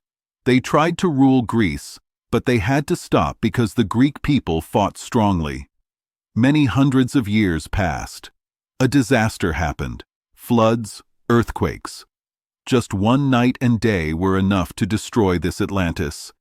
Its highest parts, like some islands we know today, still stick out of the water. These were the old stories that Captain Nemo's writing brought to my mind. So, by a strange fate, I was walking on one of the mountains of that land. My hands were touching old ruins from thousands of years ago, from very old times. I was walking where early people had walked. My heavy shoes were crushing the bones of animals from old stories. Animals that used to hide in the shade of these trees now turned to stone. Oh, why did I have so little time? I would have gone down the steep sides of this mountain, crossed this whole huge land, which surely connects Africa with America, and visited its great old cities. Perhaps I would have seen the warlike city or the peaceful village, whose giant people lived for hundreds of years and were strong enough to lift big stones that still stood against the water. One day, perhaps, some volcanic event will bring these sunken ruins back to the surface of the water. Many underwater volcanoes have been seen in this part of the ocean. Many ships have felt strong shaking when passing over these rough depths. Some have heard deep sounds that meant elements were fighting far below. Others have pulled up volcanic ash thrown above the waves. All the way to the middle of the earth, this sea floor is still being built by forces from deep inside the earth. And in some very old time, built up by volcanic rock and layers of hot rock, who knows if the tops of these fire-spitting mountains might appear again above the Atlantic Ocean. As I thought this way, trying to remember every detail of this amazing place, Captain Nemo was leaning on an old stone covered with moss. He was still, as if turned to stone in a quiet dream. Was he thinking of those lost people, asking them about the secret of human life? Was this where this strange man came to feel new, thinking about old stories, living that old life again, he who did not want our modern life? I would have given anything to know his thoughts, to share them, to understand them. We stayed in this place for a whole hour, looking at its large flat areas in the glow of the hot rock, which sometimes became very bright. Hot parts inside made the mountain shake quickly. Sounds from deep below, clearly carried by the water, echoed grandly. Just then, the moon appeared for a moment through the water, casting some pale light over this submerged land. It was only a quick light, but its effect was amazing. The captain stood up and took one last look at these huge flat areas. Then his hand told me to follow him. We went down the mountain quickly. After the stone forest, I could see the Nautilus's light shining like a star. The captain walked straight towards it, and we were back on the ship just as the first light of morning made the surface of the ocean white, white, white, white, white. Chapter 10. The Underwater Coal Fields. The next day, February 20th, I woke up late. I was very tired. I got up at 11 o'clock. I got dressed fast. I wanted to know where the Nautilus was going. The ship was going south. It was moving at 20 miles per hour. It was 100 meters deep in the water. Conseil came in. I told him about our trip at night. The windows were open. He could see the land under the water. The Nautilus was 10 meters above the land. It moved like a balloon in the air. We were in the room, like in a fast train. We saw strange rocks. We saw trees that looked like stone. They were still under the water. There were also rocks with sea plants on them. And there were strange rocks from old volcanoes. The electric lights showed this strange view. I told Conseil about the Atlanteans. They were people from an old story. I talked about their wars. I believed the story of Atlantis. But Conseil was not listening. He saw many fish. When he sees fish, he only thinks about them. So, I started to look at the fish too. The fish here were like the fish we saw before. There were very big rays. They were 5 meters long. They could jump out of the water. There were many kinds of sharks. One was a blue shark, 4.5 meters long. It had sharp teeth. It was almost clear in the water. There were also brown sharks and sharks with hard skin. There were sturgeons, like the ones in the Mediterranean Sea. There were long, thin fish, 1/2 meter long. They were yellow-brown with small gray fins. They had no teeth or tongue. They looked like snakes. Conseil saw some black marlin. They were 3 meters long. They had a sharp sword on their top jaw. There were also colorful weavers. They are dangerous to touch because of their back fins. There were also dolphin fish with blue stripes and gold edges. There were big, round fish that looked silver in the sun. And there were very long swordfish, 8 meters long. They swam in groups. They had yellow fins and 2-meter-long swords. They ate plants, not other fish. They listened to the female fish very well. While watching the fish, I also looked at the Atlantis land. Sometimes, the seafloor changed. The Nautilus had to slow down. It went into small spaces between hills. If it was hard to go forward, the ship went up. It went over the high parts. Then it went fast again, a few meters above the bottom. It was a nice way to travel. It was like flying an airship. But the Nautilus always went where the driver wanted. The land was mostly soft dirt with old wood. But it changed around 4 in the afternoon. It became more rocky.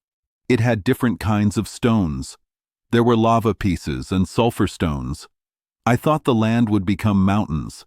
And I saw a high wall in the south. It looked like it blocked the way. It went above the water. It was a continent or an island. Maybe it was one of the Canary Islands or Cape Verde Islands. Our place was not on the map. I did not know where we were. But this wall seemed like the end of Atlantis. We had only traveled a small part of it. Night came, but I kept watching. I was alone. Conseil went to his room. The Nautilus went slower. It stayed above the muddy bottom. Sometimes it touched the bottom. Sometimes it went up to the water surface. Then I saw bright stars through the clear water. I saw 5 or 6 stars from the Orion group. I wanted to stay longer at the window. I wanted to see the sea and sky. But the windows closed. The Nautilus was at the big wall. I did not know how the ship would move. I went to my room. The Nautilus did not move. I went to sleep. I planned to wake up in a few hours, but it was 8 o'clock the next day when I went back to the main room. I looked at the depth meter. It showed that the Nautilus was on the water's surface. I heard steps outside, but the ship was not moving up and down. This meant there were no waves. I went to the door. It was open. But it was not bright outside. It was completely dark. Where were we? Was I wrong? Was it still night? No. No stars were shining. Night is never this dark. I did not know what to think. Then a voice said to me, "Is that you, Professor?" "Ah, Captain Nemo," I said. "Where are we?" "Under the ground, Professor." "Under the ground," I said loudly. "And the Nautilus is still floating?" "It always floats. But I don't understand." "Wait a little. Our light will come on. You will see." I went outside and waited. It was so dark I could not see Captain Nemo. But I looked up. I thought I saw a small light. It was like a little bit of daylight. Then the big light turned on. It was so bright that the small light disappeared. This bright light made my eyes hurt. I closed them for a moment. Then I looked around. The Nautilus was not moving. It was floating next to a wall, like a dock. The water around the ship was a lake. It was in a big circle. The circle was about 2 miles wide. It was 6 miles around. The water level was the same as the ocean outside. This meant the lake was connected to the sea. The high walls of the lake went up and in. They made a big, upside-down funnel shape. It was 500 or 600 meters high. At the very top, there was a round hole.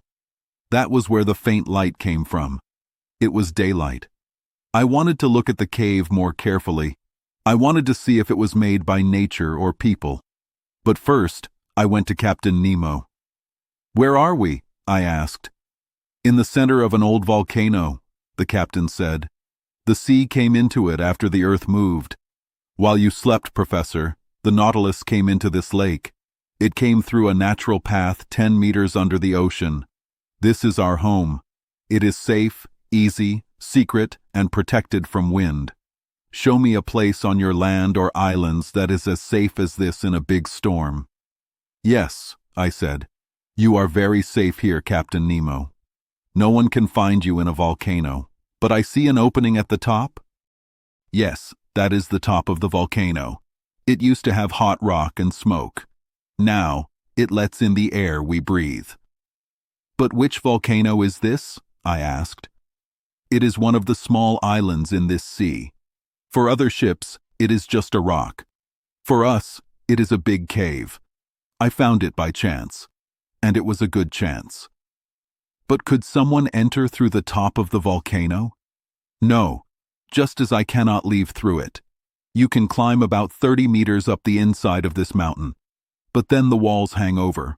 You cannot climb them." "I see, Captain, that nature helps you always. You are safe on this lake. No one else can come here. But why do you need this safe place? The Nautilus does not need a harbor." "No, Professor, but it needs power to move. It needs special power packs for its power. It needs a special metal for the power packs. It needs coal to make the special metal, and it needs coal mines to get the coal. Here, the sea covers old forests. They sank under the water long ago. Now, they are like stone. They are coal. They give me endless coal." "So, Captain, your men work as miners here?" "Yes. These mines are under the water. They are like the coal mines in England. Here, my men wear special suits. They have tools. They dig this coal. I do not need a mine on land. When I burn this coal for the special metal, smoke comes from the volcano's top. It looks like the volcano is still working." "And will we see your men working?" "No, not this time. I want to continue our trip under the water, so I will just use the special metal I already have. We will stay here long enough to put it on the ship. That means one day. Then we will leave. So, Professor Aronnax, if you want to look at this cave and the lake, do it now." I thanked the captain. I went to find my 2 friends. They were still in their room. I asked them to come with me. I did not tell them where we were. They came onto the ship's top. Conseil was never surprised. He thought it was normal to sleep under the water and wake up under a mountain. But Ned Land only thought about finding a way out of the cave. After we ate breakfast around 10 o'clock, we went down to the land. "So, we are on land again," Conseil said. "I would not call this land," the Canadian said. "And we are not on it, but under it." A sandy beach was in front of us. It was 150 meters wide. It was between the lake and the mountain walls. We could walk around the lake on this sand. But the bottom of the walls had broken ground. There were piles of volcanic rocks. All these falling rocks were shiny. Our electric light made them sparkle. When we walked, the dust on the beach flew up like sparks. The ground went up away from the sand. We soon came to long, winding paths. They were steep. We could climb up slowly, but we had to be careful. There were loose rocks. Our feet slipped on the smooth, glassy rock. We could see that this big hole was from a volcano. I talked about it with my friends. "Can you imagine," I asked them, "what this hole was like when it had hot, melted rock? And the hot liquid went up to the top of the mountain? I can imagine it well, Conseil said. But will Master tell me why this big hot place stopped working? And how a hot oven became a calm lake? Most likely, Conseil, the earth moved. It made an opening under the ocean. That is the way the Nautilus came in. Then the ocean water rushed into the mountain. There was a big fight between fire and water. Water won. But many, many years have passed. This underwater volcano is now a peaceful cave. That's good, Ned Land said.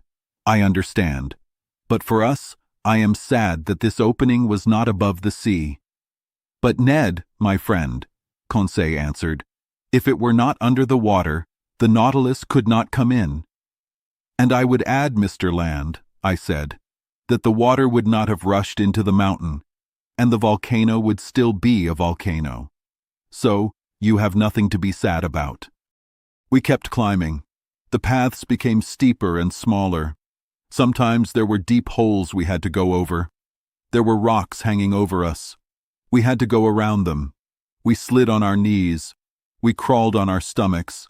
But the Canadian was strong. Conseil was good at moving. We got over every problem. At about 30 meters high, the ground changed. But it did not get easier. The loose rocks and smooth rock changed to black volcanic rock. Here, it was in flat pieces with bumps. There, it was shaped like tall columns. They held up the big cave roof. It was a wonderful natural building. Then, in these black rocks, there were long, hard flows of melted rock. They had lines of black coal. And in some places, there were wide areas of yellow sulfur. The sunlight from the top of the volcano was stronger. It made a hazy light over all the old volcano stuff. This stuff was always buried in the old mountain. But when we were about 75 meters high, we could not go further. The walls of the cave went over our heads. We could not climb up. So, we walked in a circle. At this high part, plants started to grow. There were bushes and some trees. They grew from cracks in the walls. I saw some plants that had a burning liquid. There were also flowers that liked the sun, but no sunlight reached them. Their flowers hung down sadly. Their colors and smells were weak. Here and there, small flowers grew at the bottom of plants with long, sad leaves. But between the old melted rock, I saw small purple flowers. They still smelled good, and I liked smelling them. The smell is the soul of a flower.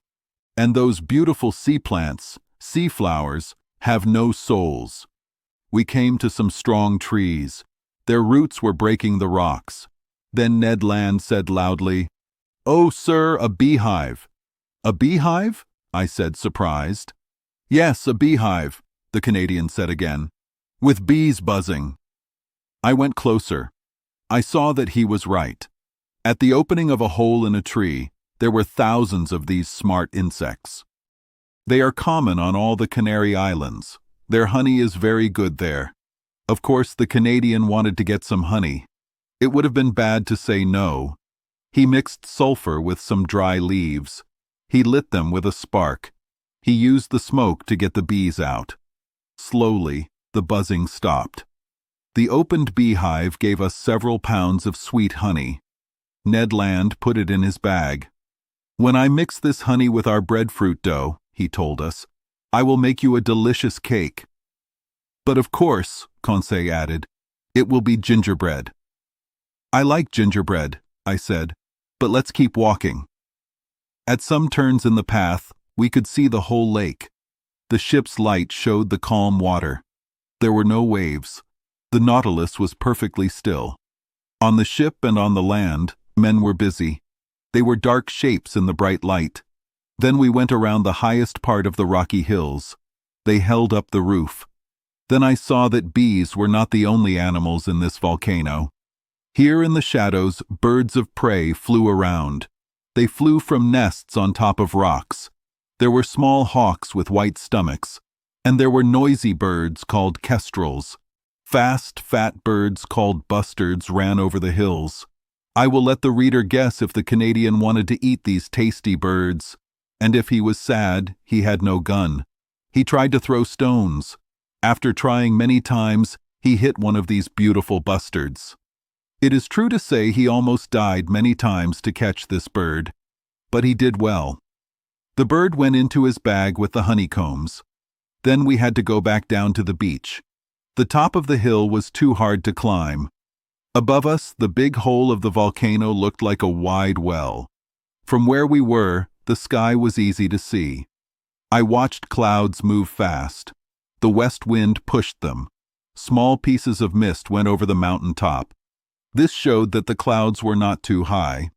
This volcano was not more than 550 meters above the ocean. Half an hour after the Canadians' last catch, we were back on the beach inside. There were many green plants on the ground.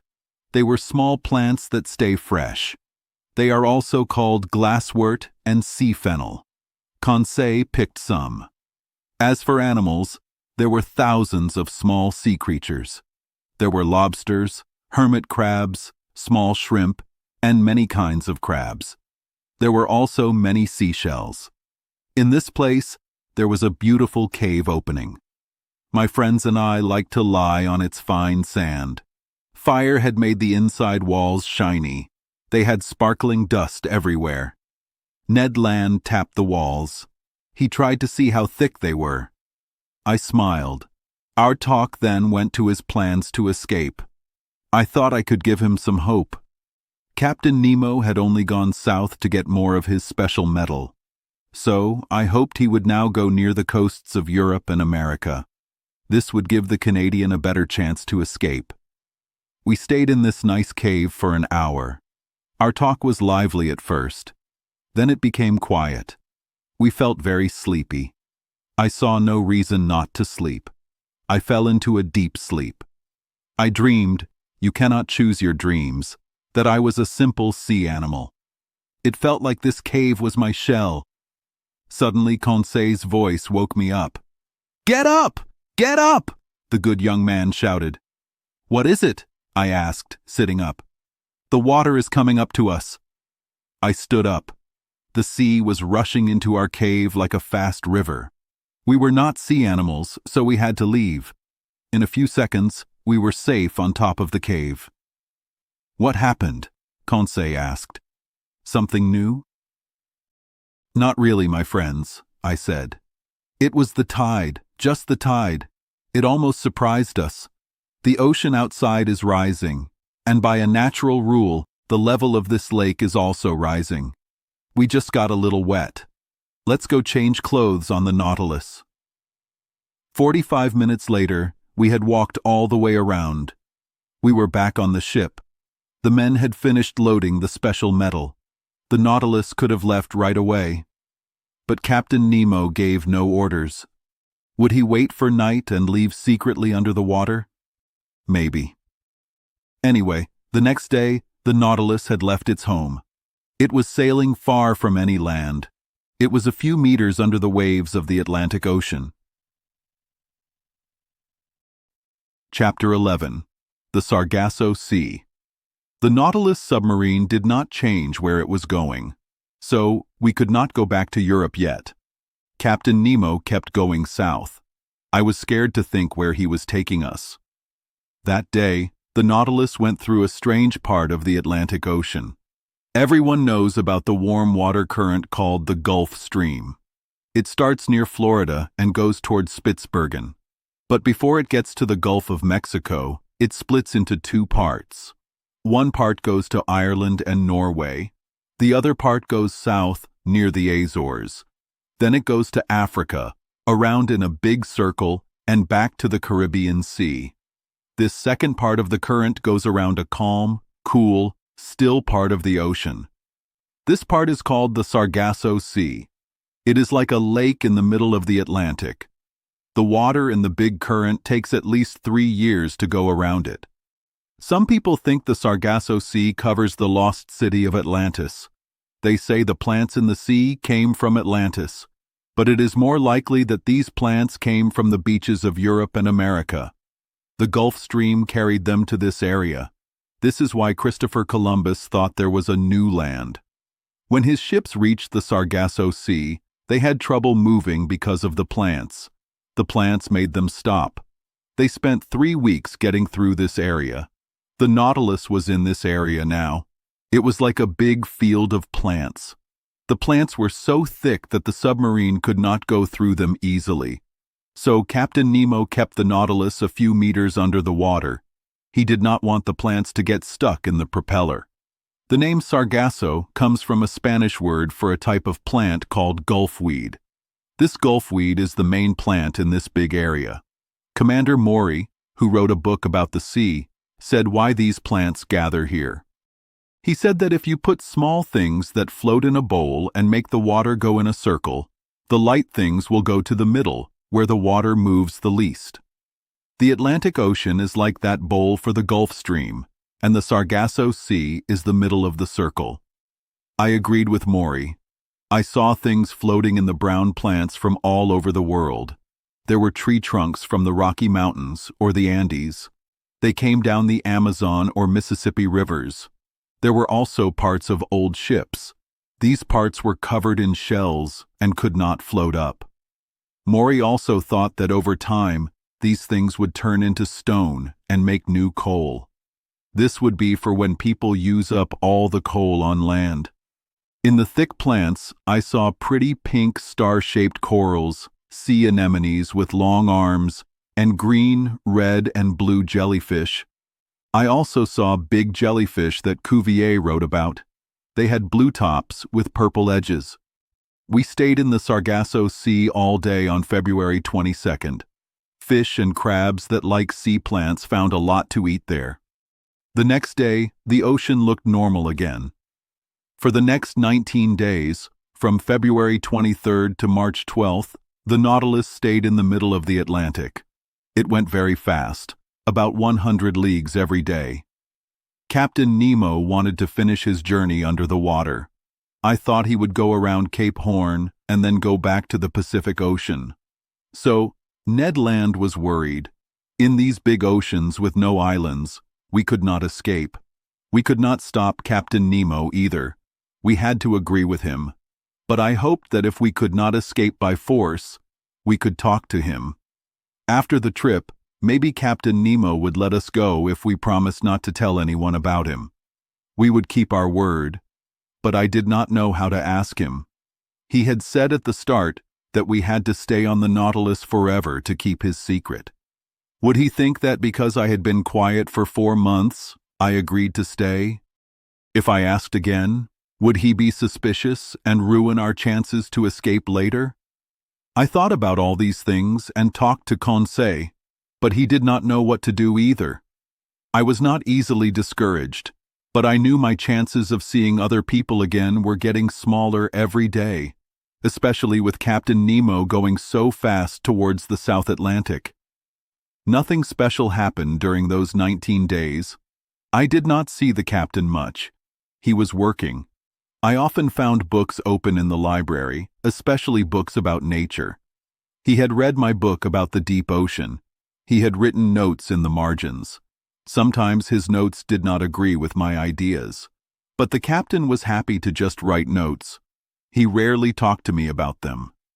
Sometimes I heard sad music from the organ.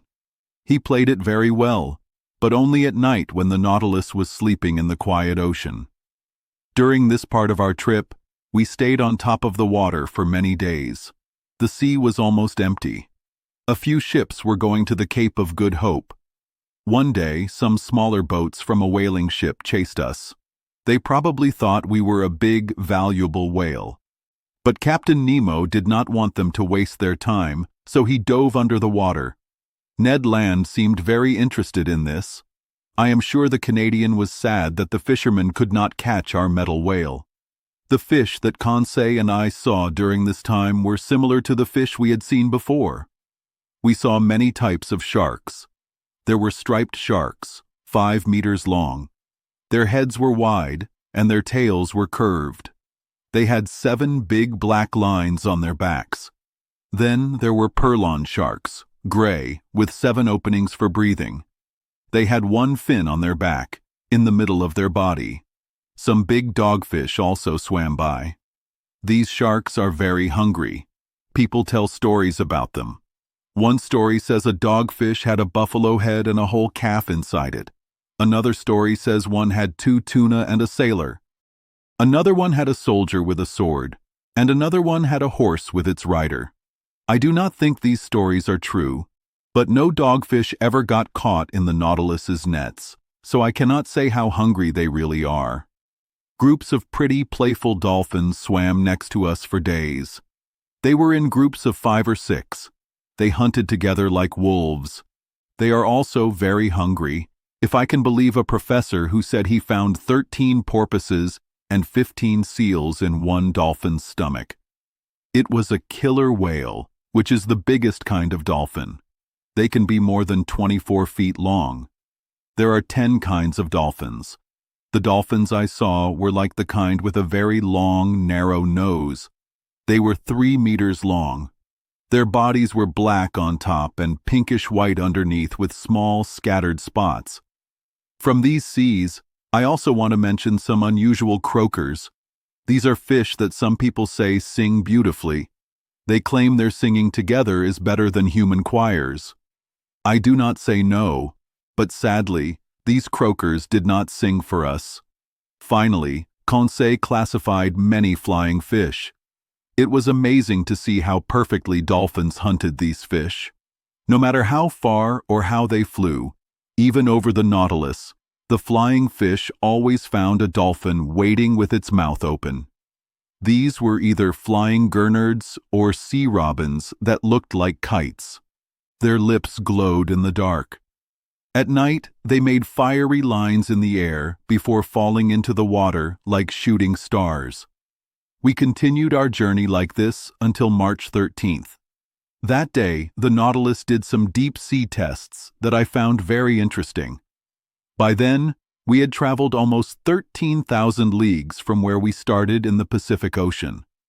We were at 45 degrees 37 minutes south and 37 degrees 53 minutes west. These were the same waters where Captain Nemo, on the Herald, used 14,000 meters of rope and did not find the bottom. Also, Lieutenant Parker, on the American ship Congress, could not reach the bottom at 15,149 meters. Captain Nemo decided to take the Nautilus to the deepest parts to check these measurements. I got ready to write down what happened. The windows in the living room opened, and they started to make the Nautilus go down to these very deep places. They did not try to dive by filling the tanks with water. Maybe it would not make the Nautilus heavy enough. Also, to come back up, they would have to pump out a lot of water. Our pumps might not be strong enough for the pressure. Captain Nemo decided to go to the ocean floor by going down slowly at an angle. He used the side fins, which were at a 45-degree angle. Then the propeller went as fast as it could. Its 4 blades moved the water very strongly. With this strong push, the Nautilus shook like a musical string. The ship went down into the water. In the living room, the captain and I watched the needle on the pressure gauge move quickly. Soon, we were below the area where most fish live. Some animals can only live on the surface of the sea or rivers, but a few can live very deep. I saw a type of shark called a cow shark that has 6 openings for breathing. I also saw telescope fish with very big eyes. I saw armored gurnards with gray fins near their chests and black fins on their sides. They had a protective plate made of light red bones. Finally, I saw the grenadier, which lives at a depth of 1,200 meters. At that depth, it can handle 120 times the normal air pressure. I asked Captain Nemo if he had seen any fish deeper than that. Fish? Rarely, he answered. But with what we know about the sea now, how can we be sure? What do we really know about these depths? Only this, Captain. As we go deeper into the ocean, we know that plants disappear faster than animals. We know that animals can still be found where plants do not grow anymore. We know that oysters and scallops live in 2,000 meters of water. Admiral McClintock, a hero in the polar seas, found a live starfish at 2,500 meters. The crew of the Royal Navy's Bulldog caught a starfish from 2,620 fathoms, which is more than 1 vertical league deep. Would you still say, Captain Nemo, that we know nothing? No, Professor, the captain replied. I would not be so rude. But I will ask you to explain how these creatures can live at such depths. I explain it with 2 reasons, I replied. First, because vertical currents, caused by differences in how salty and dense the water is, can make enough movement to support simple life like sea lilies and starfish. True, the captain said. Second, because oxygen is needed for life. We know that the amount of oxygen in salt water increases with depth, not decreases. The pressure in these deeper areas helps to make the oxygen more concentrated. Oh, we know that, do we? Captain Nemo replied, a little surprised. Well, Professor, we have good reason to know it because it is true. I can add that the air bladders of fish have more nitrogen than oxygen when they are caught near the surface, but they have more oxygen than nitrogen when they are caught from deeper areas. This proves your idea. But let us continue our observations. My eyes went back to the pressure gauge. It showed a depth of 6,000 meters. We had been going down for an hour. The Nautilus slid downwards on its angled fins, still sinking. These empty waters were wonderfully clear. You cannot imagine how clear they were. An hour later, we were at 13,000 meters. This is about 3¼ vertical leagues. We still could not see the ocean floor. However, at 14,000 meters, I saw dark peaks rising in the water. But these tops could have been mountains as tall or even taller than the Himalayas or Mont Blanc. We could not know how deep it really was. Even with the strong pressure, the Nautilus went even deeper. I could feel its metal plates shaking. The metal bars bent, the walls groaned. The windows in the living room seemed to bend inwards from the water's pressure. This strong machine would have broken if, as the captain said, it was not as strong as a solid block. As we went along these rocky slopes under the water, I still saw some seashells, tube worms, lively worms from the Spirorbis group, and some starfish. But soon, these last signs of animal life disappeared. 3 vertical leagues down, the Nautilus went below the limit of life under the water. It was like a hot air balloon going above the air we can breathe in the sky. We reached a depth of 16,000 meters, which is 4 vertical leagues. By then, the Nautilus's outside was handling a pressure of 1,600 atmospheres. This means 1,600 kilograms on every square centimeter of its surface.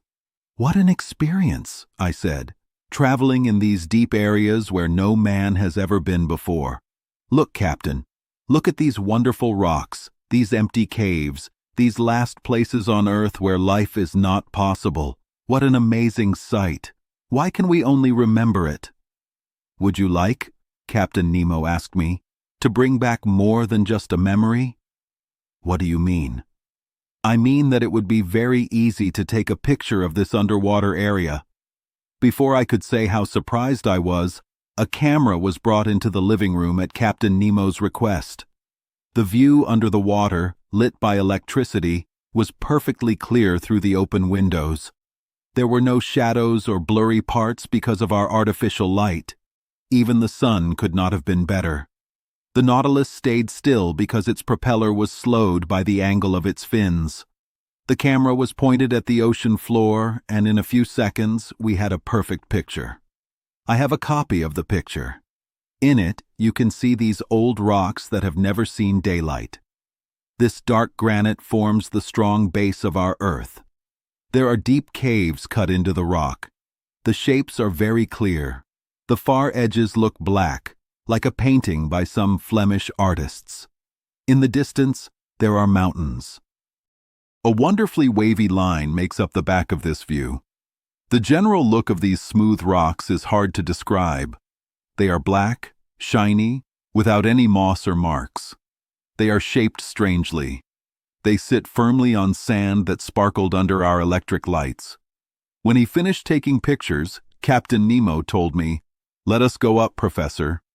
We must not take too much risk and keep the Nautilus under these pressures for too long."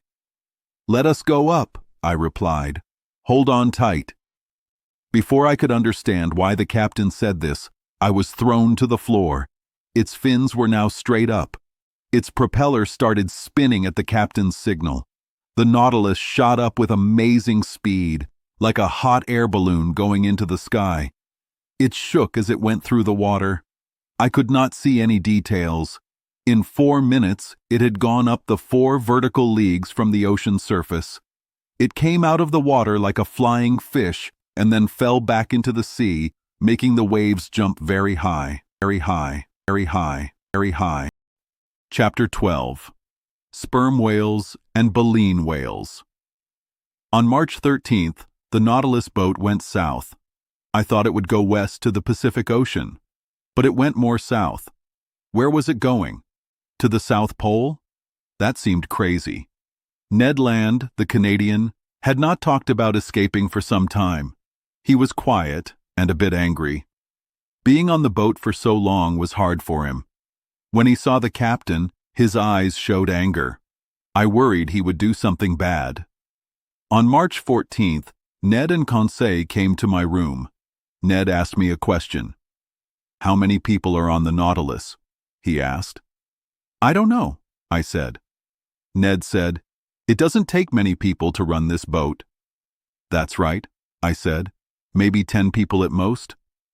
"Then why are there more?" Ned asked. I looked at Ned. I knew what he was thinking. "Because," I said, "the Nautilus is not just a boat. It is a home for people like the captain, people who don't want to be part of the land anymore." Conseil said, "The Nautilus can only hold a certain number of people. Can't you guess how many?" "How, Conseil?" I asked. "By thinking about it," Conseil said. "You know how big the boat is and how much air it has. You also know how much air one person breathes. The Nautilus must go up to the surface every day to get air." I understood. "Yes," I said, "but these numbers are not exact." "No problem," Ned said. "Okay, here is how to guess," I said. One person breathes about 100 liters of air in an hour. So, in 24 hours, they breathe 2,400 liters. The Nautilus has 1,500,000 liters of air. If you divide that by 2,400, you get 625. So, the Nautilus has enough air for 625 people for one day. 625, Ned said. "But we are less than a tenth of that number," I said. "Still too many for 3 people, Conseil said. "So, Ned, we need to be patient," I said. "More than patient, we need to accept it," Conseil said. Conseil was right. "Captain Nemo cannot go south forever," Conseil said. "He will stop and go back to where people live. Then Ned can try his plan." Ned shook his head and walked away. Conseil told me, "Ned is sad because he cannot have what he wants. He misses his old life. He is thinking about the past and it hurts him. We must understand him. He has nothing to do here.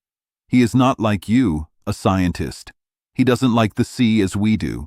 He would risk anything to go to a pub in his country." Life on the boat was boring for Ned. He was used to being free and busy. But something happened that day that made him happy. He used to hunt whales. Around 11 in the morning, the Nautilus was on top of the water. We saw many whales. I was not surprised. People hunted these whales a lot, so they went to the cold parts of the ocean. Whales are important in sea history. They made people like the Basques, Spanish, English, and Dutch go across the ocean. Whales live in the very North and very South Seas. Some old stories say whales led fishermen close to the North Pole. This is not true, but people may go there by hunting whales. We sat on the top of the boat. The sea was calm. It was like autumn. Ned saw a whale far away to the east. He was always good at seeing them. We could see its black back go up and down in the water. It was 5 miles from the Nautilus. "Wow," Ned said. "If I was on a whale ship, this would be fun. That's a big animal. Look at the water and steam coming from its head. Why am I stuck here?" "Ned," I said, "you still want to hunt?" "How can a whale hunter forget his job?" he asked. "Who can get tired of such exciting hunting?" "Have you hunted in these seas before, Ned?" I asked. "Never, sir. Only in the north, near the Bering Strait and Davis Strait." "So you don't know the southern right whale. You have hunted the bowhead whale. It does not go to warm waters." "Oh, Professor, what are you telling me?" Ned asked. He did not believe me. "I am telling you facts. In 65, 2.5 years ago, I saw a whale near Greenland," Ned said. "It had a harpoon from a ship in the Bering Sea. How could this whale be killed in the east if it was hurt in the west? It must have gone around the world." "I agree with Ned," Conseil said. "I want to hear your answer." "I will say, friends, that whales of different types stay in certain seas," I replied. "If a whale went from the Bering Strait to the Davis Strait, it is because there is a path between the seas, along Canada or Siberia." "Do you believe that?" Ned asked me with a wink. "If the master says so," Conseil replied. "So," Ned said, "since I have not hunted in these waters, I don't know these whales?" "That's what I said, Ned." "All the more reason to learn about them," Conseil said. "Look, look!" Ned shouted. He was excited. "It's coming closer! It's coming to us! It knows I can't do anything to it." Ned stomped his foot. He held his hands like he had a harpoon. They shook. "Are these whales as big as the ones in the north?" he asked. "Almost, Ned." "I have seen big whales, sir, 100 feet long. I heard some whales near the Aleutian Islands are over 150 feet. "That sounds too big," I said. "Those are fin whales. Like sperm whales, they are usually smaller than the bowhead whale." "Oh," Ned said. His eyes were still on the ocean.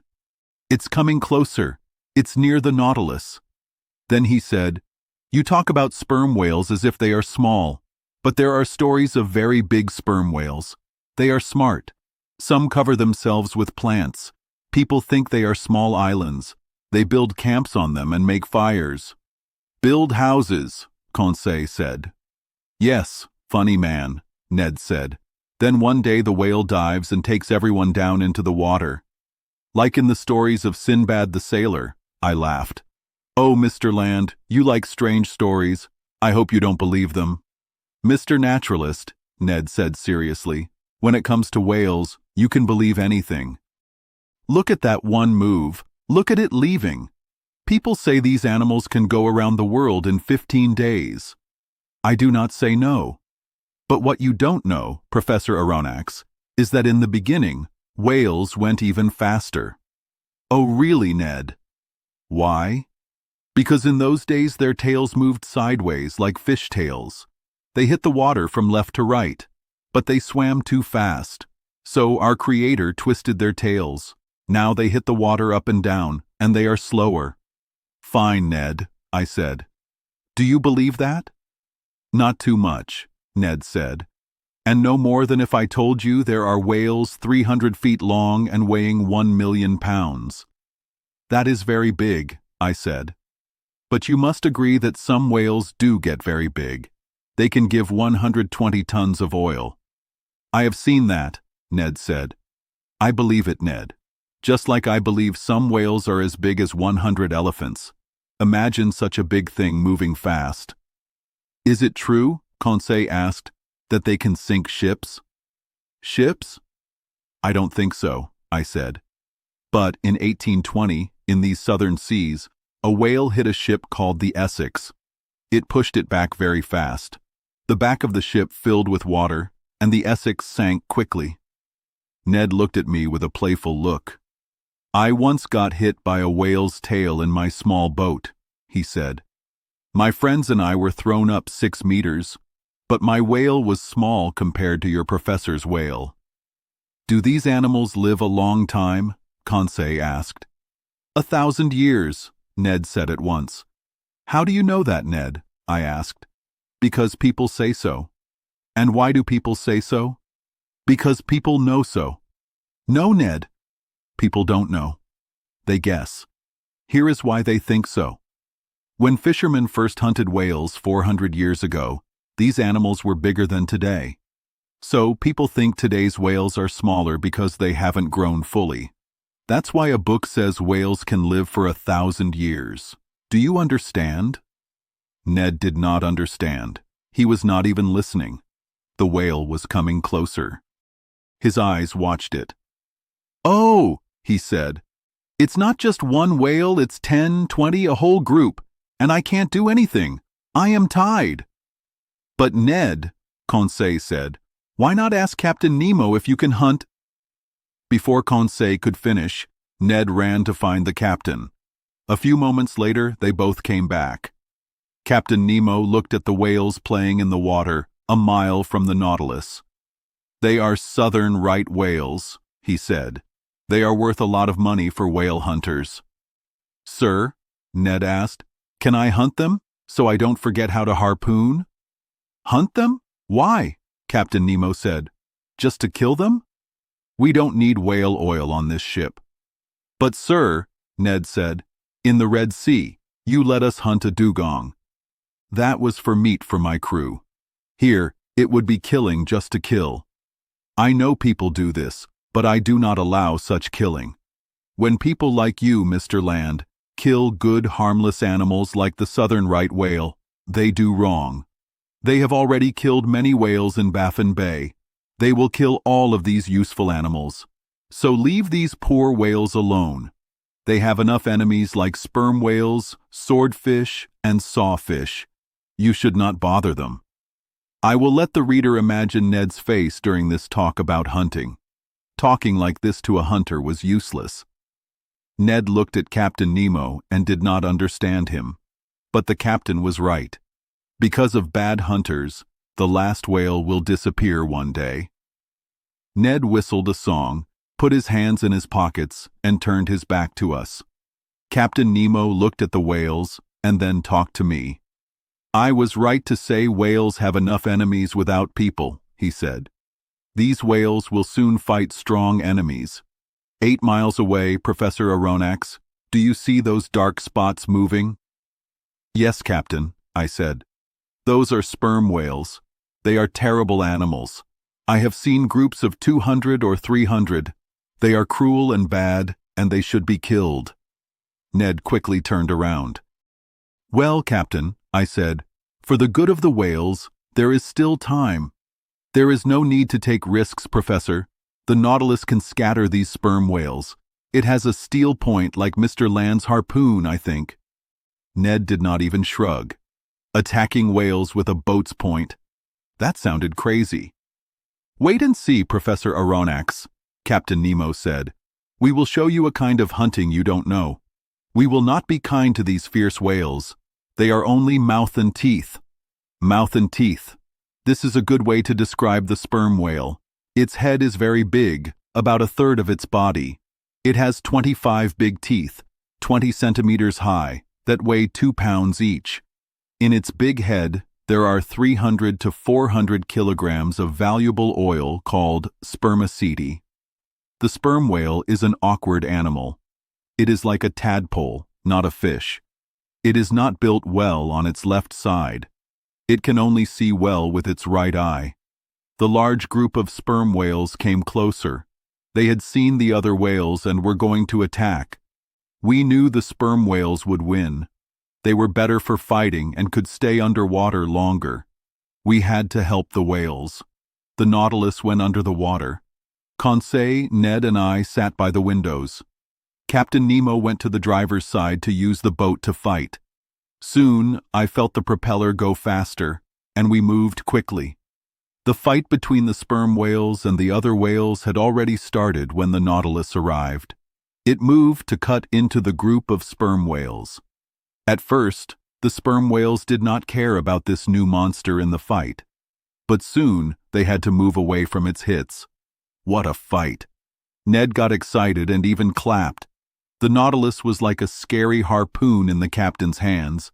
He drove it into the whales, cutting them in half. The ship did not feel the strong hits of their tails. It also did not feel the hits it made. When one sperm whale was killed, it went to another. It turned to hit its prey, moved forward or backward, went down when the whale went deep, came up with it when it came to the surface, hit it from the front or side, cut it, and from all sides and at any speed, it pierced it with its terrible point. So much blood, so much noise on the water. The frightened animals made sharp hisses and snorts. Their tails made the calm water wild. This big fight lasted for an hour. The sperm whales could not get away. Many times, 10 or 12 of them tried to crush the Nautilus with their size. Through the windows, we could see their huge mouths with teeth and their scary eyes. Ned lost control and shouted at them. We felt them hold onto the boat like dogs on a wild pig. But the Nautilus moved its propeller faster, carried them away, pulled them under, or brought them to the top of the water. It was not bothered by their big weight or their strong grip. Finally, the group of sperm whales got smaller. The waves became calm again. I felt us go up to the top of the ocean. The hatch opened and we went onto the platform. The sea was full of dead bodies. A big explosion could not have done more damage. We were floating among huge bodies, blue on top, white on the bottom, and all twisted. A few scared sperm whales were leaving. The water was red for many miles. The Nautilus was in the middle of a sea of blood. Captain Nemo came to us. "Well, Mr. Land?" he said. "Well, sir," Ned said. He was not excited anymore. "It is a terrible sight, but I am a hunter, not a butcher. This is just killing." "It was killing bad animals," the captain said, "and the Nautilus is not a butcher's knife." "I like my harpoon," Ned said. "To each his own," the captain said, looking at Ned. I was afraid Ned would get very angry. That could be bad. But his anger went away when he saw a whale that the Nautilus had pulled next to. This whale could not escape the sperm whale's teeth. I knew it was a southern right whale. Its head was flat, and its body was dark. It was different from other whales because its neck bones were joined together, and it had 2 more ribs. It was floating on its side, its stomach full of bites. The poor whale was dead. A small baby whale was still hanging from its cut fin. It could not save its baby. Water flowed through its mouth, making a sound like waves. Captain Nemo moved the Nautilus next to the dead whale. 2 of his men climbed onto the whale. To my surprise, I saw them take milk from its body. It was enough to fill 2 or 3 barrels. The captain offered me a cup of this warm milk. I did not want to drink it. He said it was good, just like cow's milk. I tasted it and agreed. This milk was a good food supply for us. We could make butter or cheese from it, which would be a nice change from our usual food. From that day, I saw that Ned Land did not like Captain Nemo more and more. I decided to watch Ned's actions closely. Chapter 13. The Ice Bank. The Nautilus ship moved south. It went fast. Would it go to the very bottom of the world? I did not think so. No one had ever been there. Also, it was already late in the season. March 13th in the south is like September 13th in the north. That is when the days and nights are the same length. On March 14th, I saw ice floating in the water. These were big pieces, about 20 to 25 feet long. They made waves. The Nautilus stayed on top of the water. Ned Land knew about ice from fishing in the north. Conseil and I had never seen it before. In the sky to the south, there was a bright white light. Sailors call this ice blink. Even if there are many clouds, you can still see it. It means there is a lot of ice nearby. Soon, Bigger pieces of ice came into view. They looked different colors because of the mist. Some had green lines, like copper. Others looked like purple stones, and light shined through them. Some were white and could be used to build a whole town. As we went farther south, there was more and more ice. Many birds lived on the ice. They were petrels, Cape pigeons, and puffins. Their calls were very loud. Some birds thought the Nautilus was a dead whale. They landed on it and pecked at the metal. Captain Nemo often stood on the ship's top when we were in the ice. He watched the water carefully. I saw his eyes get excited sometimes. Was he happy in these places where people usually do not go? Maybe. But he did not say. He stood still. He only moved when he needed to guide the ship. He was very good at moving the Nautilus around the big ice. Some ice was many miles long and 70 to 80 meters high. Sometimes it looked like we could not go any farther. At one point, all paths were gone. Captain Nemo looked carefully and found a small opening. He went through it, knowing it would close behind him. Captain Nemo was very skilled. The Nautilus went past all the ice. Conseil liked how the ice was named. There were icebergs, which are like mountains. Ice fields were flat and very big. Drift ice were pieces that floated. Packs were broken ice. If they were round, they were patches. If they were long, they were streams. It was cold. The air temperature was about -2 or -3 degrees Celsius, but we had warm clothes made from animal fur. The Nautilus was warm inside because of its electric power. If it got too cold, the ship could go a few meters under the water to find a warmer spot. 2 months before, it would have been sunny all the time here. But now, it was dark for 3 or 4 hours. Soon, it would be dark for 6 months. On March 15th, we passed some islands. The captain told me that many seals used to live there, but hunters from England and America killed them all, even baby seals and pregnant mothers. Now, it was quiet and empty. On March 16th, around 8 in the morning, the Nautilus crossed an important line called the Antarctic Circle. We were completely surrounded by ice, but Captain Nemo kept going south, finding ways through the ice. "Where is he going?" I asked. "Straight ahead," Conseil said. "When he cannot go farther, he will stop." "I do not think so," I said. I liked this trip. I was very amazed by the beautiful things I saw. The ice looked wonderful. Sometimes it looked like a city from a story, with tall towers. Other times, it looked like a ruined city after a big earthquake. The sun made the ice look different colors. Sometimes, mist and snowstorms made it hard to see. Then, the ice would break, and big pieces would fall over. The view changed like pictures in a book. If the Nautilus was under the water when the ice moved, we heard loud noises. The falling ice made strong water currents. The Nautilus moved up and down, like a boat in a storm. Often I thought we were stuck, but Captain Nemo always found a way out. He was good at seeing small blue lines in the ice. I was sure he had been in these icy seas before. On March 16th, the ice completely blocked our way. It was not the big ice bank yet. It was just large fields of ice, frozen together. But this did not stop Captain Nemo. He drove the ship into the ice very hard. The Nautilus broke the ice like a knife, and we heard loud cracks. It was like a very strong tool breaking things. Ice flew into the air like rain. The ship made a path by force. Sometimes the ship went on top of the ice and crushed it. Other times, it went under the ice and broke it by moving up and down. Strong winds hit us during the day. We could not see much because of the thick mist. The wind changed direction quickly.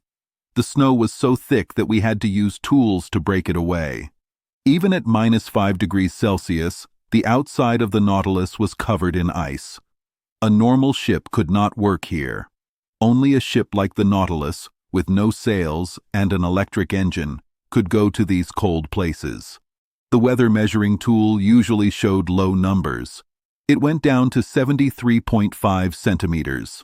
Our compasses did not work well. The needles moved in different ways because we were near the South Magnetic Pole. This is not the same as the true South Pole.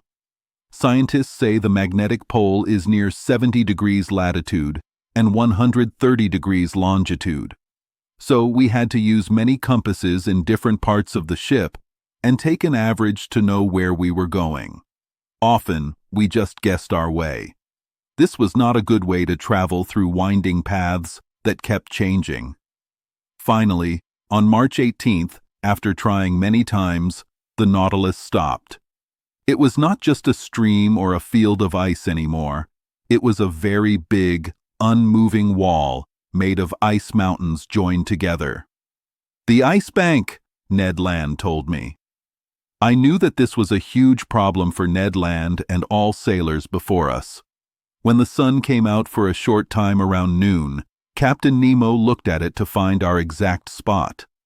We were at 51 degrees 30 minutes longitude and 67 degrees 39 minutes south latitude. This was very far south. There was no open water to see. In front of the Nautilus, there were big, broken ice plains. It was like a river that was just about to melt, but much, much bigger. Here and there, sharp points of ice went up 200 feet high. Farther away, there were gray cliffs, like huge mirrors that showed the weak sunlight. Beyond that, it was very quiet, except for the sound of birds flying. Everything was frozen, even the sound. So, the Nautilus had to stop its journey in the ice. "Sir," Ned Land told me that day, "if your captain goes any farther?" "Yes?" "He will be like a god." "What do you mean, Ned?" "Because no one can get past the ice bank. Your captain is strong, but he is not stronger than nature. If nature says stop, you stop." "You are right, Ned Land, but I still want to know what is behind this ice bank. This wall makes me very curious." "Master is right," Conseil said.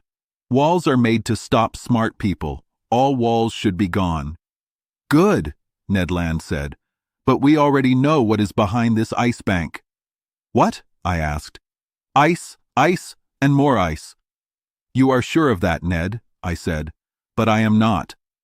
That is why I want to see for myself." "Well, Professor," Ned Land replied, "forget that idea. You made it to the ice bank, which is far enough. But you will not go farther, not your Captain Nemo, not his Nautilus. We will go north again, back to where people are sensible." I had to agree that Ned Land was right. Until ships can go over ice, they have to stop at the ice bank. Indeed, the Nautilus could not move. It had tried very hard to break the ice. Usually, if you cannot go forward, you can go back. But here, we could not go back either. All the paths behind us had closed. If the ship stayed still even for a little while, it would freeze. This happened around 2 in the afternoon. New ice quickly formed on the sides of the ship. I had to admit that Captain Nemo had made a bad choice. I was on the top of the ship. Captain Nemo watched for a while and then said to me, "Well, Professor, what do you think?" "I think we are trapped, Captain." "Trapped? What do you mean?" "I mean we cannot go forward, backward, or sideways. I think that is what trapped means in the normal world." "So, Professor Aronnax, you think the Nautilus will not be able to get free?" "It will be very hard, Captain, because it is too late in the season for the ice to break up." "Oh, Professor," Captain Nemo said in a joking voice, "you never change. You only see problems. I promise you, the Nautilus will not only get free, it will go even farther." "Farther south?" I asked, looking at the captain with wide eyes. "Yes, sir. It will go to the pole." "To the pole?" I said, surprised. "Yes," the captain said calmly. "The South Pole, that unknown place where all lines on the map meet. As you know, I do what I want with my Nautilus." Yes, I knew that. I knew this man was very brave, maybe too brave. But to get past all the problems around the South Pole, a place even harder to reach than the North Pole, which no one had gotten to yet. Was this not a crazy idea, something only a madman would think of? Then I thought to ask Captain Nemo if he had already been to this pole where no human had ever walked. "No, sir," he answered, "but we will find it together. Where others have failed, I will succeed. My Nautilus has never gone this far south, but I repeat, it will go even farther." "I want to believe you, Captain," I said, a little sarcastic. "Oh, I do believe you. Let's go. There are no problems for us. Let's break this ice bank. Let's blow it up. And if it still does not move, let's put wings on the Nautilus and fly over it." "Over it, Professor?" Captain Nemo said calmly. "No, not over it, but under it." "Under it," I said. Suddenly, I understood Captain Nemo's plan. I knew. His amazing Nautilus would do something amazing again. "I see we are starting to understand each other, Professor," Captain Nemo told me with a small smile. "You already see what is possible, I would say what will succeed, with this attempt. Things that a normal ship cannot do are easy for the Nautilus. If there is land at the pole, we will stop there. But if there is open sea, we will go right to that spot." "Right," I said, agreeing with the captain. "Even though the top of the sea is frozen, the water underneath is still liquid. This is because salt water is heaviest at a temperature slightly above freezing. And if I am not wrong, the part of this ice bank under the water is 4 times bigger than the part above the water." "Almost, Professor. For every foot of ice above the water, there are 3 more below. So, since these ice mountains are not more than 100 meters high, they go down only 300 meters deep. And what is 300 meters to the Nautilus? Nothing at all, sir. We could even go deeper and find that warm layer of water found in all oceans. There we would not feel the -30 or -40 degrees cold on the surface." "True, sir, very true," I said, getting more excited. "Our only problem," Captain Nemo continued, "is staying under the water for many days without new air." "Is that all?" I answered. "The Nautilus has very big air tanks. We will fill them, and they will give us all the oxygen we need." "Good thinking, Professor Aronnax," the captain replied with a smile. "But I do not want to be called foolish, so I will tell you all my worries before we start." "Do you have more?" "Only one. If there is a sea at the South Pole, it might be completely frozen, so we could not come up to the surface." "My dear sir, have you forgotten that the Nautilus has a strong front part? Could it not be used to hit the ice at an angle and break it open?" "Ah, Professor, you are full of ideas today." "Besides, Captain," I added with even more excitement, "why would we not find open sea at the South Pole, just like at the North Pole? The coldest places and the true poles are not the same in the North or South. Until we know for sure, we can think that these 2 places on Earth have either land or open water." "I think like you, Professor Aronnax," Captain Nemo replied. "I will only say that after having many worries about my plan, you are now giving me many reasons to do it." Captain Nemo was right. I was being braver than him. I was telling him to go to the pole. I was leading the way. But no, I was being silly. Captain Nemo already knew everything about this.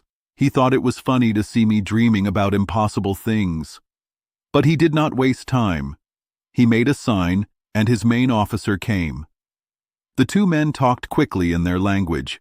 The officer was either told before, or he thought the plan was possible, because he did not look surprised.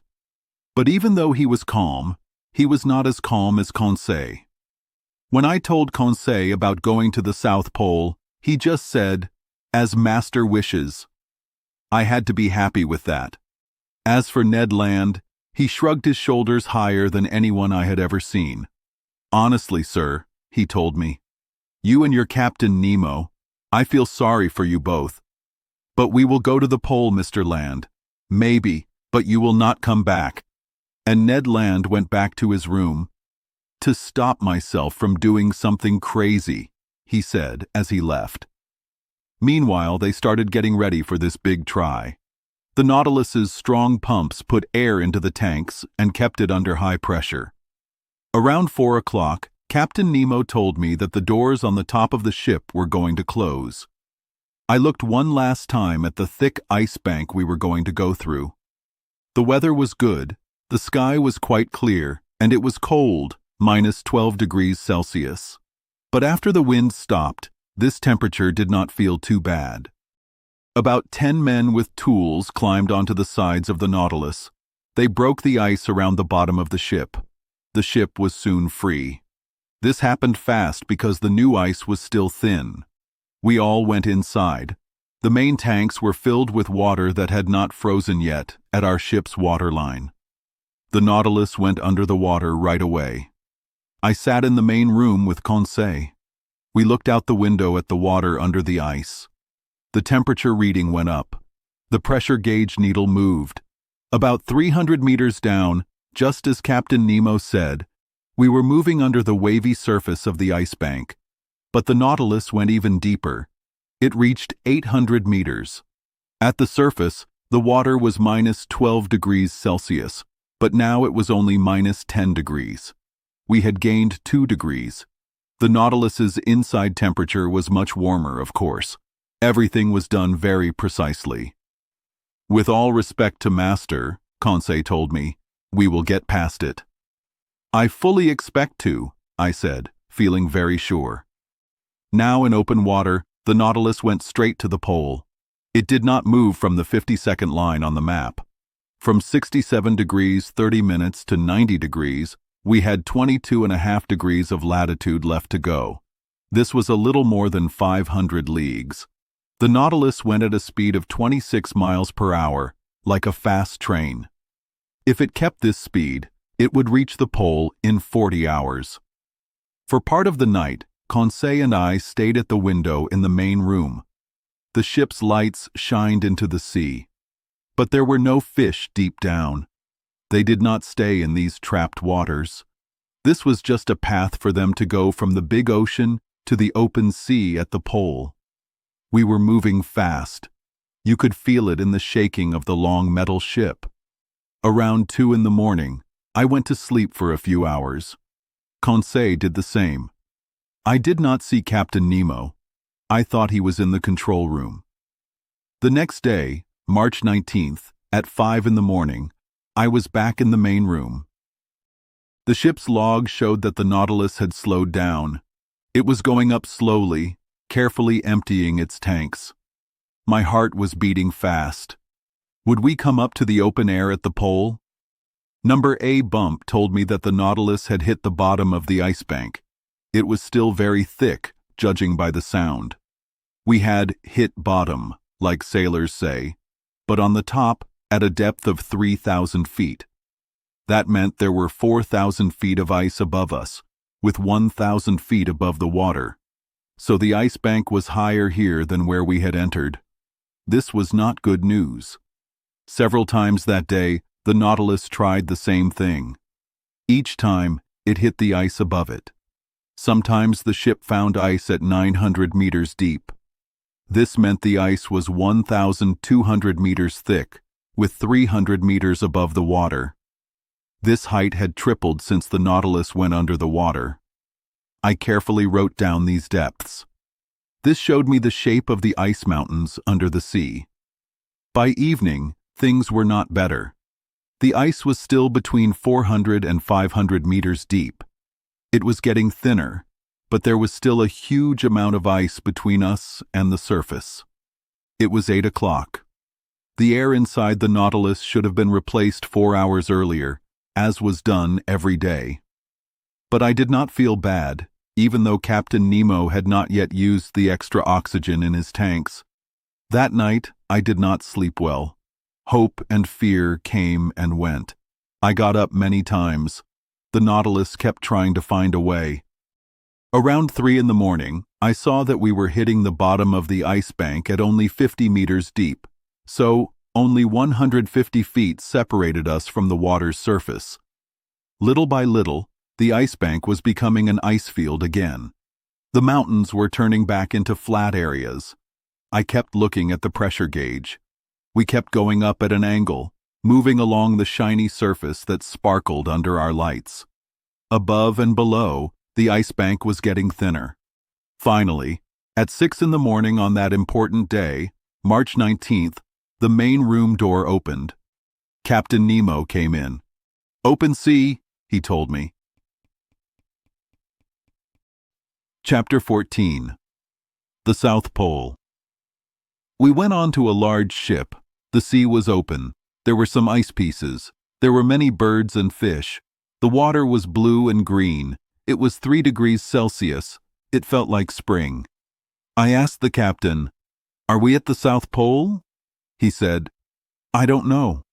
We will check at noon." I looked at the sky and said, "But can we see the sun through the fog?" The captain said, "A little sun is enough." There was a small island in the south. It was 10 miles from our ship. We went to it carefully. The sea had many rocks. In 1 hour, we were at the island. In 2 hours, we went all around it. It was about 4 to 5 miles around. A small water path was between it and a big land. We could not see the end of this land. A man named Maury thought there was a big land at the South Pole. He said there is a lot of ice in the sea there. Icebergs form near land, not in the open sea. So there must be a lot of land there. He thought the ice was 4,000 kilometers wide. Our ship stopped near some rocks. We got into a small boat. The captain, Conseil, me, and 2 helpers were in it. It was 10 in the morning. I did not see Ned Land. He did not like the South Pole. We went to the land in the small boat. I stopped Conseil. I told the captain, "You should be the first to step on this land." The captain said, "Yes, I will step on this land. No one has been here before." He jumped onto the sand. He was very happy. He climbed a rock. He stood there, quiet, with his arms crossed. He looked at the land.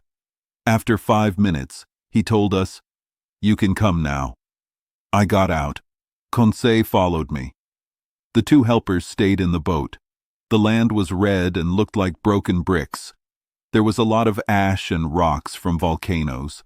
Some small holes let out a bad smell. This showed that there was still fire inside the earth. I climbed a high place. I did not see any volcanoes, but other people had seen volcanoes in this area before. There were not many plants on this land. Only some small plants on the black rocks. There were also very small plants in the water. There were many small sea animals on the beach.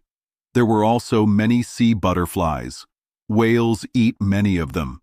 The water was full of these sea butterflies. In the water, there were also some small corals and starfish. But there were many birds in the air. Thousands of birds flew around and made loud noises. Other birds sat on the rocks. They were not afraid of us. These birds were good at swimming but not good at walking. I saw some white birds like pigeons. They had short beaks and red circles around their eyes. Conseil took some because they tasted good when cooked. There were also big birds with wide wings. Some ate seals. Some were small ducks with black and white bodies. Some birds were so oily that people used them as lamps. Conseil said, "If nature gave them wicks, they would be perfect lamps." Half a mile more, the ground had many holes where penguins made nests. The captain caught many of them. Their black meat was good to eat.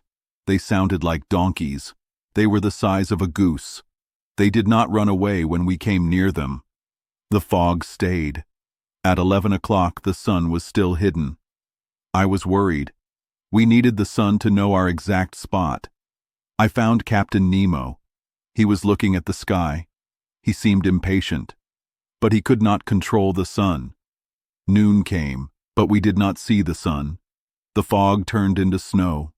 The captain said, "Until tomorrow." We went back to the ship. It was snowing. While we were gone, the ship's helpers caught many fish. The seas here have many fish that hide from storms. I saw some white fish with blue stripes. I also saw some 3-foot-long fish with silver skin. I ate some, but it did not have much taste. The snowstorm lasted until the next day. We could not go outside. From inside the ship, I heard the birds. The ship moved 10 miles more to the south. The next day, March 20th, the snow stopped. It was colder, -2 degrees Celsius. The fog was gone. I hoped we could see the sun today.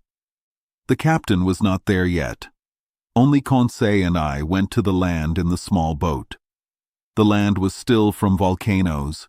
There were rocks from volcanoes everywhere. But I did not see where the volcano was. Many birds were here, and also many big sea animals. They looked at us with soft eyes. They were seals. They did not run away from us. There were enough seals to feed many ships. Conseil said, "It's good that Ned Land didn't come." I asked, "Why, Conseil?" He said, "Because that hunter would kill all the animals here." I said, "Maybe not all, but he would want to hunt them. And Captain Nemo does not like killing harmless animals." Conseil said, "He is right." I said, "Yes, Conseil." "Have you finished naming these animals?" Conseil said, "Master knows I am not good at practical things.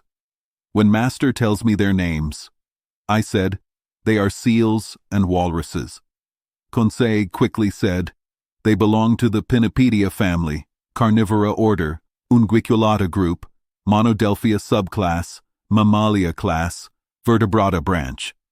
I said, "Very good, Conseil. But there are different kinds of seals and walruses.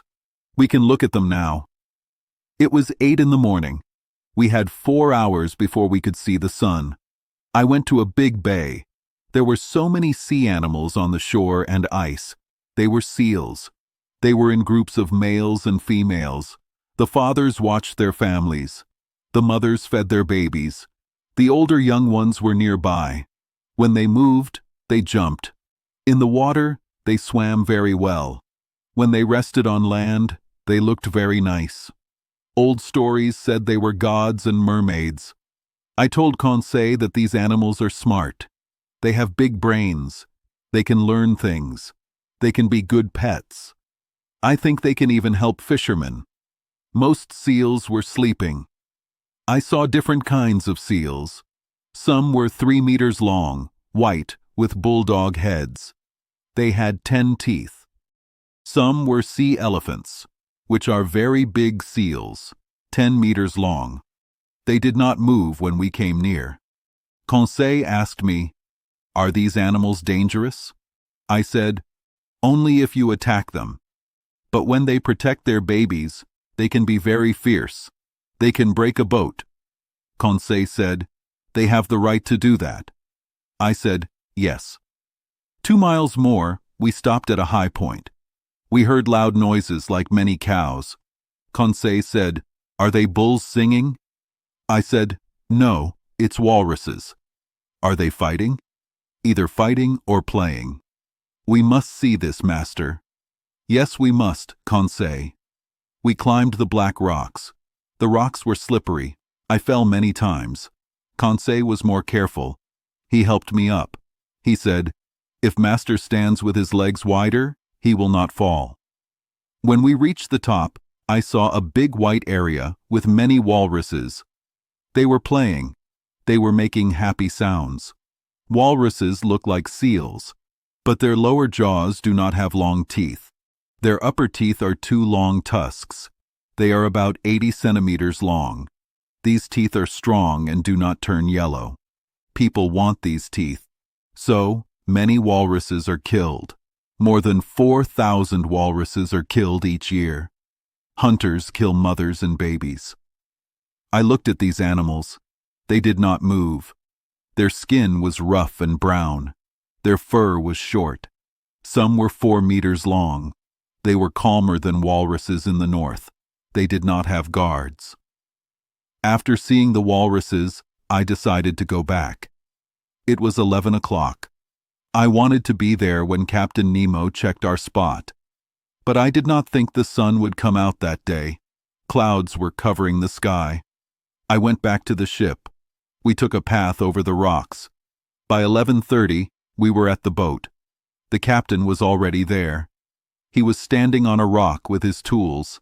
He was looking at the north, where the sun moves in the sky. I stood near him and waited. Noon came. The sun did not appear again. This was bad luck. We still did not know our exact spot. If we could not do it tomorrow, we would have to give up. It was March 20th. Tomorrow, the 21st, was the day when day and night are equal. After tomorrow, the sun would go away for 6 months. The long polar night would begin. I told Captain Nemo my worries. He said, "You are right. If I cannot check the sun tomorrow, I cannot do it for 6 months. But since we are here on March 21st, it will be easy to know our spot if the sun appears." I asked, "Why easy, Captain?" He said, "Because when the sun moves in a wide circle, it is hard to measure its height. Our tools can make mistakes." "Then what can you do?" "I will only use my clock," Captain Nemo said. "Tomorrow at noon, March 21st, if the sun's circle is cut in half by the north horizon, that means I am at the South Pole." "Right," I said. "But it is not perfectly exact, because the day and night are not always exactly equal at noon." "Yes, but the mistake will be less than 100 meters. That is good enough. Until tomorrow, then." Captain Nemo went back to the ship. Conseil and I stayed until 5 o'clock. We looked at the beach and studied things. I found a very big bird's egg. It was cream-colored with marks on it. A collector would pay a lot for it. I gave it to Conseil. He carried it carefully back to the ship. I put the egg in a glass case. I ate dinner. I had some seal liver that tasted like pork. Then I went to bed. I hoped for the sun to shine. The next day, March 21st, I got up early at 5 in the morning. Captain Nemo was already on the ship's platform. He told me, "The weather is better. I have high hopes. After breakfast, we will go to land and find a good place to look." I went to find Ned Land. I wanted him to come with me. But he said no. I saw that he was in a bad mood. I was not sad that he said no. There were too many seals on the land. It was not good to bring such a hunter there. After breakfast, I went to land. The ship had moved a few more miles during the night. It was far from the land. The land had a sharp peak, 400 to 500 meters high. Captain Nemo, 2 helpers, and I were in the small boat. We had a clock, a spyglass, and a tool to measure air pressure. While we were going, I saw many big whales. They were only found in these southern seas. They were playing in the calm water. I saw that this part of the sea was a safe place for whales because people hunted them too much. I also saw long white strings of small sea animals and some big jellyfish. By 9 o'clock, we were on land. The sky was brighter. The clouds moved south. Fog rose from the cold water. Captain Nemo went toward the high peak. He wanted to use it to watch. It was hard to climb the sharp rocks. The air smelled of sulfur. The captain climbed very well, even though he was not used to walking on land. He climbed better than me. It took us 2 hours to reach the top. From there, we saw a big sea. The sky was clear blue. Below us were bright white areas. To the north, the sun looked like a fireball, already touching the edge of the sky. Water shot up from the sea like many flowers. Far away, the ship looked like a sleeping whale. Behind us, to the south and east, was a huge land of rocks and ice. We could not see its end. At the top, Captain Nemo measured the height of the peak. He needed this for his noon check. At 11:45, the sun looked like a golden ball. It sent its last light over this empty land and sea. Captain Nemo had a special spyglass. It helped him see the sun better. He watched the sun go down slowly. I held the clock. My heart was beating fast. If the bottom half of the sun disappeared when the clock said noon, we were at the pole. I shouted, "Noon!" Captain Nemo said in a serious voice, "The South Pole." He gave me the spyglass. The sun's circle was cut into 2 equal parts by the horizon. I looked at the last light on the peak. Shadows grew longer. Then Captain Nemo put his hand on my shoulder. He told me about all the people who had tried to reach the South Pole. He named many explorers and the places they reached. He said that on this day, March 21st, 1868, he, Captain Nemo, had reached the South Pole at 90 degrees. He said he claimed this part of the world, which was 1/6 of all the known lands. "In whose name, Captain?" I asked. "In my own name, sir." Captain Nemo then opened a black flag. It had a gold N on it. Then he looked at the sun, which was now touching the sea. He said, "Goodbye, sun. Go away, bright sun. Go under this open sea. Let 6 months of night cover my new lands." Chapter 15. Accident or Incident. On March 22nd, at 6 in the morning, the ship was ready to leave. It was cold and dark. The stars were bright. The Southern Cross, a special group of stars, was high in the sky. The temperature was -12 degrees Celsius. There was a cold wind. More and more ice was on the water. The sea was starting to freeze. Dark spots on the water showed that new ice was coming. This part of the ocean freezes in winter and cannot be used. Whales probably went under the ice to warmer waters. Seals and walruses stayed. They can make holes in the ice to breathe. When the birds fly north, these animals are the only ones left in this cold place. The ship, the Nautilus, filled with water and went down. It stopped at 1,000 feet deep. It moved north at 15 miles per hour. Soon it was under a lot of ice. The windows in the room were closed to be safe from the ice. I wrote in my notebook all day. I thought about the South Pole. We got there easily, like on a train. Now we were going back. Would there be more surprises? I thought so, because there are so many amazing things underwater. In 5.5 months, we had traveled 14,000 leagues. We saw many interesting or scary things: hunting, getting stuck in shallow water, a place with dead coral, finding pearls, a long tunnel, fires, money in the sea, an old city, and the South Pole. All these things were in my dreams that night. At 3 in the morning, I woke up because the ship hit something hard. I fell out of my bed. The Nautilus seemed to be stuck and leaning to one side. I walked to the main room. The lights were on. The furniture was on its side. The glass cases were still in place. The pictures on one side were against the wall, and on the other side, they were hanging. The Nautilus was on its right side and not moving. I heard people walking and talking, but Captain Nemo was not there. Ned Land and Conseil came in. "What happened?" I asked them. "I came to ask you that," Conseil said. "Oh no," Ned said. "I know, the Nautilus is stuck. It looks worse than when we were stuck before." "Are we at the top of the water?" I asked. "We don't know," Conseil said. "It's easy to check," I answered. I looked at the depth meter. It showed 360 meters deep. "What does this mean?" I said. "We need to talk to Captain Nemo," Conseil said. "But where is he?" Ned asked. "Follow me," I told them. We left the room. Nobody was in the library or the cruise area.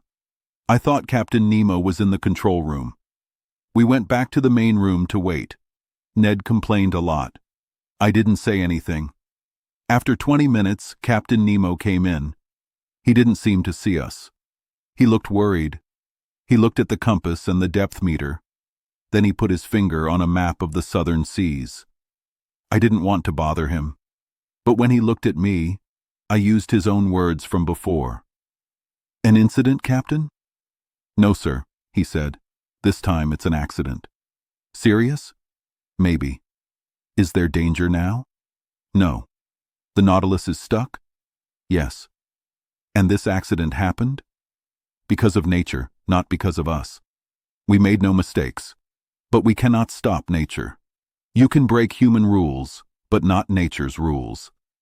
Captain Nemo was talking about big ideas at a strange time. His answer didn't help me. "May I know, sir," I asked him, "what caused this accident?" "A huge block of ice, a whole mountain, fell over," he said. "When ice gets soft from warm water or hits things, it can turn upside down. That's what happened. When it turned over, it hit the Nautilus underwater.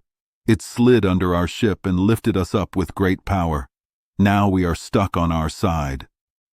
"But can't we make the Nautilus float free by emptying the water tanks to get back balanced?" "That, sir, is happening now. You can hear the pumps. Look at the depth meter. It shows the Nautilus is rising, but the ice block is rising with us. Our position will not change until something stops the ice from moving up." The Nautilus was still leaning. It would straighten when the ice stopped. But what if we hit the top of the ice and got squeezed? I thought about what might happen. Captain Nemo kept looking at the depth meter. The Nautilus had risen about 150 feet, but it was still leaning. Suddenly, the ship moved a little. The Nautilus was straightening. Things in the room moved back to normal. The walls became straight. No one spoke. Our hearts beat fast. We saw and felt the ship fix itself. The floor became flat. 10 minutes passed. "Finally, we are upright," I said. "Yes," Captain Nemo said, going to the door. "But will we float away?" I asked him. "Of course," he said. "The water tanks are not empty yet. When they are, the Nautilus will go to the top of the sea."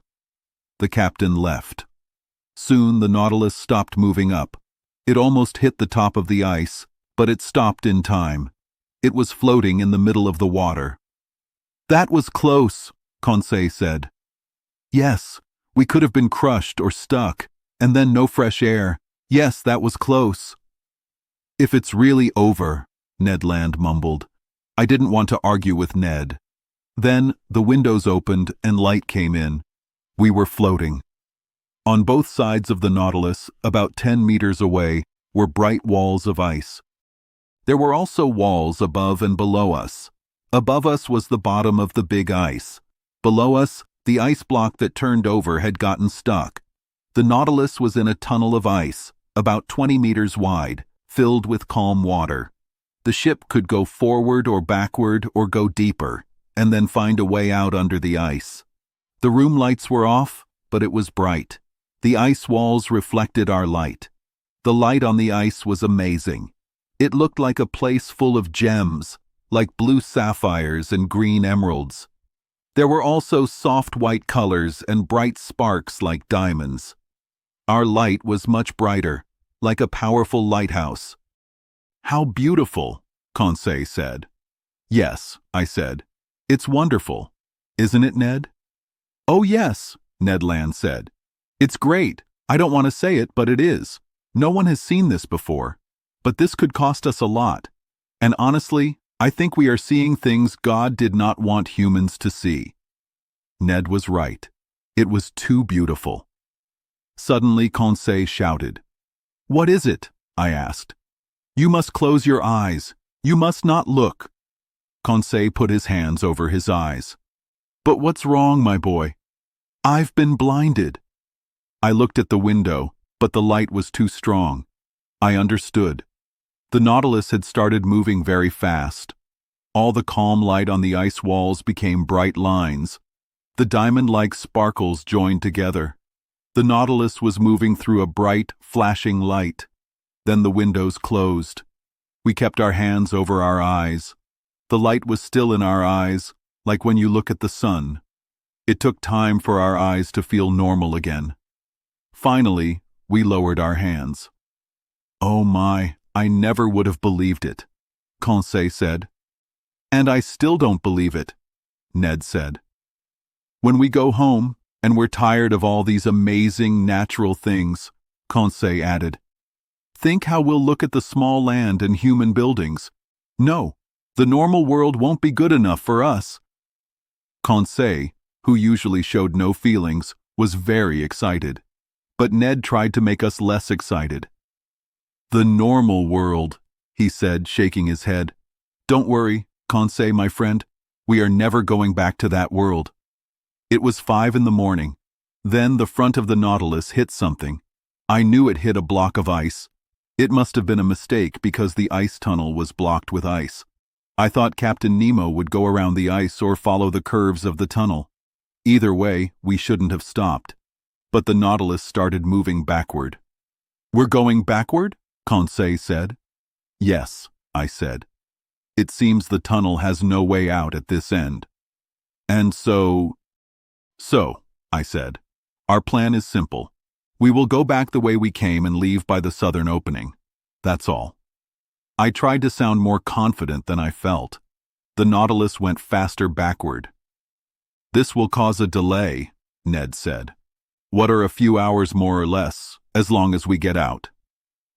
Yes, Ned Land repeated, as long as we get out. I walked from the main room to the library. My friends stayed sitting. Soon I sat on a couch and picked up a book. I read it without thinking. A quarter of an hour later, Conseil came to me and said, "Is this book very interesting, sir?" "Very interesting," I said. "I believe it. You are reading your own book." My own book? Yes, I was holding my own book about the deep ocean. I hadn't even noticed. I closed the book and walked again. Ned and Conseil stood up to leave. "Stay here, my friends," I said, stopping them. "Let's stay together until we are out of this dead end." "As you wish," Conseil said. Hours passed. I often looked at the instruments. The depth meter showed the Nautilus was at 300 meters deep. The compass showed it was still going south. The speed meter showed it was going 20 miles per hour, which was very fast for such a small space. But Captain Nemo knew that now, every minute was like a century. At 8:25, there was another crash, this time at the back of the ship. I turned pale. My friends came to me. I held Conseil's hand. Our eyes asked each other questions, more clearly than if we had spoken. Just then, the captain came into the room. I went to him. "Is our way blocked to the south?" I asked him. "Yes, sir. When that iceberg turned over, it blocked every way out." "We're stuck?" "Yes." Chapter 16. Shortage of Air. The Nautilus was stuck in ice. There were frozen walls all around. We were trapped. Ned, a man from Canada, hit a table. Conseil, another man, was quiet. I looked at Captain Nemo. His face showed no feelings. He thought deeply. The Nautilus did not move. Captain Nemo then spoke. He said calmly, "Gentlemen, we can die in 2 ways here." He spoke like a teacher. "First, we can die if the ice crushes us. Second, we can die if we run out of air.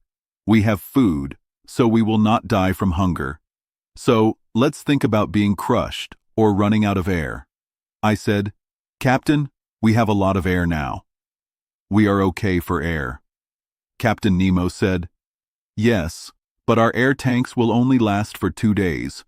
We have been under the water for 36 hours. The air in the Nautilus is already bad. In another 48 hours, we will have no air left." I said, "Then, Captain, let's get free in 48 hours. He said, "We will try to cut through one of the ice walls."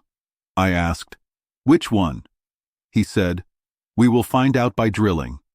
I will make the Nautilus sit on the bottom ice. Then my men will put on their special suits for diving. They will cut the thinnest ice wall." I asked, "Can we keep the windows in the living room open?" He said, "Yes, it is fine. We are not moving." Captain Nemo left. I heard sounds that told me water was going into the ship's tanks. The Nautilus slowly went down. It stopped on the ice at the bottom of the sea. It was 350 meters deep.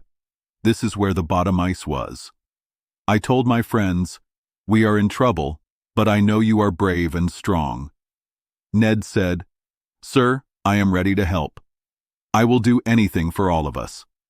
I said, "Good, Ned." I shook his hand. He added, "I am good with a pick tool, just like with a harpoon. If I can help the captain, he can use me." I said. "He will like your help. Come, Ned." I took Ned to the room where the men were putting on their diving suits. I told the captain about Ned's offer. The captain said yes quickly. Ned put on his diving suit. He was ready like the other workers. Each man carried a device on his back. It gave them fresh air from the air tanks. This used a lot of the Nautilus's air, but it was needed. The electric lights were not needed because the water was bright with our electric light. After Ned was ready, I went back to the living room. The windows were open. I stood with Conseil. I looked at the ice around the Nautilus. Soon we saw many men walk on the ice. Ned Land was one of them. He was easy to see because he was tall. Captain Nemo was with them. Before digging, the captain needed to drill to find the best place to dig. They drilled into the side walls. But after 15 meters, the walls were still too thick. It was not good to try the top. That ice was more than 400 meters thick. Captain Nemo then drilled into the bottom ice. There, the ice was 10 meters thick. This was how thick the ice was. We needed to cut a hole as big as the Nautilus. This meant taking out about 6,500 cubic meters of ice. This would make a hole for the ship to go down. Work started right away. The men worked hard. Instead of digging all around the Nautilus, Captain Nemo made a large hole in the ice, 8 meters from the side of our ship. Then, his men started digging in many places. Soon, their tools hit the ice hard. Big pieces of ice broke off. These pieces were lighter than water. They went up to the top of the hole. This made the top thicker and the bottom thinner. But this was good as long as the bottom got thinner. After 2 hours of hard work, Ned Land came back. He was tired. New workers took his place. Conseil and I also worked. The head officer of the Nautilus watched us. The water was very cold, but I quickly got warm while digging. I could move freely, even under a lot of water pressure. After 2 hours of work, I went back inside to eat and rest. I noticed a big difference between the clean air from the diving device and the air in the Nautilus. The air in the Nautilus had a lot of bad gas. The air had not been changed for 48 hours. It was hard to breathe. After 12 hours, we had only cut 1 meter of ice. This was about 600 cubic meters. If we kept working like this, it would take 5 nights and 4 days to finish. I told my friends, 5 nights and 4 days, and we only have air for 2 days.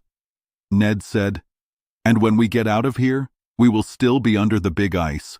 We won't be able to get fresh air." He was right. We did not know how long it would take to get out.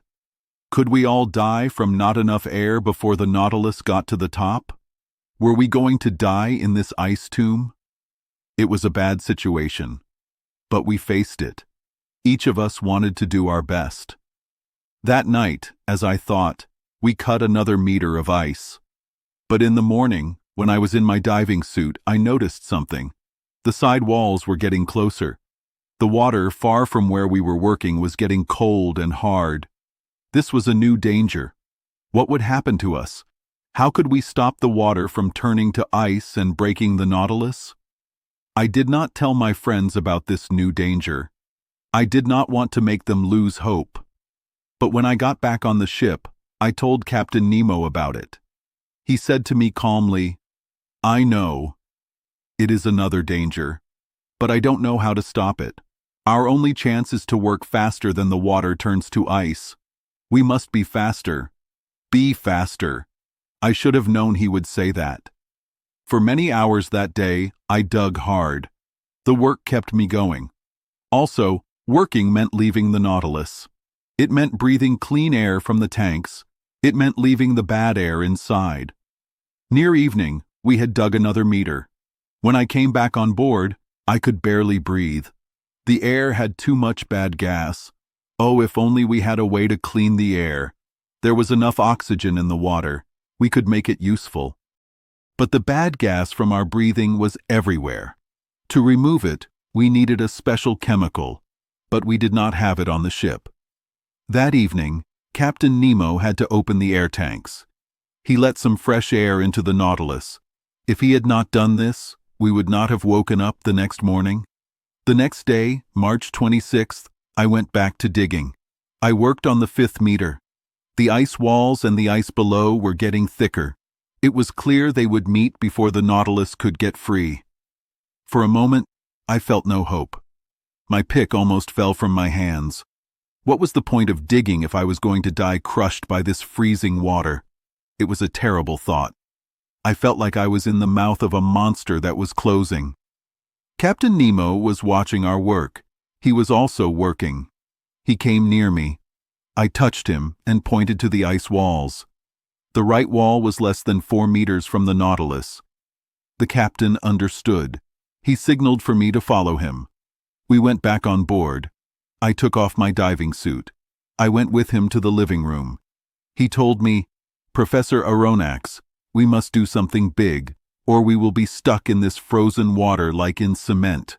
I said, "Yes." "But what can we do?" He said, "Oh, if only my Nautilus was strong enough to not be crushed by the pressure." I asked, "What?" I did not understand him. He went on, "Don't you see that the water turning to ice could save us? Don't you see that when it freezes, it could break the ice around us, just like freezing water can break hard rocks? Don't you know that this power could save us, not kill us?" I said, "Yes, Captain, maybe. But no matter how strong the Nautilus is, it cannot stand such huge pressure. It would be flat like a piece of metal." He said, "I know, sir. So we cannot wait for nature to save us. We must do it ourselves. We must fight this freezing. We must stop it. The sidewalls are closing, and there is not much water in front or behind the Nautilus. The ice is growing fast all around us." I asked, "How long can we breathe on board with the air we have?" The captain looked at me. He said, "After tomorrow, the air tanks will be empty." I felt very scared.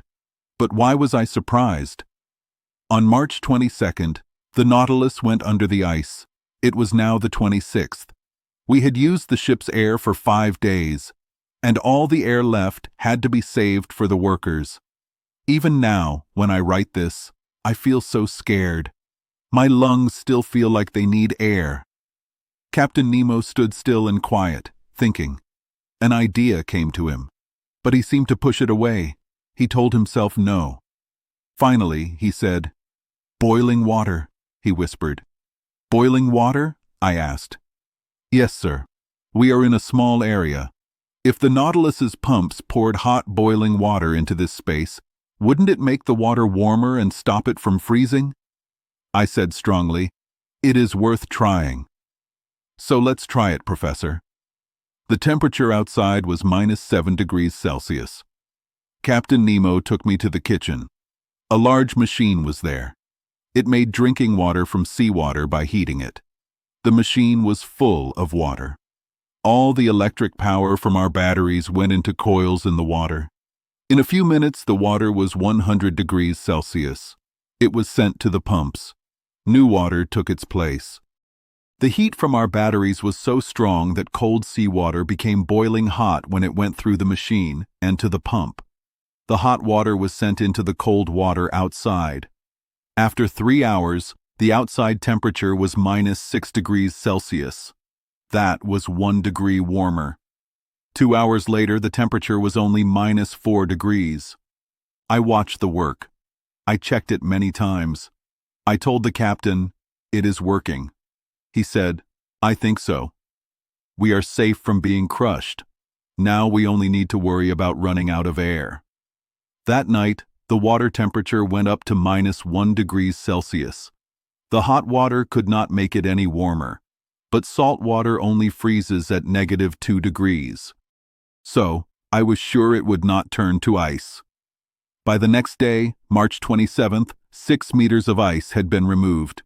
Only 4 meters were left. That meant 48 more hours of work. The air inside the Nautilus could not be changed. So, that day, it got worse and worse. I felt a heavy feeling. Around 3 o'clock in the afternoon, This bad feeling was very strong. I yawned a lot. My lungs wanted more air, but there was less and less of it. My mind was not clear. I lay down. I had no strength. I was almost unconscious. My good friend Conseil felt the same way. He was in pain, but he stayed by me. He held my hand. He kept telling me to be strong. I even heard him say, "Oh, if only I did not have to breathe, to leave more air for Master." I cried when I heard him say this. Because it was so hard to breathe inside, we were so happy to put on our diving suits and work. Our picks hit the ice. Our arms got tired. Our hands hurt. But we did not care about being tired or hurt. We got air into our lungs. We could breathe. We could breathe. But no one worked longer than their time under the water. When their time was over, each man gave his air tank to a friend who was out of breath. Captain Nemo showed the way. He followed this rule first. When his time was over, he gave his equipment to another man. He went back into the bad air on board. He was always calm and did not complain. That day, we worked even harder. Only 2 meters of ice were left to remove. Only 2 meters separated us from the open sea. But the ship's air tanks were almost empty. The little air left had to be saved for the workers. There was no air for the Nautilus. When I went back on board, I felt like I was choking. What a night! I cannot describe it. The pain was too great. The next day, I could not breathe well. My head hurt. I felt dizzy, like I was drunk. My friends felt the same. Some of the men were almost dead. That day, the 6th day we were trapped, Captain Nemo decided that picks were too slow. He decided to crush the last layer of ice. He was still strong and calm. He used his mind to control his pain. He could still think, plan, and act. He gave orders. The ship was lifted from the ice. This was done by changing its weight in the water. When it was floating, the men pulled it. They moved it right above the big hole that was made for the ship. Then, the tanks filled with water. The boat went down. It fit into the hole. Just then, all the men came back on board. The outside door was closed. Now, the Nautilus was on ice only 1 meter thick. This ice had many holes from drilling. The valves of the water tanks were opened wide. 100 cubic meters of water rushed in. This made the Nautilus 100,000 kilograms heavier. We waited. We listened. We forgot our pain. We hoped again. This was our last chance to be saved. Even with my head buzzing, I soon heard sounds under the Nautilus. We moved. The ice made a strange sound, like paper tearing. The Nautilus started to go down. "We are going through," Conseil whispered to me. I could not answer him. I held his hand. I squeezed it hard. Suddenly, the Nautilus went down into the water fast, like a ball shot from a gun. It went down like there was no air. All our electric power went to the pumps. They quickly pushed water out of the tanks. After a few minutes, we stopped falling. The meter soon showed we were going up. The propeller went at full speed. It made the ship shake. We went north very fast. But how long would it take to get to the open sea under the ice? Another day? I would die first. I was lying on a couch in the library. I was suffocating. My face was purple. My lips were blue. I could not think well. I could not see or hear. I did not know what time it was. My muscles could not move. I don't know how many hours passed like this, but I knew I was dying. I knew I was going to die. Suddenly, I felt awake again. Some air went into my lungs. Had we gone to the top of the water? Had we passed the ice? No. Ned and Conseil, my 2 brave friends, were saving me. There was a little air left in one diving device. Instead of breathing it themselves, they saved it for me. While they were suffocating, they gave me air, drop by drop. I tried to push the device away. They held my hands. For a few moments, I could breathe very well. My eyes went to the clock. It was 11 in the morning. It had to be March 28th. The Nautilus was going very fast, 40 miles an hour. It was moving wildly in the water. Where was Captain Nemo? Was he dead? Had his friends died with him? Just then, the meter showed we were only 20 feet from the top. Only a thin layer of ice separated us from the open air. Could we break through it? Maybe. The Nautilus was going to try. I felt it tilt. Its back went down, and its front went up. Adding more water changed its balance. Then, pushed by its strong propeller, it hit the ice from below like a big hammer.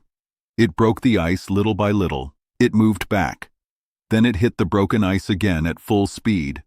Finally, with a lot of force, it went through the ice. It went onto the frozen surface. It crushed the ice with its weight. The doors on top opened. Or maybe they were ripped off. Fresh air came into every part of the Nautilus. The Nautilus, the Nautilus, the Nautilus. Chapter 17. From Cape Horn to the Amazon, I do not know how I got onto the platform. Maybe the Canadian helped me. But I could breathe the sea air. My two friends were very happy from the fresh air. We could breathe as much as we wanted. Conseil said, "This is good air. Don't worry about breathing, master. There is enough for everyone." Ned Land did not speak. His mouth was wide open. He was breathing very deeply. The Canadian breathed like a big fire. We got strong again quickly. I looked around. We were alone on the platform. No one from the ship was there. Captain Nemo was not there either. The strange sailors on the Nautilus stayed inside. They did not come out for the fresh air. I thanked my two friends first. Ned and Conseil saved my life when we were dying. I could not thank them enough. Ned Land said, "No problem, Professor. We did nothing special. Your life is more important than ours, so we had to save you." I said, "No, Ned. My life is not more important. You are a kind and good man." The Canadian said, Okay. He was a little shy. I said, "And you, good Conseil, you suffered a lot." Conseil said, "Not too much, master. I needed air, but I would have been fine. When I saw you faint, I did not want to breathe. It took my breath away." Conseil stopped talking. He got a little confused. I said, "My friends, we are together forever. I owe you a lot." The Canadian quickly said, "I will use that debt." Conseil asked, "Huh?" Ned Land said, "Yes. You can pay me back by coming with me when I leave this bad Nautilus." Conseil asked, "By the way, are we going the right way?" I said, "Yes, because we are going toward the sun, and here, the sun is to the north." Ned Land said, "Sure, but we need to know if we are going to the Atlantic or the Pacific Ocean. This means if we will be in busy seas or empty seas." I could not answer this. I was afraid Captain Nemo would not take us home. He might take us to the big ocean by Asia and America. He would finish his trip around the world underwater. Then he would go back to the seas where the Nautilus was most free. But if we went back to the Pacific, far from people, what about Ned Land's plans? We would find out soon. The Nautilus moved fast. Soon we passed the cold area of the South Pole and Cape Horn. We were at the tip of South America on March 31st at 7 in the evening. We forgot all our past pain. We forgot being trapped in the ice. We only thought about the future. Captain Nemo did not show himself. He was not in the big room or on the platform. The chief officer put the daily positions on the world map. This helped me know where the Nautilus was going. That evening, I was happy to see that we were going north, on the Atlantic route. I told the Canadian and Conseil what I saw. The Canadian said, "That is good news. But where is the Nautilus going?" I said, "I cannot say, Ned." After the South Pole, does our captain want to go to the North Pole? Then go back to the Pacific through that famous Northwest Passage? Conseil said, "I would not dare him to do that." The Canadian said, "Oh well, we will escape long before then." Conseil added, "Anyway, Captain Nemo is amazing. We will never be sad we met him." Ned Land quickly said, "Especially after we leave him." The next day, April 1st, the Nautilus came to the surface a few minutes before noon. We saw land to the west. It was Tierra del Fuego. Old sailors named it the Land of Fire because they saw smoke from native huts. This Land of Fire is many islands. It is over 30 leagues long and 80 leagues wide. It is between 53 and 56 degrees south latitude and 67 degrees 50 minutes and 77 degrees 15 minutes west longitude. The coast looked flat, but there were tall mountains far away. I thought I saw Mount Sarmiento. It is 2,070 meters high. It is a sharp, pyramid-shaped rock. Ned Land told me that it can tell us if the weather will be good or bad, depending on if it is clear or cloudy. A very good weather tool, my friend. Yes, sir, a natural weather tool. It helped me when I sailed through the Strait of Magellan. Its top showed clearly against the sky. This meant good weather. And it was true. The Nautilus went under the water again. It moved close to the coast for a few miles. Through the windows, I saw long plants and giant seaweed. Some seaweed was 300 meters long. They were like thick, strong ropes. People used them to tie up ships. Another plant, called Velp, had 4-foot leaves. It was in the coral and covered the ocean floor. Crabs and squid ate it and lived in it. Seals and otters could eat well here. They ate fish and sea plants, like English people eat their Irish stews. The Nautilus went very fast over these rich depths. In the evening, it came near the Falkland Islands. I knew their rough tops the next day. The sea was not very deep. So, I thought these two islands and the smaller ones around them were once part of the Magellan coast. The famous sailor John Davis probably found the Falkland Islands first. He called them Davis Southern Islands. Later, Sir Richard Hawkins called them the Maiden Land. Then, in the early 1700s, fishermen from Saint-Malo in France called them the Malouines. Finally, the English called them the Falklands, and they belong to England now. In these waters, our nets caught good seaweed. Some seaweed roots had the best mussels. Geese and ducks landed on the platform. They were soon in the ship's food storage. I saw many kinds of fish. I saw some gobies, especially gudgeon, which were 2 decimeters long. They had white and yellow spots. I also saw many jellyfish. The most beautiful was the compass jellyfish, found only in the Falkland Seas. Some jellyfish were like smooth, half-round umbrellas. They had red stripes and 12 neat edges. Others looked like upside-down baskets with wide leaves and long red branches. They swam by moving their 4 leaf-like arms. Their long tentacles moved in the water. I wanted to keep some of these delicate animals, but they were like clouds, shadows, or dreams. They would melt and disappear outside of the water. When the last parts of the Falkland Islands disappeared, the Nautilus went down 20 to 25 meters. It went along the coast of South America. Captain Nemo did not appear. We did not leave these Patagonian waters until April 3rd. We went under and on the surface of the ocean. The Nautilus passed the wide river mouth of the Rio de la Plata. On April 4th, we were near Uruguay, but 50 miles away. It kept going north, following the long bends of South America. We had traveled 16,000 leagues since we got on board in Japan. Around 11 in the morning, we crossed the Tropic of Capricorn at 37 degrees longitude. We passed far from Cape Frio. Captain Nemo did not like to be near the busy coasts of Brazil, which made Ned Land unhappy. The Nautilus went by very fast. Even the fastest fish or birds could not keep up. We could not see the interesting things in these seas. This speed continued for several days. On the evening of April 9th, we saw the easternmost tip of South America, Cape São Roque. But then, the Nautilus turned away. It went to the deepest parts of an underwater valley between this cape and Sierra Leone in Africa. Near the West Indies, this valley splits into 2 parts. To the north, it ends in a very deep hole, 9,000 meters deep. From here to the small islands of the Antilles, the ocean floor has a steep cliff, 6 kilometers high. Near the Cape Verde Islands, there is another tall wall. These two walls hold in the lost land of Atlantis. The bottom of this huge valley has mountains. They make these deep waters look beautiful.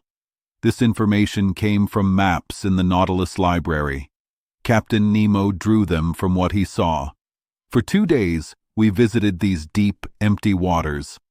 The Nautilus went down at an angle, exploring every level. But on April 11th, it rose suddenly. The shore appeared at the mouth of the Amazon River. This is a very large river. Its water makes the sea less salty for many miles. We crossed the equator. 20 miles to the west was French Guiana. We could have easily escaped there, but the wind was strong. The big waves would not let us go in a small boat. Ned Land must have known this, because he did not say anything to me. I did not talk about his escape plans. I did not want him to try something that would fail. I was happy with what I found during this time. On April 11th and 12th, the Nautilus stayed on the surface. Its net caught many wonderful sea animals, fish, and reptiles. We caught some sea animals with our net. Most were beautiful sea anemones. One was the Fictalis protexta, found only in this ocean. It had a small, round body with lines, red spots, and many tentacles. I also saw shells that I had seen before. There were turret snails, olive shells with lines and red spots, and spider shells that looked like stone scorpions. There were clear glass snails, argonauts, and some squid that old scientists said were like flying fish. These squid are used to catch cod. For fish in these waters, I saw many types I had not seen before. Among fish with soft bones, some brook lamprey. They were eels, 15 inches long, with green heads, purple fins, blue-gray backs, and silver-brown bellies with bright spots. Their eyes had gold rings. These animals usually live in fresh water, so the Amazon's current must have carried them to the sea. I also saw stingrays with pointed noses and long, thin tails with sharp stingers. There were small, 1-meter sharks with gray and white skin. Their teeth were in many rows, curving backward. People call them carpet sharks. I saw batfish, which were 1/2 meter long and red. Their side fins were like fleshy arms, making them look like bats. They also had a horn near their nose, so some call them sea unicorns. Lastly, I saw 2 kinds of triggerfish, the cucuyo with gold spots and the bright purple leather jacket, which shone like a pigeon's neck. I will end this list of fish, which is a bit long but correct, with the fish with bones that I saw.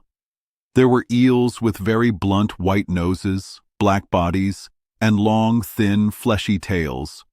There were long sardines, like 3-decimeter pike, shining with bright silver.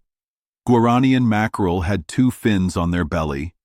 Black rudderfish, which you catch with lights, were 2 meters long. Their meat was white, firm, and good. Fresh, it tasted like eel. Dried, it tasted like smoked salmon.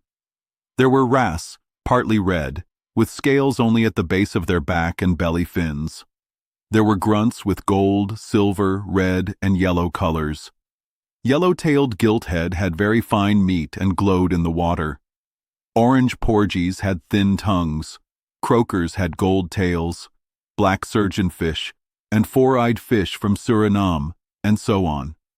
I must also mention one more fish that Conseil will remember for a long time. One of our nets caught a very flat ray. It weighed about 20 kilograms. If its tail was cut off, it would be a perfect circle. It was white underneath and reddish on top. It had big, round, dark blue spots with black rings. Its skin was smooth. It had a fin with 2 parts at the end. It moved on the platform, trying to turn over. It tried so hard that it almost flipped into the sea. But Conseil loved his fish very much. He quickly grabbed it with both hands before I could stop him. Suddenly, he was on his back, legs in the air. Half of his body was not moving. He yelled, "Oh, sir, help me!" For the first time, he did not call me master. The Canadian and I helped him sit up. We rubbed his stiff arms. When he felt better, Conseil, who always liked to classify things, said slowly, "Fish with soft bones, order Chondropterygia with fixed gills, suborder Selachia, family Rajiforma, genus electric ray." I said, "Yes, my friend." It was an electric ray that made you feel so bad. Conseil quickly said, "Oh, master can trust me on this.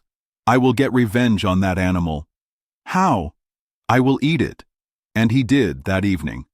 But it was only for revenge. Honestly, it tasted like leather. Poor Conseil had touched a very dangerous electric ray called the cumana. This strange animal lives in water, which can conduct electricity. It can shock other fish from several meters away. Its electric part is very powerful. Its two main surfaces are at least 27 square feet. The next day, April 12th, the Nautilus went near the coast of Dutch Guiana by the Moroni River. Many sea cows live there in groups. These were manatees. They are like dugongs and Steller's sea cows. These good animals were 6 to 7 meters long. They weighed at least 4,000 kilograms each. They were not harmful or aggressive. I told Ned Land and Conseil that nature gave these animals an important job. Manatees, like seals, eat underwater plants. They clear the plants that block the mouths of warm rivers. I added, "Do you know what happened since people almost killed all these helpful animals? Dying plants have poisoned the air. This bad air causes yellow fever, which makes these beautiful places sick. This poisonous plant has grown more in the warm seas, so the disease spreads from the Rio de la Plata to Florida. If Professor Toussaint is right, this sickness is small compared to what will happen to our children. This will happen when there are no more whales and seals in the seas. Then, the oceans will be full of jellyfish, squid, and other big squid. They will be huge places of sickness. This is because their waves will no longer have these big stomachs that God gave to clean the sea." But the Nautilus crew caught half a dozen manatees. They did not care about these ideas. They wanted good red meat for their food. It was even better than beef or veal. Hunting them was not exciting. The manatees did not fight back. Several thousand kilograms of meat were taken below. They would be dried and stored. That same day, another strange fishing method added more food to the Nautilus. These seas had so many animals. Our net caught many fish. Their heads had small, oval, fleshy parts on top. These were suckerfish. These flat parts on their heads are made of moving cartilage. The animals can make a vacuum between them. This helps them stick to things like suction cups. The remoras I saw in the Mediterranean Sea were like this fish. But this one was an Echeneus osteocara, found only in this sea. After catching them, our sailors put them in buckets of water. After fishing, the Nautilus went closer to the coast. Many sea turtles were sleeping on the water. It would have been hard to catch these valuable reptiles. They wake up at the smallest sound. Their hard shells cannot be pierced by harpoons, but our suckerfish would catch them very well. This animal is like a living fishhook. It helps even new fishermen get rich and happy. The Nautilus men tied a ring to each fish's tail. The ring was big enough so the fish could move. A long rope was tied to the ring. The other end of the rope was on the ship. The suckerfish were put in the sea. They immediately started to work. They went and stuck to the turtles' shells. They held on so tight that they would break before letting go. They were pulled in, still sticking to the turtles. The turtles came onto the ship with them. We caught several loggerhead turtles this way. They were 1 meter wide and weighed 200 kilograms. They are very valuable because of their shells. The shells have big, thin, brown, clear plates with white and yellow marks. They also tasted very good. Their taste was like the green turtle.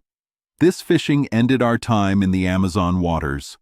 That evening, the Nautilus went back to the open sea. Chapter 18. The Devilfish. The Nautilus moved away from America. It did not go near the Gulf of Mexico or the Caribbean Sea. These seas were deep, about 1,800 meters. But Captain Nemo did not like these waters because of the many islands and ships. On April 16th, we saw Martinique and Guadeloupe from far away. I saw their tall mountains for a moment. Ned was sad. He wanted to escape in the Gulf. He thought he could reach the land or another boat. If he could take a small boat without Captain Nemo knowing, he could escape. But in the middle of the ocean, it was not possible. Ned, Conseil, and I talked about this. We had been prisoners on the Nautilus for 6 months. We had traveled very far, and Ned said it would never end. So he asked me something new. He wanted to ask Captain Nemo if he would keep us on the ship forever. I did not like this idea. I thought it would not help. We could not expect help from Captain Nemo. We could only help ourselves. Also, Captain Nemo had been sadder and more private lately. He seemed to avoid me. I rarely saw him. He used to show me the wonders of the sea. Now, he let me do my own research and did not come to the lounge. Why had he changed? I did not know. Was our being there a problem for him? Still, I did not think he would let us go. So I asked Ned to let me think about it first. If we asked and it did not work, Captain Nemo might get suspicious. It could make things harder for us and stop Ned's plans. Also, we could not say we were sick. Except for a difficult time at the South Pole, we felt very well. We had good food, good air, a regular life, and the same temperature. This kept us healthy. For Captain Nemo, who liked this life and could go anywhere, it was fine. But we still had ties to other people. I wanted to write a book about the sea, and I wanted it to be published. Through the windows, 10 meters under the Caribbean Sea, I saw many interesting things for my notes. There were Portuguese men of war. They looked like big, shiny bags. They had blue parts like silk. They were beautiful but could sting like nettles. There were also long worms, 1.5 meters long, with pink noses and many moving parts. They moved through the water and shone with all the colors. There were large fish called manta rays. They were 3 meters long and weighed 270 kilograms. They looked like parts of a ship and sometimes covered our windows. There were also black and white fish, long yellow fish, and mackerel with sharp teeth. Then there were many red fish with gold stripes. They looked like jewels. Old stories said rich Romans liked them. Finally, there were beautiful golden angelfish, fast gilthead, shining herring, and gray mullet. Red salmon cut through the waves, and silver moonfish looked like many moons in the water. I could have seen more amazing things, but the Nautilus went deeper. It went to 2,000 and 3,500 meters. There, I only saw sea lilies, starfish, beautiful crinoids, and some snails. By April 20th, we were at about 1,500 meters. The closest land was the Bahamas. There were tall underwater cliffs, like big stone walls, with dark caves. Our lights could not reach the ends of the caves. Big plants hung on these rocks, like a giant garden under the sea. Conseil, Ned, and I talked about these big plants and also about big sea animals. The plants were for the animals to eat, but through the windows of the Nautilus, I only saw crabs with long legs, purple crabs, and sponge crabs. It was about 11 o'clock when Ned showed me something moving in the big plants. "These are places where devilfish live," I said. "I would not be surprised to see some big ones here." "What?" Conseil said. "Squid? Normal squid?" "No," I said. "Very large devilfish. But Ned is probably wrong, because I don't see anything." "That's too bad," Conseil said. "I want to see one of those devilfish that can pull ships down. They are called crake. Fake is more like it, Ned said. Krakens, Conseil finished, not minding Ned's joke. No one will make me believe, Ned said, that such animals exist. Why not? Conseil said. We believed in the master's narwhal. We were wrong, Conseil. Yes, but some people still believe in them. Maybe, Conseil, but I will not believe in such a monster until I cut it open myself. But, Conseil asked me, does Master not believe in giant devilfish? Oh, who believed in them? Ned said. Many people, Ned, I said. Not fishermen, maybe scientists. Excuse me, Ned. Fishermen and scientists. Conseil said seriously, I remember seeing a big boat pulled under the water by a cephalopod's arms. You saw that? Ned asked. Yes, Ned. With your own eyes? With my own eyes. Where? In Saint-Malo? Conseil said calmly. In the harbor? Ned said, joking. No, in a church, Conseil answered. In a church, Ned said. Yes, Ned. It had a picture of the devilfish. Oh, Ned laughed. Mr. Conseil tricked me. He is right, though, I said. I have heard about that picture, but it's from a story, and you know what to think of stories in nature. Also, when it's about monsters, people imagine many things. They said these devilfish could pull ships down. One person, Olaus Magnus, said there was a cephalopod a mile long, like an island. Also, a bishop once put an altar on a big rock. After he finished Mass, the rock moved and went into the sea. The rock was a devilfish. And that's all we know? Ned asked. No, I said. Another bishop, Pontoppidan, also said there was a devilfish so big that a whole group of soldiers on horses could move on it. Those old bishops told big stories, Ned said. Finally, old scientists talked about monsters with mouths as big as a gulf. They were too big to go through the Strait of Gibraltar. Good work, men, Ned said. But is there any truth in these stories? Conseil asked. None at all, my friends, if they are too unbelievable and just stories. But there had to be some reason for these stories. It is true that some squid and other devilfish are very big, but still smaller than whales. Aristotle said one squid was 3.1 meters. Our fishermen often see ones over 1.8 meters long. Museums have devilfish bodies that are 2 meters long. Scientists say that an animal only 6 feet long could have arms 27 feet long. That is big enough to be a scary monster. Do people fish for them now? Ned asked. If they don't fish for them, sailors at least see them. A friend of mine, Captain Paul Boss, said he saw one of these giant monsters in the East Indies. But the most amazing thing, which shows that these giant animals really exist, happened a few years ago in 1861. What happened? Ned asked. This. In 1861, near Tenerife, where we are now, the crew of the ship Alecto saw a huge squid in the water. Commander Bouguer went near it and attacked it with harpoons and guns. But it did not work because the bullets and harpoons went through its soft body like jelly.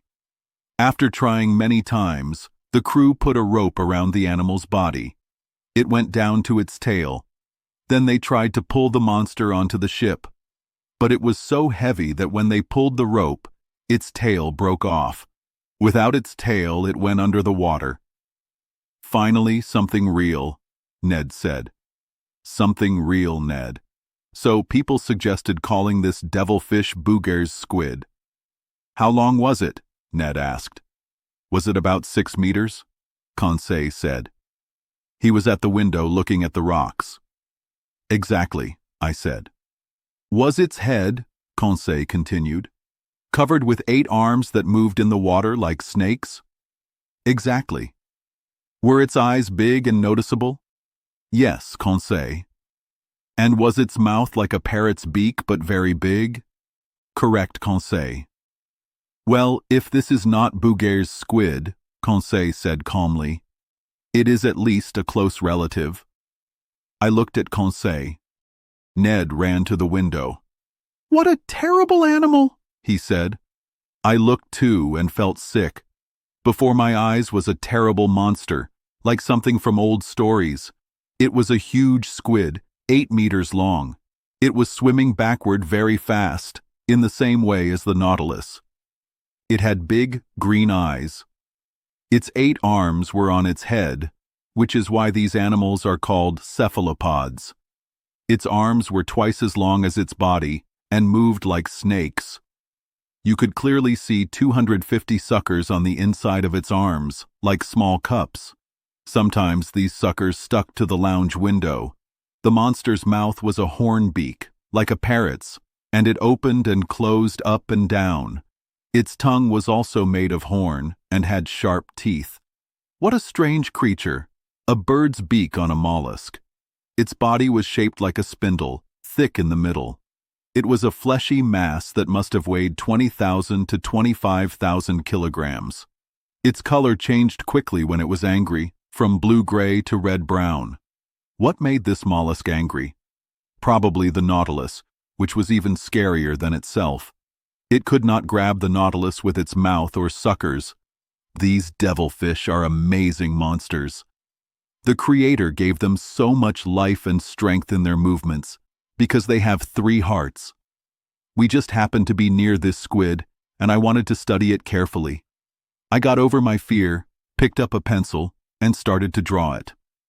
"Perhaps this is the same one as the Electos," Conseil said. "Cannot be," Ned said, "because this one is whole, and the other one lost its tail." "That is not certain," I said. "These animals' arms and tails can grow back. In 7 years, Booger's squid's tail could have grown back." "Anyway," Ned said, "if it is not this one, maybe it is one of those." Indeed, other devilfish appeared at the other window. I counted 7 of them. They followed the Nautilus. I could hear their beaks hitting the metal ship. They were very close to us. I kept drawing. These monsters moved with us so perfectly that they seemed still. I could have drawn them small on the window, but we were moving at a medium speed. Suddenly, the Nautilus stopped. It shook. "Did we hit the bottom?" I asked. "We are clear," Ned said, "because we are floating." The Nautilus was floating, but it was not moving. Its propeller was not turning. A minute passed. Captain Nemo came into the lounge with his first officer. I had not seen him for a while. He looked sad. Without speaking to us, perhaps not even seeing us, he went to the window, looked at the devilfish, and said a few words to his first officer. The officer left. Soon the windows closed. The ceiling lights came on. I went to Captain Nemo. "An unusual group of devilfish," I told him, like someone happy to see fish in an aquarium. "Correct, Mr. Naturalist," he answered, "and we are going to fight them closely." I looked at the captain with wide eyes. I thought I had not heard him right. "Closely?" I repeated. "Yes, sir. Our propeller is stuck. I think the hard mouth of one of these squid is caught in the blades. That's why we are not moving." "And what will you do?" "Go to the surface and kill them." "A difficult job." "Correct. Our electric bullets do not work on their soft bodies, but we will attack them with axes." "And harpoons, sir," Ned said, "if you let me help." "I accept, Mr. Land." "We will go with you," I said. We followed Captain Nemo to the main stairs. About 10 men were there, ready to fight, with axes. Conseil and I took 2 more axes. Ned took a harpoon. The Nautilus had come back to the surface. One of the sailors on the top steps opened the hatch. But as soon as he opened it, the hatch flew open with great force. A devilfish's suckers had pulled it open. At once, one of those long arms slid like a snake into the opening. 20 more arms moved above. Captain Nemo cut off this terrible arm with an axe. It fell wriggling down the steps. As we all rushed to the top, 2 more arms hit the air. They grabbed the sailor in front of Captain Nemo and pulled him away with great force. Captain Nemo shouted and jumped outside. We ran after him. What a sight! The poor man was held by the devilfish's arm and stuck to its suckers. He swung in the air. He gasped. He choked. He yelled, "Help! Help!" These words, in French, shocked me. So, there was a countryman on board, maybe more. I will remember his awful cry for the rest of my life. The poor man was lost. Who could free him from such a strong grip? But Captain Nemo rushed at the devilfish and cut off another of its arms with an axe. His first officer fought hard with other monsters climbing the Nautilus's sides. The crew fought with axes. Ned, Conseil, and I put our weapons into these soft bodies. A strong, musky smell filled the air. It was terrible. For a moment, I thought the poor man might be pulled free from the devilfish's strong grip. 7 of its 8 arms had been cut off. One arm, holding its victim like a feather, moved in the air. But as Captain Nemo and his first officer rushed at it, the animal shot out black liquid from a bag in its belly. It blinded us. When the cloud went away, the squid was gone, and so was my poor countryman. Then we were filled with anger against these monsters. We lost control. 10 or 12 devilfish had come onto the Nautilus's top and sides. We fought them in a messy way. Their cut arms moved over the ship with blood and black ink. It seemed like these sticky arms grew back like a monster's many heads. Every time, Ned's harpoon went into a squid's green eye and broke it. But my brave friend was suddenly knocked down by a monster's arms that he could not avoid. Oh, my heart almost burst with excitement and fear. The squid's terrible beak was wide open over Ned. The poor man was about to be cut in half. I ran to help him, but Captain Nemo got there first. His axe went between the 2 huge parts of its mouth. Ned, saved by a miracle, stood up and put his harpoon all the way into the devilfish's 3 hearts. "Tit for tat," Captain Nemo told Ned. "I owed it to myself." Ned bowed without answering him. This fight lasted 15 minutes. The monsters were beaten, cut, and badly hurt. They finally gave up and went under the water. Red with blood, standing still by the light, Captain Nemo looked at the sea that had taken one of his men. Large tears ran from his eyes. Chapter 19. The Gulf Stream. It was April 20th. We saw a very sad scene. I wrote about it when I was very excited. Later, I read it again. I read it to Conseil and the Canadian. They said it was correct, but it did not show how strong the feelings were. To show such sights, we would need a famous poet like Victor Hugo to write it. He wrote, "The Toilers of the Sea." Captain Nemo cried as he looked at the waves. He was very sad. This was the second friend he lost since we came on board. And what a terrible way to die. A giant devilfish broke him, choked him, and crushed him. This friend would not rest with his friends in the calm coral cemetery. I was very sad during this fight. I heard the man shout in pain. He forgot his usual language. This poor Frenchman spoke his own language to ask for help one last time. Among Captain Nemo's crew, who did not want to be with other people, I found a countryman. Was he the only one from France in this group? This group had people from many countries. This was another question I could not answer. Captain Nemo went into his room. I did not see him for a long time. He must have been very sad and unsure. The Nautilus showed his feelings. It did not go in a straight line. It moved with the waves like a dead body. Its propeller was fixed, but it was not used much. It was just moving around. It could not leave the place where the man died. 10 days passed.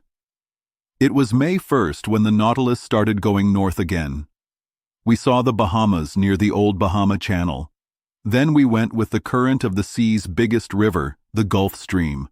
It has its own banks, fish, and temperature. It is like a river in the middle of the Atlantic. Its water does not mix with the ocean water. It is a salty river, saltier than the sea around it. It is about 3,000 feet deep and 60 miles wide. In some places, it moves at 4 kilometers per hour. It has more water than all the rivers in the world together. Commander Maury found that the Gulf Stream starts in the Bay of Biscay. There, its waters are weak in temperature and color. It goes south, past Africa. It gets warm in the hot areas. It crosses the Atlantic and reaches Cape São Roque in Brazil. It then splits into 2 parts. One part goes to the Caribbean Sea to get more heat. Then, the Gulf Stream balances the hot and cold temperatures. It mixes tropical and northern waters. It gets very hot in the Gulf of Mexico. It goes north along the American coast to Newfoundland. A cold current from the Davis Strait pushes it away. Then it goes around the Earth in a large circle. It splits into 2 parts near the 43rd parallel. One part goes back to the Bay of Biscay and the Azores. It is helped by the northeast winds. The other part warms the coasts of Ireland and Norway. It goes past Spitsbergen, where its temperature goes down to 4 degrees Celsius. It makes the sea at the pole open. The Nautilus was in this ocean river. It left the old Bahama Channel, which is 14 leagues wide and 350 meters deep. The Gulf Stream moves at 8 kilometers per hour there. Its speed gets slower as it goes north. We must hope it stays like this. Experts say that if its speed and direction change, the weather in Europe will be very bad. Around noon, I was on the platform with Conseil. I told him about the Gulf Stream. After I finished, I asked him to put his hands in the water. Conseil did. He was surprised because he felt no hot or cold. I told him, "The water temperature of the Gulf Stream is like your blood temperature when it leaves the Gulf of Mexico. This Gulf Stream makes Europe warm. This allows green plants to grow there all the time.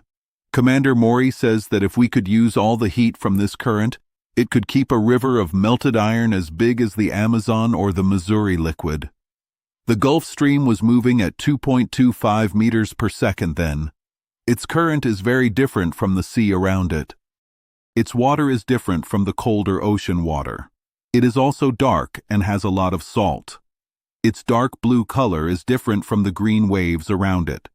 The line between them is so clear that near the Carolinas, the Nautilus was in the Gulf Stream water. But its propeller was still in the ocean water. This current carried many creatures. Argonauts, which are common in the Mediterranean, traveled in large groups. Among fish with soft bones, the most interesting were rays. Their thin tails were almost a third of their body. Their body was like a big diamond, 25 feet long. Then there were small sharks, 1 meter long. They had large heads, short and round noses, and sharp teeth in many rows. Their bodies looked like they had scales. Among fish with bones, I saw gray wrasse. They are only in these seas. I saw deep-water gilthead with fiery eyes. I saw 1 meter croakers with big mouths and small teeth. They made thin sounds. I saw black rudderfish, like the ones I talked about before. I saw blue dorados with gold and silver colors. I saw rainbow-colored parrotfish. They are as beautiful as tropical birds. I saw banded blennies with triangle heads. I saw bluish flounder without scales. I saw toadfish with a yellow band shaped like a Greek T. I saw many small gobies with brown spots. I saw lungfish with silver heads and yellow tails. I saw different kinds of salmon. I saw mullet with thin bodies and a soft glow. Lacépède named them after his wife. And finally, the American cavala. This is a beautiful fish with many colors. It is often near the shores of this big country. At night, the Gulf Stream's glowing water was as bright as our electric light. This was especially true in the storms that often came. On May 8th, we were near North Carolina. We were again across from Cape Hatteras. The Gulf Stream is 75 miles wide and 210 meters deep there. The Nautilus continued to go in random directions. It seemed like no one was watching it. We could have easily escaped then. The shores had many people and offered a safe place. Many ships went between the Gulf of Mexico and New York or Boston. Small boats crossed the sea day and night. They traded along the American coast. We could hope to be picked up. So it was a good chance, even though the Nautilus was 30 miles from these American coasts. But one bad thing stopped the Canadians' plans. The weather was very bad. We were coming to places where storms are common. This is where tornadoes and cyclones are born because of the Gulf Stream's current. To face a raging sea in a small boat would be very dangerous. Ned Land agreed. He was very restless. He missed his home very much. Only escaping could cure him. "Sir," he told me that day, "this must stop. I want to know what is happening. Your Nemo is going away from the shore and heading north. But believe me, I had enough at the South Pole. I am not going with him to the North Pole." "What can we do, Ned, since we can't escape now?" "I still think the same thing. We need to talk to the captain. When we were in your country's seas, you did not say anything. Now that we are in mine, I will speak. In a few days, I think the Nautilus will be near Nova Scotia. From there to Newfoundland is a big gulf. The St. Lawrence River flows into that gulf. The St. Lawrence is my river. It flows by Quebec, my hometown. When I think about all this, I feel sick and my hair stands on end. Honestly, sir, I would rather jump into the water. I can't stay here anymore. I am suffocating." The Canadian was clearly very tired of waiting. He was a strong man. He could not get used to being locked up for so long. His face changed every day. He became sadder and sadder. I knew what he was feeling because I also missed my home. Almost 7 months passed without any news from land. Also, Captain Nemo kept to himself. He changed his mood. He was completely silent since the fight with the devilfish. All this made me see things differently. I no longer felt excited like in our first days on board. You needed to be like Conseil, from Flanders, to accept this situation. We were living in a place made for big sea animals. Truly, if that brave young man had gills instead of lungs, I think he would have been a great fish. "Well, sir?" Ned Land continued, seeing that I had not answered. "Well, Ned, you want me to ask Captain Nemo what he plans to do with us?" "Yes, sir." "Even though he has already made it clear?" "Yes, I want a final answer. Speak only for me if you want." "But I rarely see him. He avoids me." "All the more reason you should go find him." "I will talk to him, Ned." "When?" the Canadian asked quickly. "When I see him."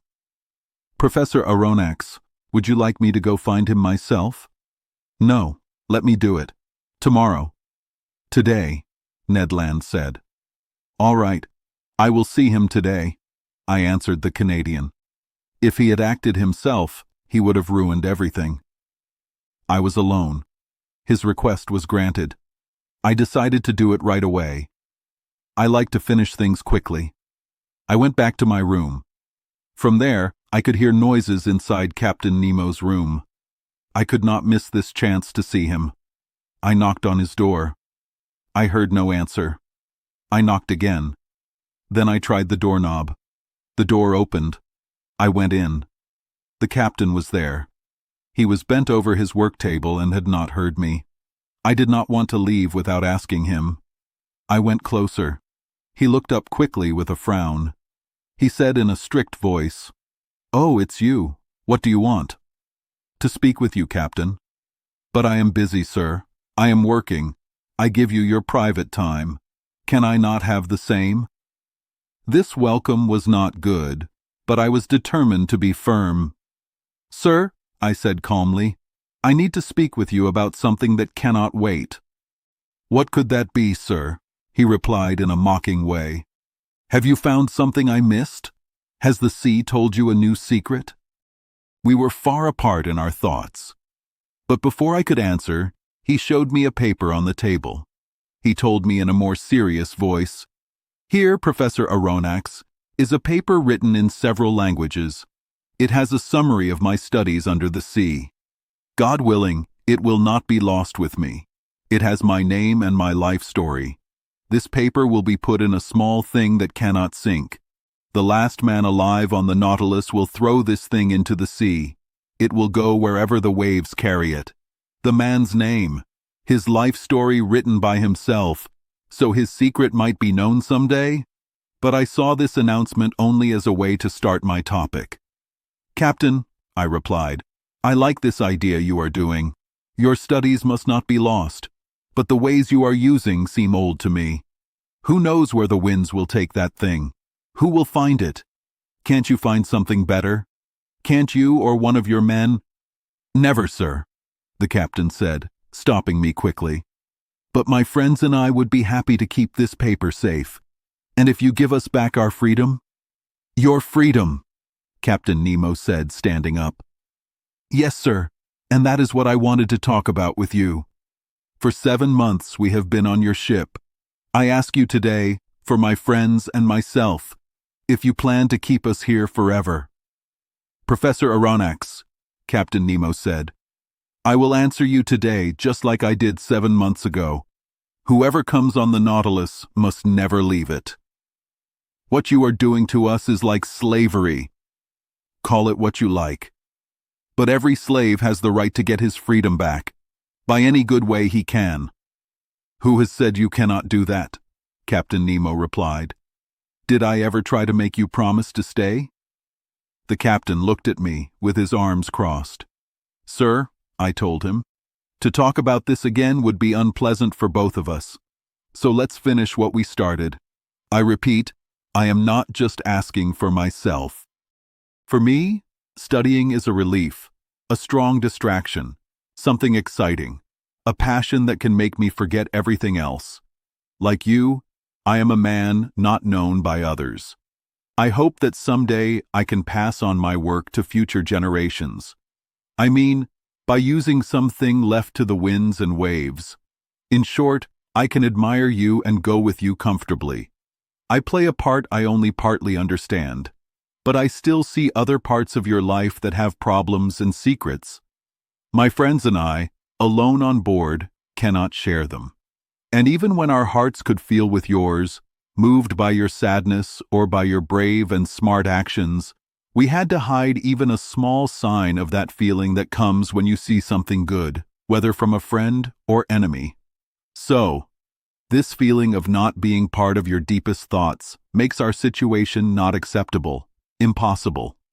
Even for me, but especially for Ned Land. Every man, because he is a human, deserves fair treatment.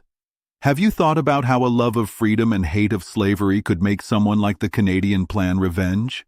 What he might think, try, do? I stopped talking. Captain Nemo stood up.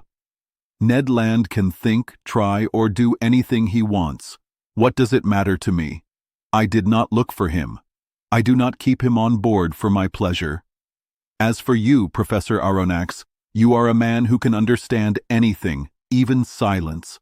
I have nothing more to say to you. Let this first time you have come to talk about this be the last, because a second time I will not even listen. I left. From that day on, our situation was very difficult. I told my 2 friends about this talk. Now we know, Ned said, that we can't expect anything from this man. The Nautilus is getting near Long Island. We will escape, no matter what the weather is like. But the sky looked more and more dangerous. There were clear signs of a hurricane coming. The air turned white and cloudy. Thin clouds were followed by layers of dark clouds on the horizon. Other low clouds flew quickly. The sea became very big. It was swollen by long waves. All the birds disappeared except for a few petrels, who like storms. The barometer went down a lot. This showed a lot of pressure in the air. The liquid in our storm glass changed because of the electricity in the air. A fight between the weather elements was coming. The storm started during the day on May 13th. The Nautilus was near Long Island, a few miles from the entrance to Upper New York Bay. I can describe this fight of the elements. Captain Nemo did not go into the deep ocean. Instead, for some reason, He decided to stay on the surface and face the storm. The wind was blowing from the southwest. At first, it was strong, about 15 meters per second. It grew to 25 meters around 3 in the afternoon. This is the speed for big storms. Captain Nemo was not moved by these strong winds. He stood on the platform. He was tied around his waist to stay on the deck as huge waves crashed over it. I tied myself in the same place. I was amazed by both the storm and this amazing man who faced it directly. The wild sea had huge, torn clouds that were wet from the waves. I no longer saw the small waves between the big ones, only long, dark waves with solid tops that did not foam. They kept getting taller. They pushed each other. The Nautilus sometimes lay on its side, sometimes stood up like a mast. It rolled and moved up and down terribly. Around 5 o'clock, heavy rain fell. But it did not stop the wind or the sea. The hurricane was moving at 45 meters per second, almost 40 leagues per hour. In these conditions, houses fall, roof tiles break doors, iron fences snap, and heavy cannons move. And yet, in this chaos, the Nautilus showed what an expert engineer said: a well-built hull can stand against any sea. This submarine was not a rock that waves could break. It was a steel spindle, moving easily, without ropes or masts, and able to face the storm without harm. Meanwhile, I was carefully watching these wild waves. They were up to 15 meters high. They were 150 to 175 meters long. Their speed, half of the wind speed, was 15 meters per second. Their size and power increased with the depth of the water. Then I understood what these waves do. They trap air inside them and release it deep in the sea. This oxygen brings life. Their strongest pressure, it has been calculated, can be up to 3,000 kilograms on every square foot they hit. Such waves in the Hebrides moved a stone weighing 84,000 pounds. Their relatives in the tidal wave on December 23, 1854, knocked down part of the Japanese city of Tokyo. Then, on the same day, they traveled at 700 kilometers per hour to hit the beaches of America. After nightfall, the storm became stronger. As in the 1860 cyclone on Reunion Island, the barometer fell to 710 millimeters. At the end of the day, I saw a large ship on the horizon. It was struggling hard. It moved slowly to try to stay steady on the waves. It must have been a steamer going from New York to Liverpool or Le Havre. It soon disappeared into the darkness. At 10 o'clock in the evening, the sky lit up.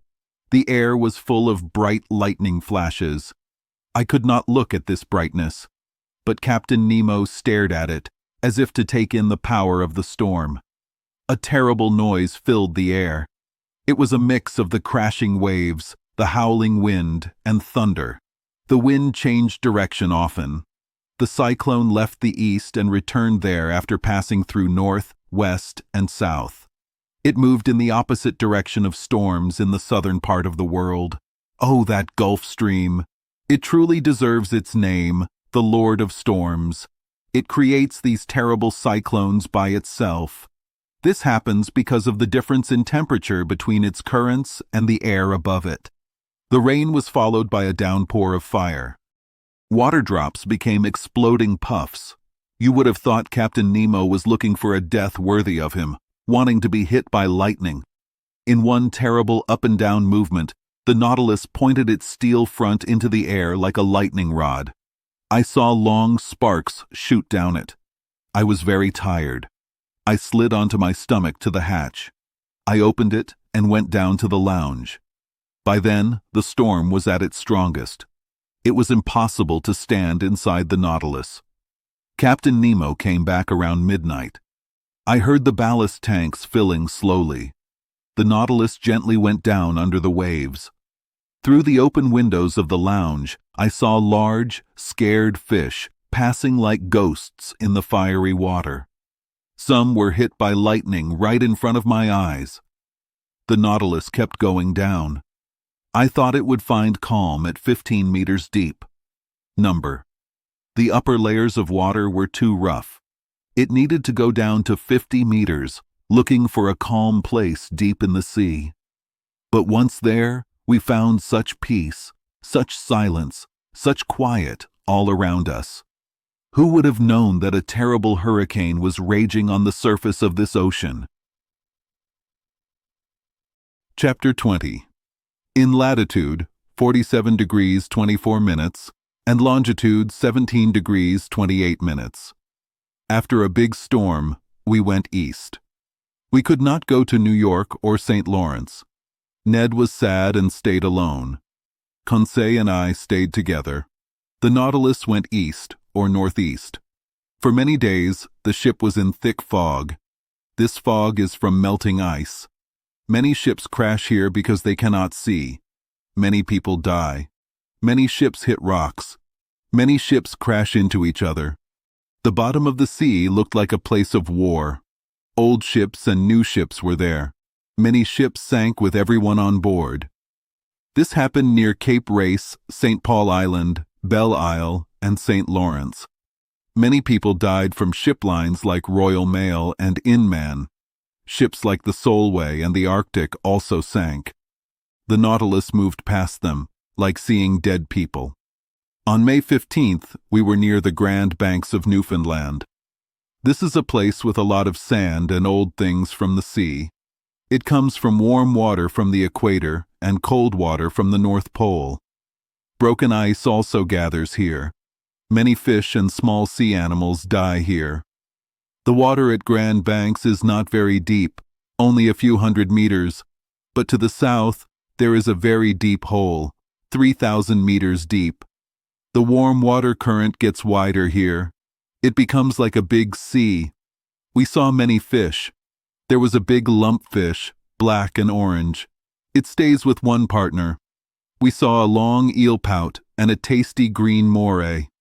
There were wolffish with big eyes.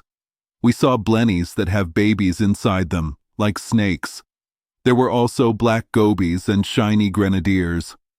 Fast fish from the far north were also there.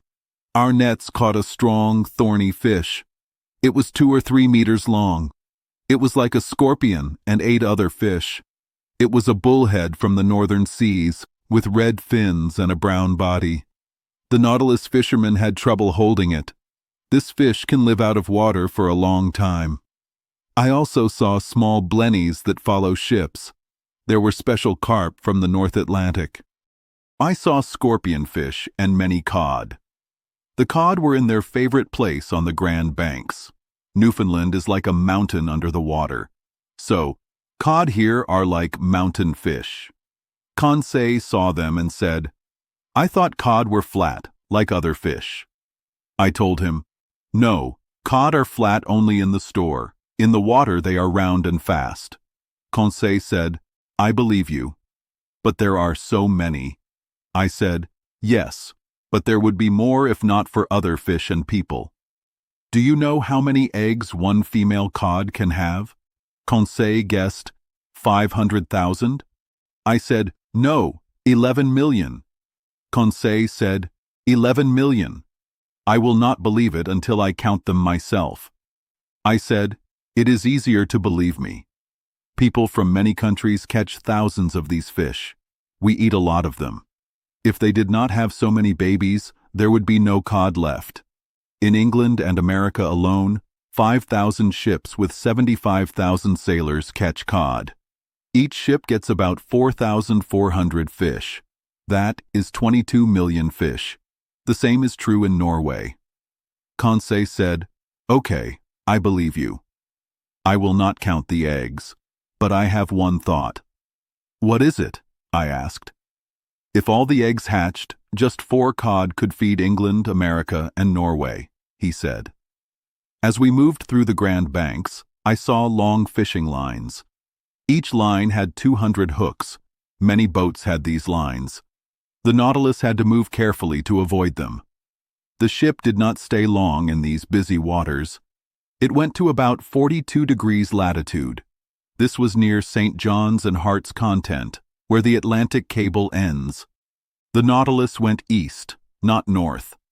It was like it was following the underwater plateau where the telegraph cable is. We knew the shape of the land there. On May 17th, about 500 miles from Heart's Content, at 2,800 meters deep, I saw the cable. Conseil thought it was a big sea snake. I told him what it was and how it was put there. The first cable was put down in 1857 to 1858. It worked for about 400 messages, then stopped. In 1863, a new cable was made. It was 3,400 kilometers long and weighed 4,500 tons. The ship Great Eastern carried it. This also failed. On May 25th, at 3,836 meters deep, the Nautilus was where the second cable broke. It was 638 miles from Ireland. Contact with Europe stopped at 2 p.m. The workers cut the cable to pull it up. By 11 p.m., they got the broken part. They fixed it and put it back. But a few days later, it broke again, and they could not get it back. The Americans did not give up. Cyrus Field, who put all his money into this, asked for more money. People gave money quickly. A new cable was made better. It had special wires inside a rubber cover. This cover had cloth and metal around it. The Great Eastern sailed again on July 13, 1866. The work went well, but someone put nails in the cable to damage it. The captain and engineers said that if they found the person, they would throw him into the sea. After that, no more damage happened. By July 23rd, the Great Eastern was 800 kilometers from Newfoundland. It got news that Prussia and Austria stopped fighting after a battle. On July 27th, it saw Heart's Content. The work was done well. The first message from America to Europe said, "Glory to God in the highest, and peace on earth to men of good will." The electric cable looked good, but it was covered in small shells and gravel. This kept small sea animals from harming it. It rested calmly, safe from the sea's movement. The pressure helped the electric signal go from America to Europe in 32/100ths of a second. This cable will probably last a long time because salt water makes it better. The cable was on a good flat area. It was never too deep to break. The Nautilus followed it to its lowest point, 4,431 meters deep. It was fine there. Then we went back to where the accident happened in 1863. There, the sea floor was a valley 120 kilometers wide.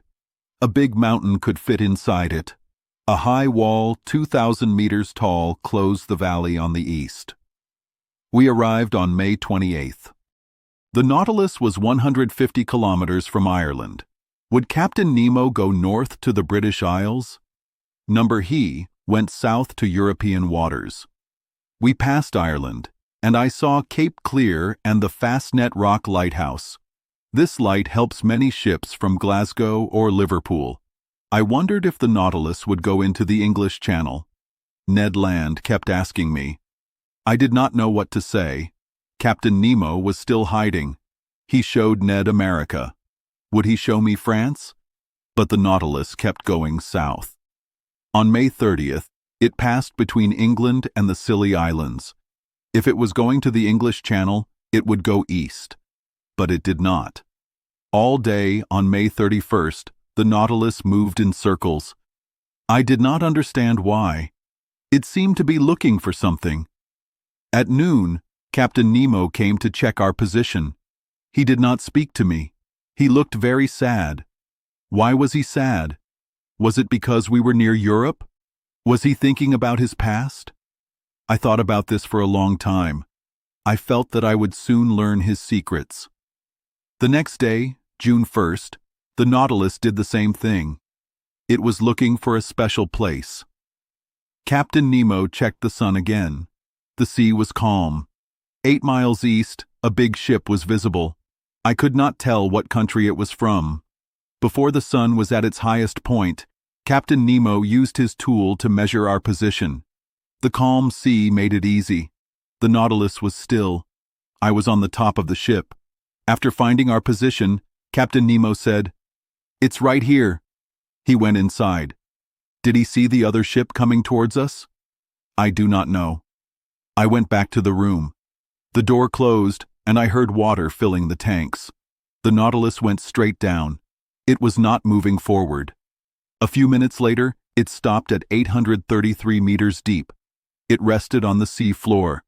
The lights in the room turned off. The windows opened. I saw the sea lit up for a half-mile. I looked to my left and saw only the big, calm sea. To my right, I saw a large shape on the sea floor. It looked like old buildings covered in white shells, like snow.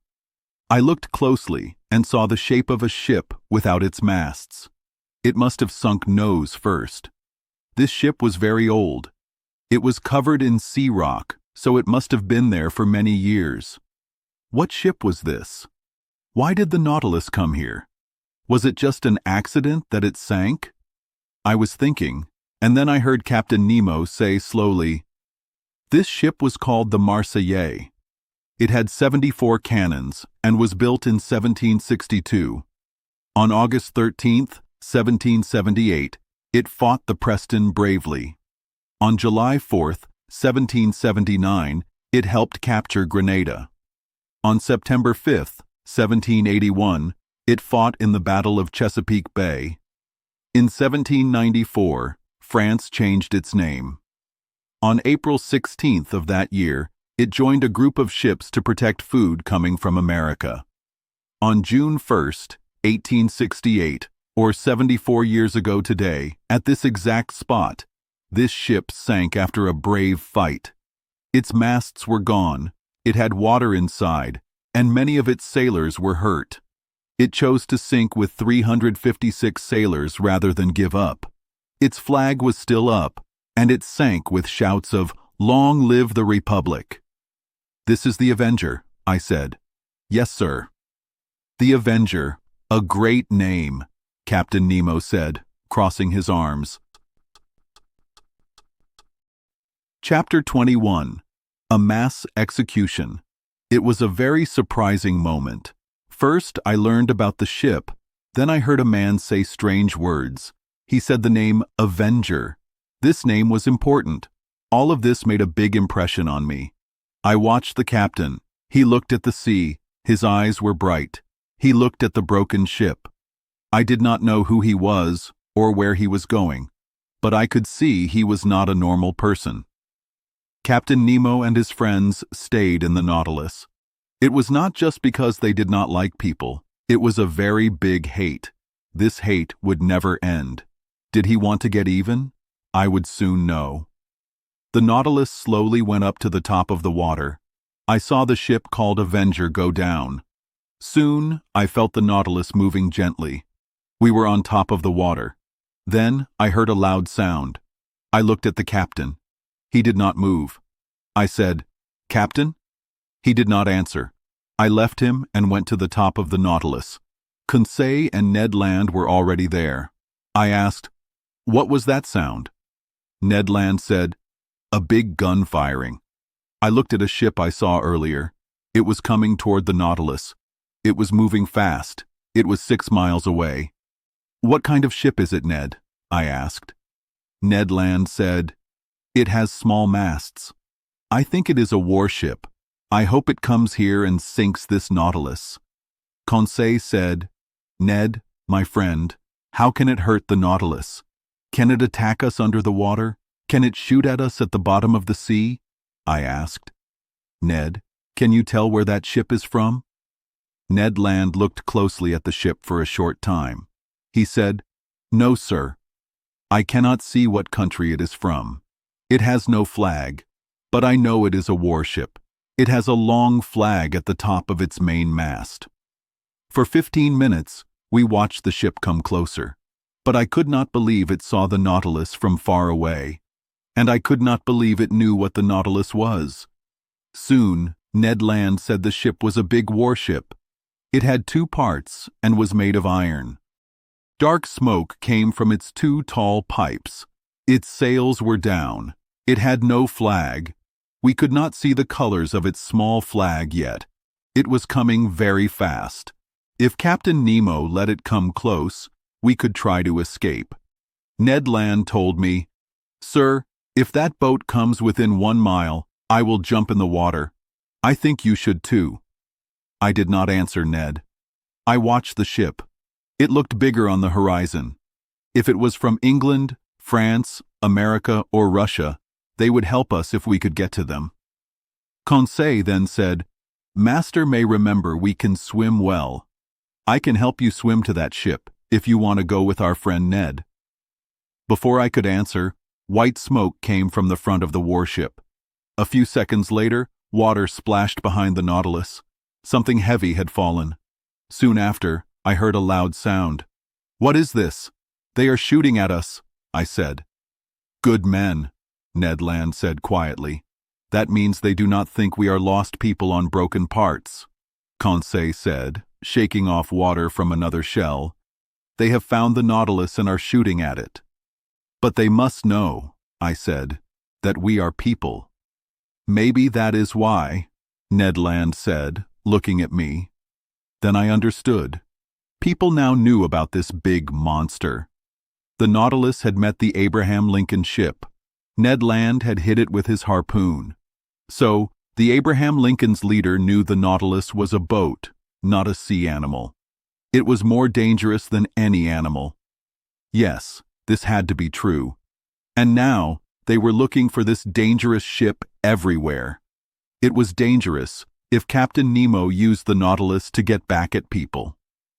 That night, in the middle of the ocean, when he put us in the room, did he attack a ship? The man buried in the coral was hurt by the Nautilus. Yes, I thought this was true. I now knew a part of Captain Nemo's secret life. And now, even if they did not know his name, the countries against him knew they were not hunting a made-up monster. They were hunting a man who hated them very much. I thought about all these scary things. The ship coming toward us would not be our friends. They would be our enemies. More and more shells fell around us. Some hit the water and bounced off, going far into the sea. But none hit the Nautilus. The iron ship was now only 3 miles away. It was shooting many times. Captain Nemo had not come to the top. But if one of those shells hit the Nautilus, he could die. Ned Land then told me, "Sir, we must do something to get out of this. Let's signal them. Maybe they will see we are good people." Ned Land took out his handkerchief to wave it, but as he opened it, a strong hand hit him.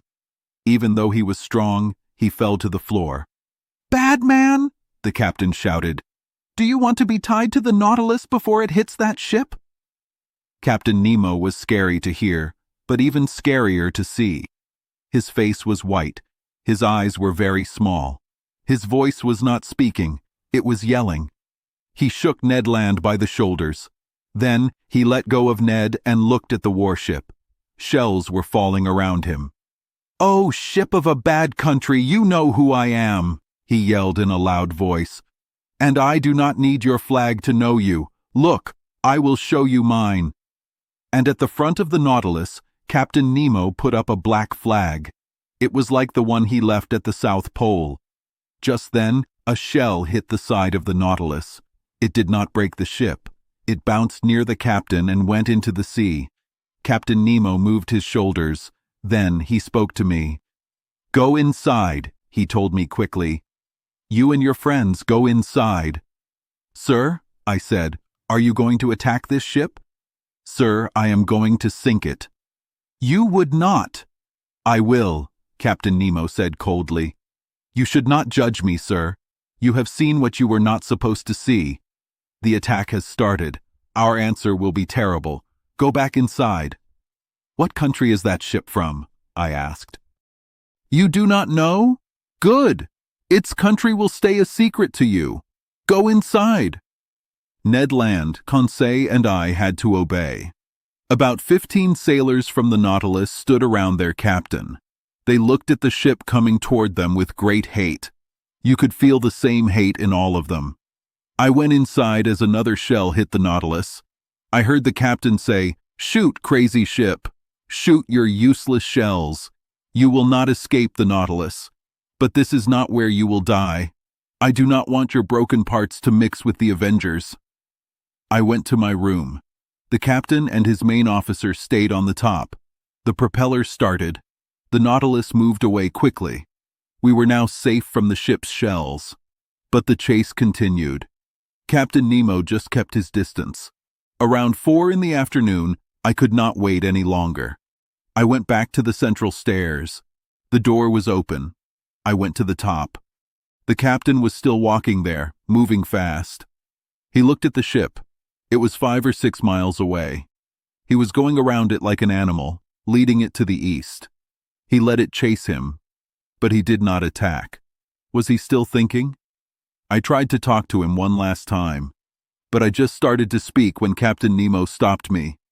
"I am the law. I am the judge. I am the one who was hurt, and there are the ones who hurt me. Because of them, I saw everything I loved disappear.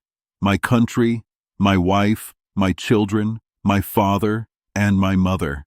There is everything I hate. Do not say another word." I looked one last time at the warship, which was speeding up. Then I went back to Ned and Conseil. "We will escape," I said. "Good," Ned said. "Where is that ship from?" "I do not know. But wherever it is from, it will sink before night. In any case, it is better to die with it than help with revenge we do not understand." "That is what I think," Ned Land said calmly. "Let's wait for night." Night came. It was very quiet on the Nautilus. The compass showed that the Nautilus had not changed direction. I could hear the propeller. It was moving the water steadily. The Nautilus stayed on top of the water. It moved gently from side to side. My friends and I decided to escape as soon as the other ship came close enough to hear us or see us. The moon would be full in 3 days and was shining brightly. Once we were on that ship, if we could not stop the attack, at least we could do what we could. Many times I thought the Nautilus was going to attack, but it just let the other ship come close. Then it would quickly move away again. Part of the night passed without problems. We waited for a chance to act. We did not talk much. We were too nervous. Ned Land wanted to jump in the water. I made him wait. I thought the Nautilus would attack the ship on the top of the water. Then it would be easy to escape. At 3 in the morning, I was worried. I went to the top. Captain Nemo was still there. He stood at the front next to his flag. A small wind made the flag move. His eyes never left the ship. His strong gaze seemed to pull the ship closer. The moon was now high in the sky. Jupiter was rising in the east. The sky and the ocean were very calm. The sea reflected the moon's light. It was a beautiful mirror. And when I compared this calm nature with the anger inside the Nautilus, I shivered. The ship was 2 miles away. It came closer. It always moved toward the light from the Nautilus. I saw its green and red lights, and a white light at the front. Blurry lights on its ropes showed that its engines were working very hard. Sparks and burning pieces of coal came from its pipes, like stars in the air. I stood there until 6 in the morning. Captain Nemo did not seem to see me. The ship was 1.5 miles away. When the first light of day came, it started shooting again. The time for the Nautilus to attack was close. My friends and I would leave this man I did not dare to judge forever. I was about to go inside to tell them when the chief officer came to the top. Several sailors were with him. Captain Nemo did not see them, or he did not want to.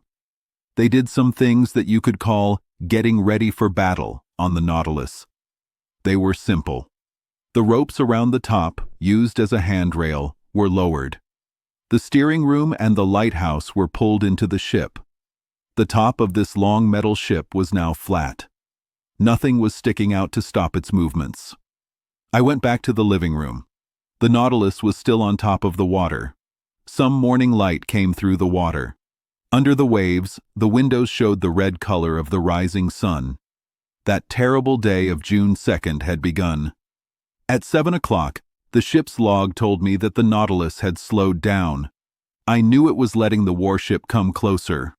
Also, the sounds of the explosions were louder. Shells made lines in the water around us. They went through the water with a strange hissing sound. "My friends," I said, "it is time. Let us shake hands, and may God be with us." Ned Land was ready. Conseil was calm. I was nervous and barely in control. We went into the library. As I opened the door to the central stairs, I heard the door above us close quickly. Ned Land jumped up the stairs, but I stopped him. A familiar hissing sound told me that water was entering the ship's tanks. Indeed, in a few moments, the Nautilus went down a few meters under the water. I understood what was happening. It was too late to act. The Nautilus would not hit the ship where it was covered in strong iron. It would hit it below the waterline, where the metal armor did not protect it. We were prisoners again. We had to watch this terrible event. But we barely had time to think. We went to my room. We looked at each other without saying a word. My mind was very confused. I could not think. I was in that painful state of waiting for something terrible to happen. I waited. I listened. I only used my ears. Meanwhile, the Nautilus's speed had become much faster. It was gaining speed. The whole ship was shaking. Suddenly I yelled. There was a crash, but it was not very strong. I could feel the sharp steel front hitting. I heard scratching sounds.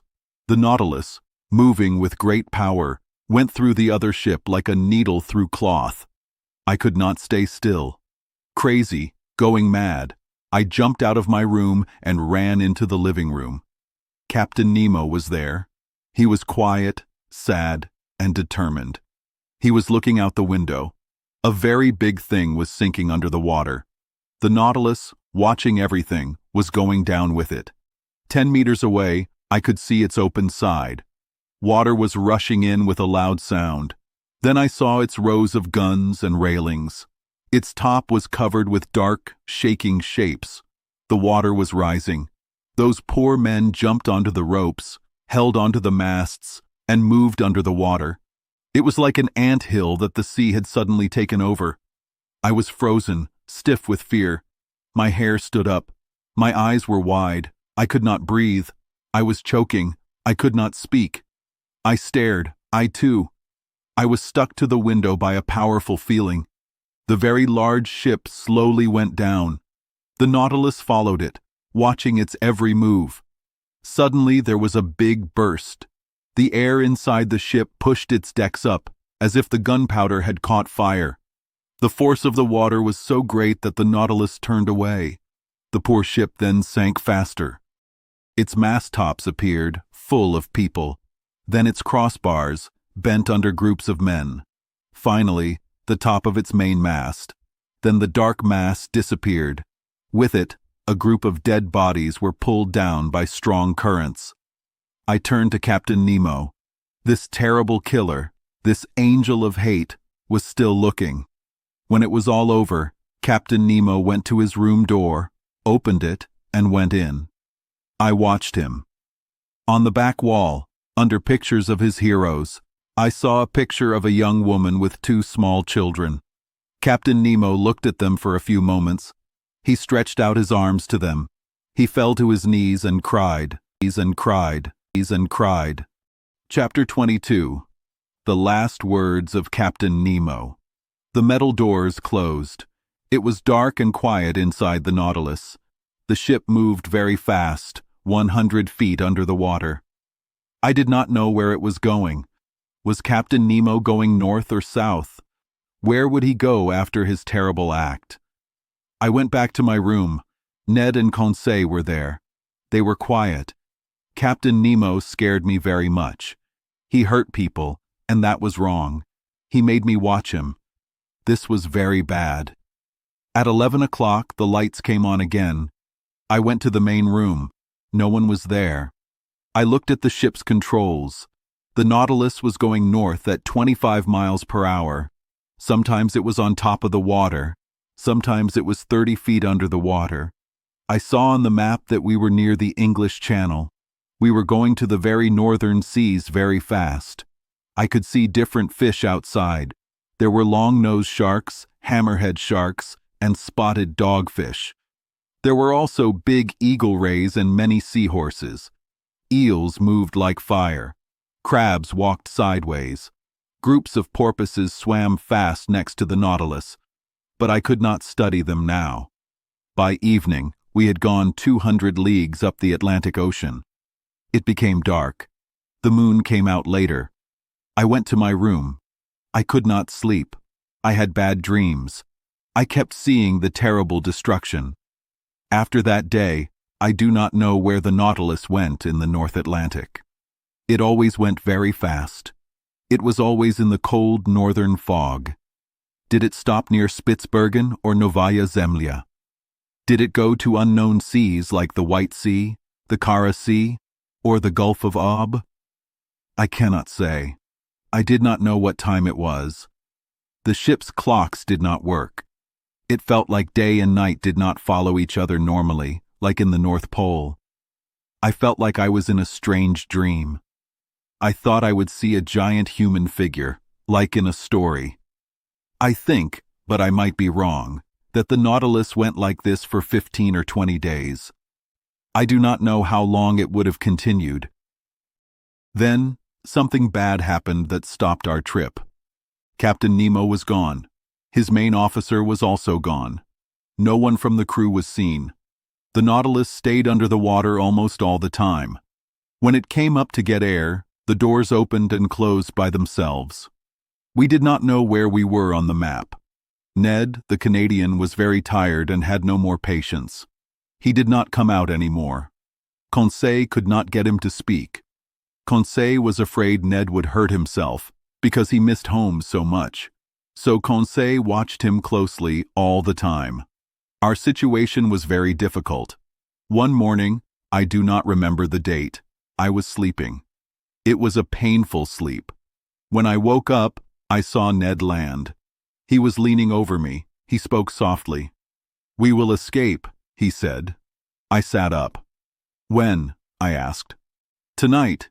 It seems no one is watching the ship. Everyone seems confused. Will you be ready, sir?" "Yes, where are we?" "I see land. I saw it this morning in the fog, 20 miles to the east." "What land is it?"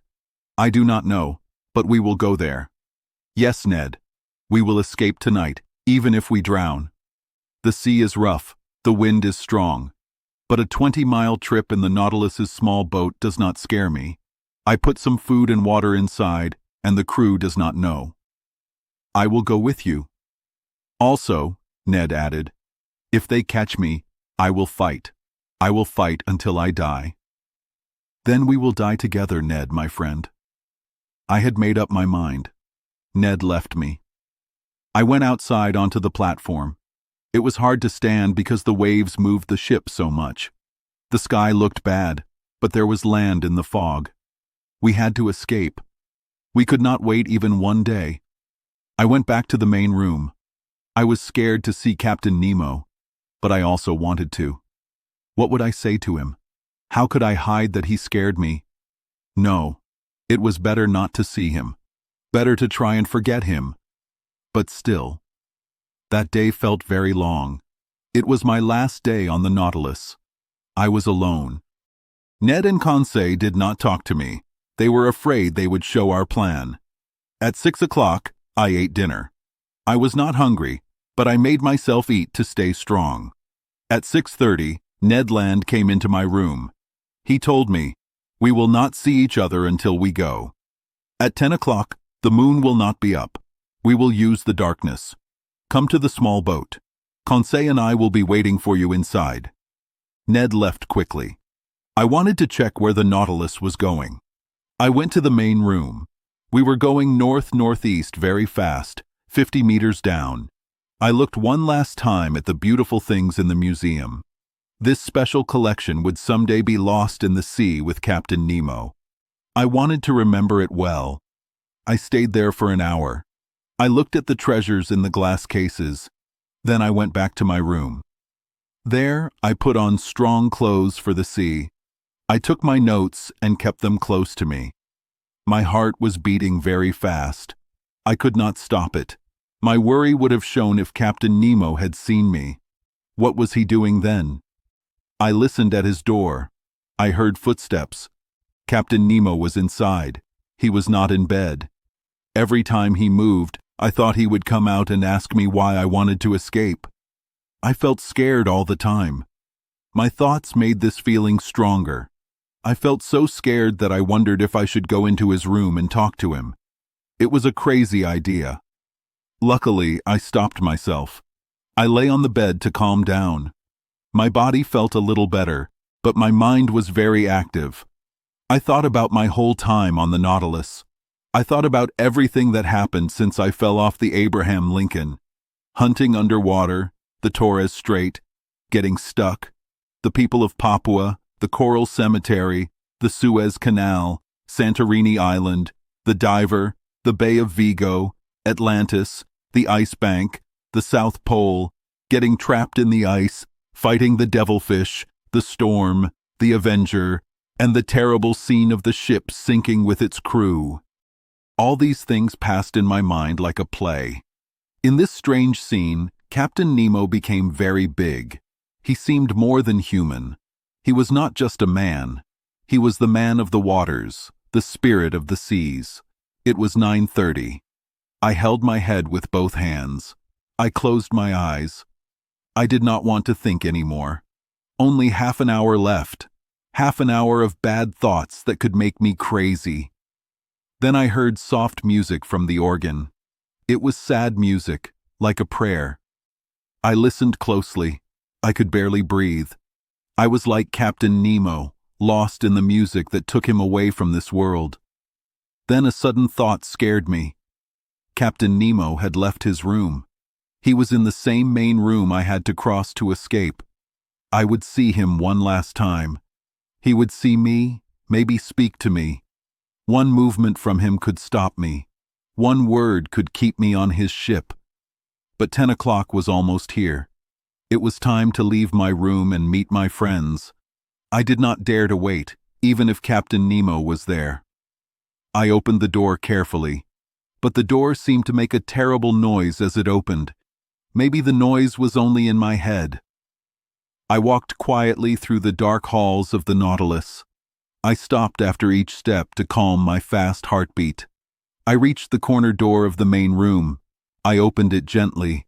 The room was very dark. The organ music was still playing softly. Captain Nemo was there. He did not see me. Even in daylight, I do not think he would have noticed me. He was completely lost in his music. I moved slowly over the carpet. I tried not to make any noise. It took me 5 minutes to reach the door at the other end. That door went to the library. I was about to open it when Captain Nemo made a sound. It made me stop. I saw that he was standing up. I could see him a little because some light from the library came into the dark room. He was coming toward me. His arms were crossed. He was quiet. He was not walking, but moving like a ghost. His chest was moving, full of sadness. And I heard him say these words, the last I heard from him. "Oh God, enough, enough." Was he saying he was sorry for what he did? I rushed into the library. I went up the stairs. I walked along the top hallway. I arrived at the small boat. I went through the opening where my two friends had already gone. "Let's go! Let's go!" I shouted. "Right away," Ned said. First, Ned closed and locked the opening in the Nautilus's metal wall. He used a tool he had.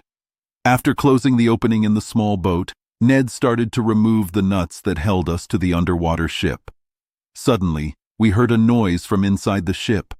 Voices were speaking quickly. What was it? Did they know we were escaping? I felt Ned put a knife in my hand. "Yes," I whispered. "We know how to die." Ned stopped working. But one word, repeated 20 times, a terrible word, told me why there was such a hurry on the Nautilus. We were not the reason for the crew's worry. "Maelstrom! Maelstrom!" they were shouting. "The Maelstrom!" Could a more frightening name be heard in such frightening conditions? Were we in the dangerous waters near Norway?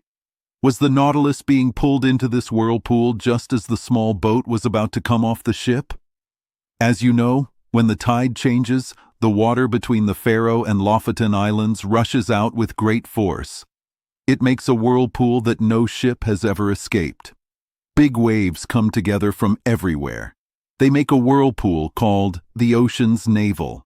Its pull goes for 15 kilometers. It can pull down ships, whales, and even polar bears. The Nautilus was in this place by accident, or maybe Captain Nemo did it on purpose. It was going around in a spiral. The circle was getting smaller and smaller. The small boat, still connected to the ship, was also going around very fast. I could feel us spinning. I felt sick from the constant turning. We were very scared. We were freezing with fear. Our nerves were numb. We were sweating from the terror, like we were dying. And what a noise around our small boat. What roars from miles away. What crashes from the water hitting sharp rocks on the seafloor, where even the hardest things are broken and tree trunks are worn down to look like shaggy fur, as people in Norway say. What a terrible situation. We were rocking terribly. The Nautilus fought like a person. Its steel parts were making cracking sounds. Sometimes it stood up straight, with the three of us on it. "We have to hold on tight," Ned said, "and screw the nuts back down. If we can stay attached to the Nautilus, we can still make it." He had not finished speaking when there was a cracking sound. The nuts broke. The small boat was pulled out. It was thrown like a stone from a sling into the middle of the whirlpool. My head hit a metal bar. With this strong hit, I lost consciousness. Chapter 23. Conclusion. This is the end of our trip under the sea. I cannot tell you how our small boat got away from the big whirlpool. I also don't know how Ned Land, Conseil, and I got out of it. But when I woke up, I was in a fisherman's house on an island called Lofoten. My two friends were there, safe and sound. They were holding my hands, and we hugged each other. We cannot go back to France now. It is hard to travel between northern Norway and the south. So, I must wait for a steamboat that comes twice a month from North Cape. I am writing about my adventures here, with these kind people who helped us. My story is true. I did not leave out any facts or make any details bigger than they were. It is a true story of this amazing journey into the sea, a place humans cannot easily reach yet. But one day, people will explore it more. Will anyone believe me? I don't know. It doesn't really matter. But I can say that I have the right to talk about these seas. In less than 10 months, I traveled 20,000 leagues under the water. I saw many amazing things in the Pacific, the Indian Ocean, the Red Sea, the Mediterranean, the Atlantic, and the seas in the far south and north. But what happened to the Nautilus? Did it survive the whirlpool? Is Captain Nemo alive? Is he still under the ocean, getting revenge? Or did he stop after the last big event? Will we ever find the papers that tell his life story? Will I finally learn his name? Will the country of the damaged warship tell us Captain Nemo's country? I hope so. I also hope his strong submarine beat the sea in the terrible whirlpool. I hope the Nautilus lived when many other ships did not. If this is true, and Captain Nemo is still in the ocean, his chosen home, I hope his anger calms down. I hope seeing so many wonders makes him stop wanting revenge. I hope the man who sought revenge goes away, and the scientist keeps exploring the seas in peace. His life is strange, but it is also great. Haven't I been a part of it? Didn't I live this different life for 10 months? So, To the old question from 6,000 years ago in the Bible, who can understand the deep parts of the sea? Only two people can answer now: Captain Nemo and I. End of the second part.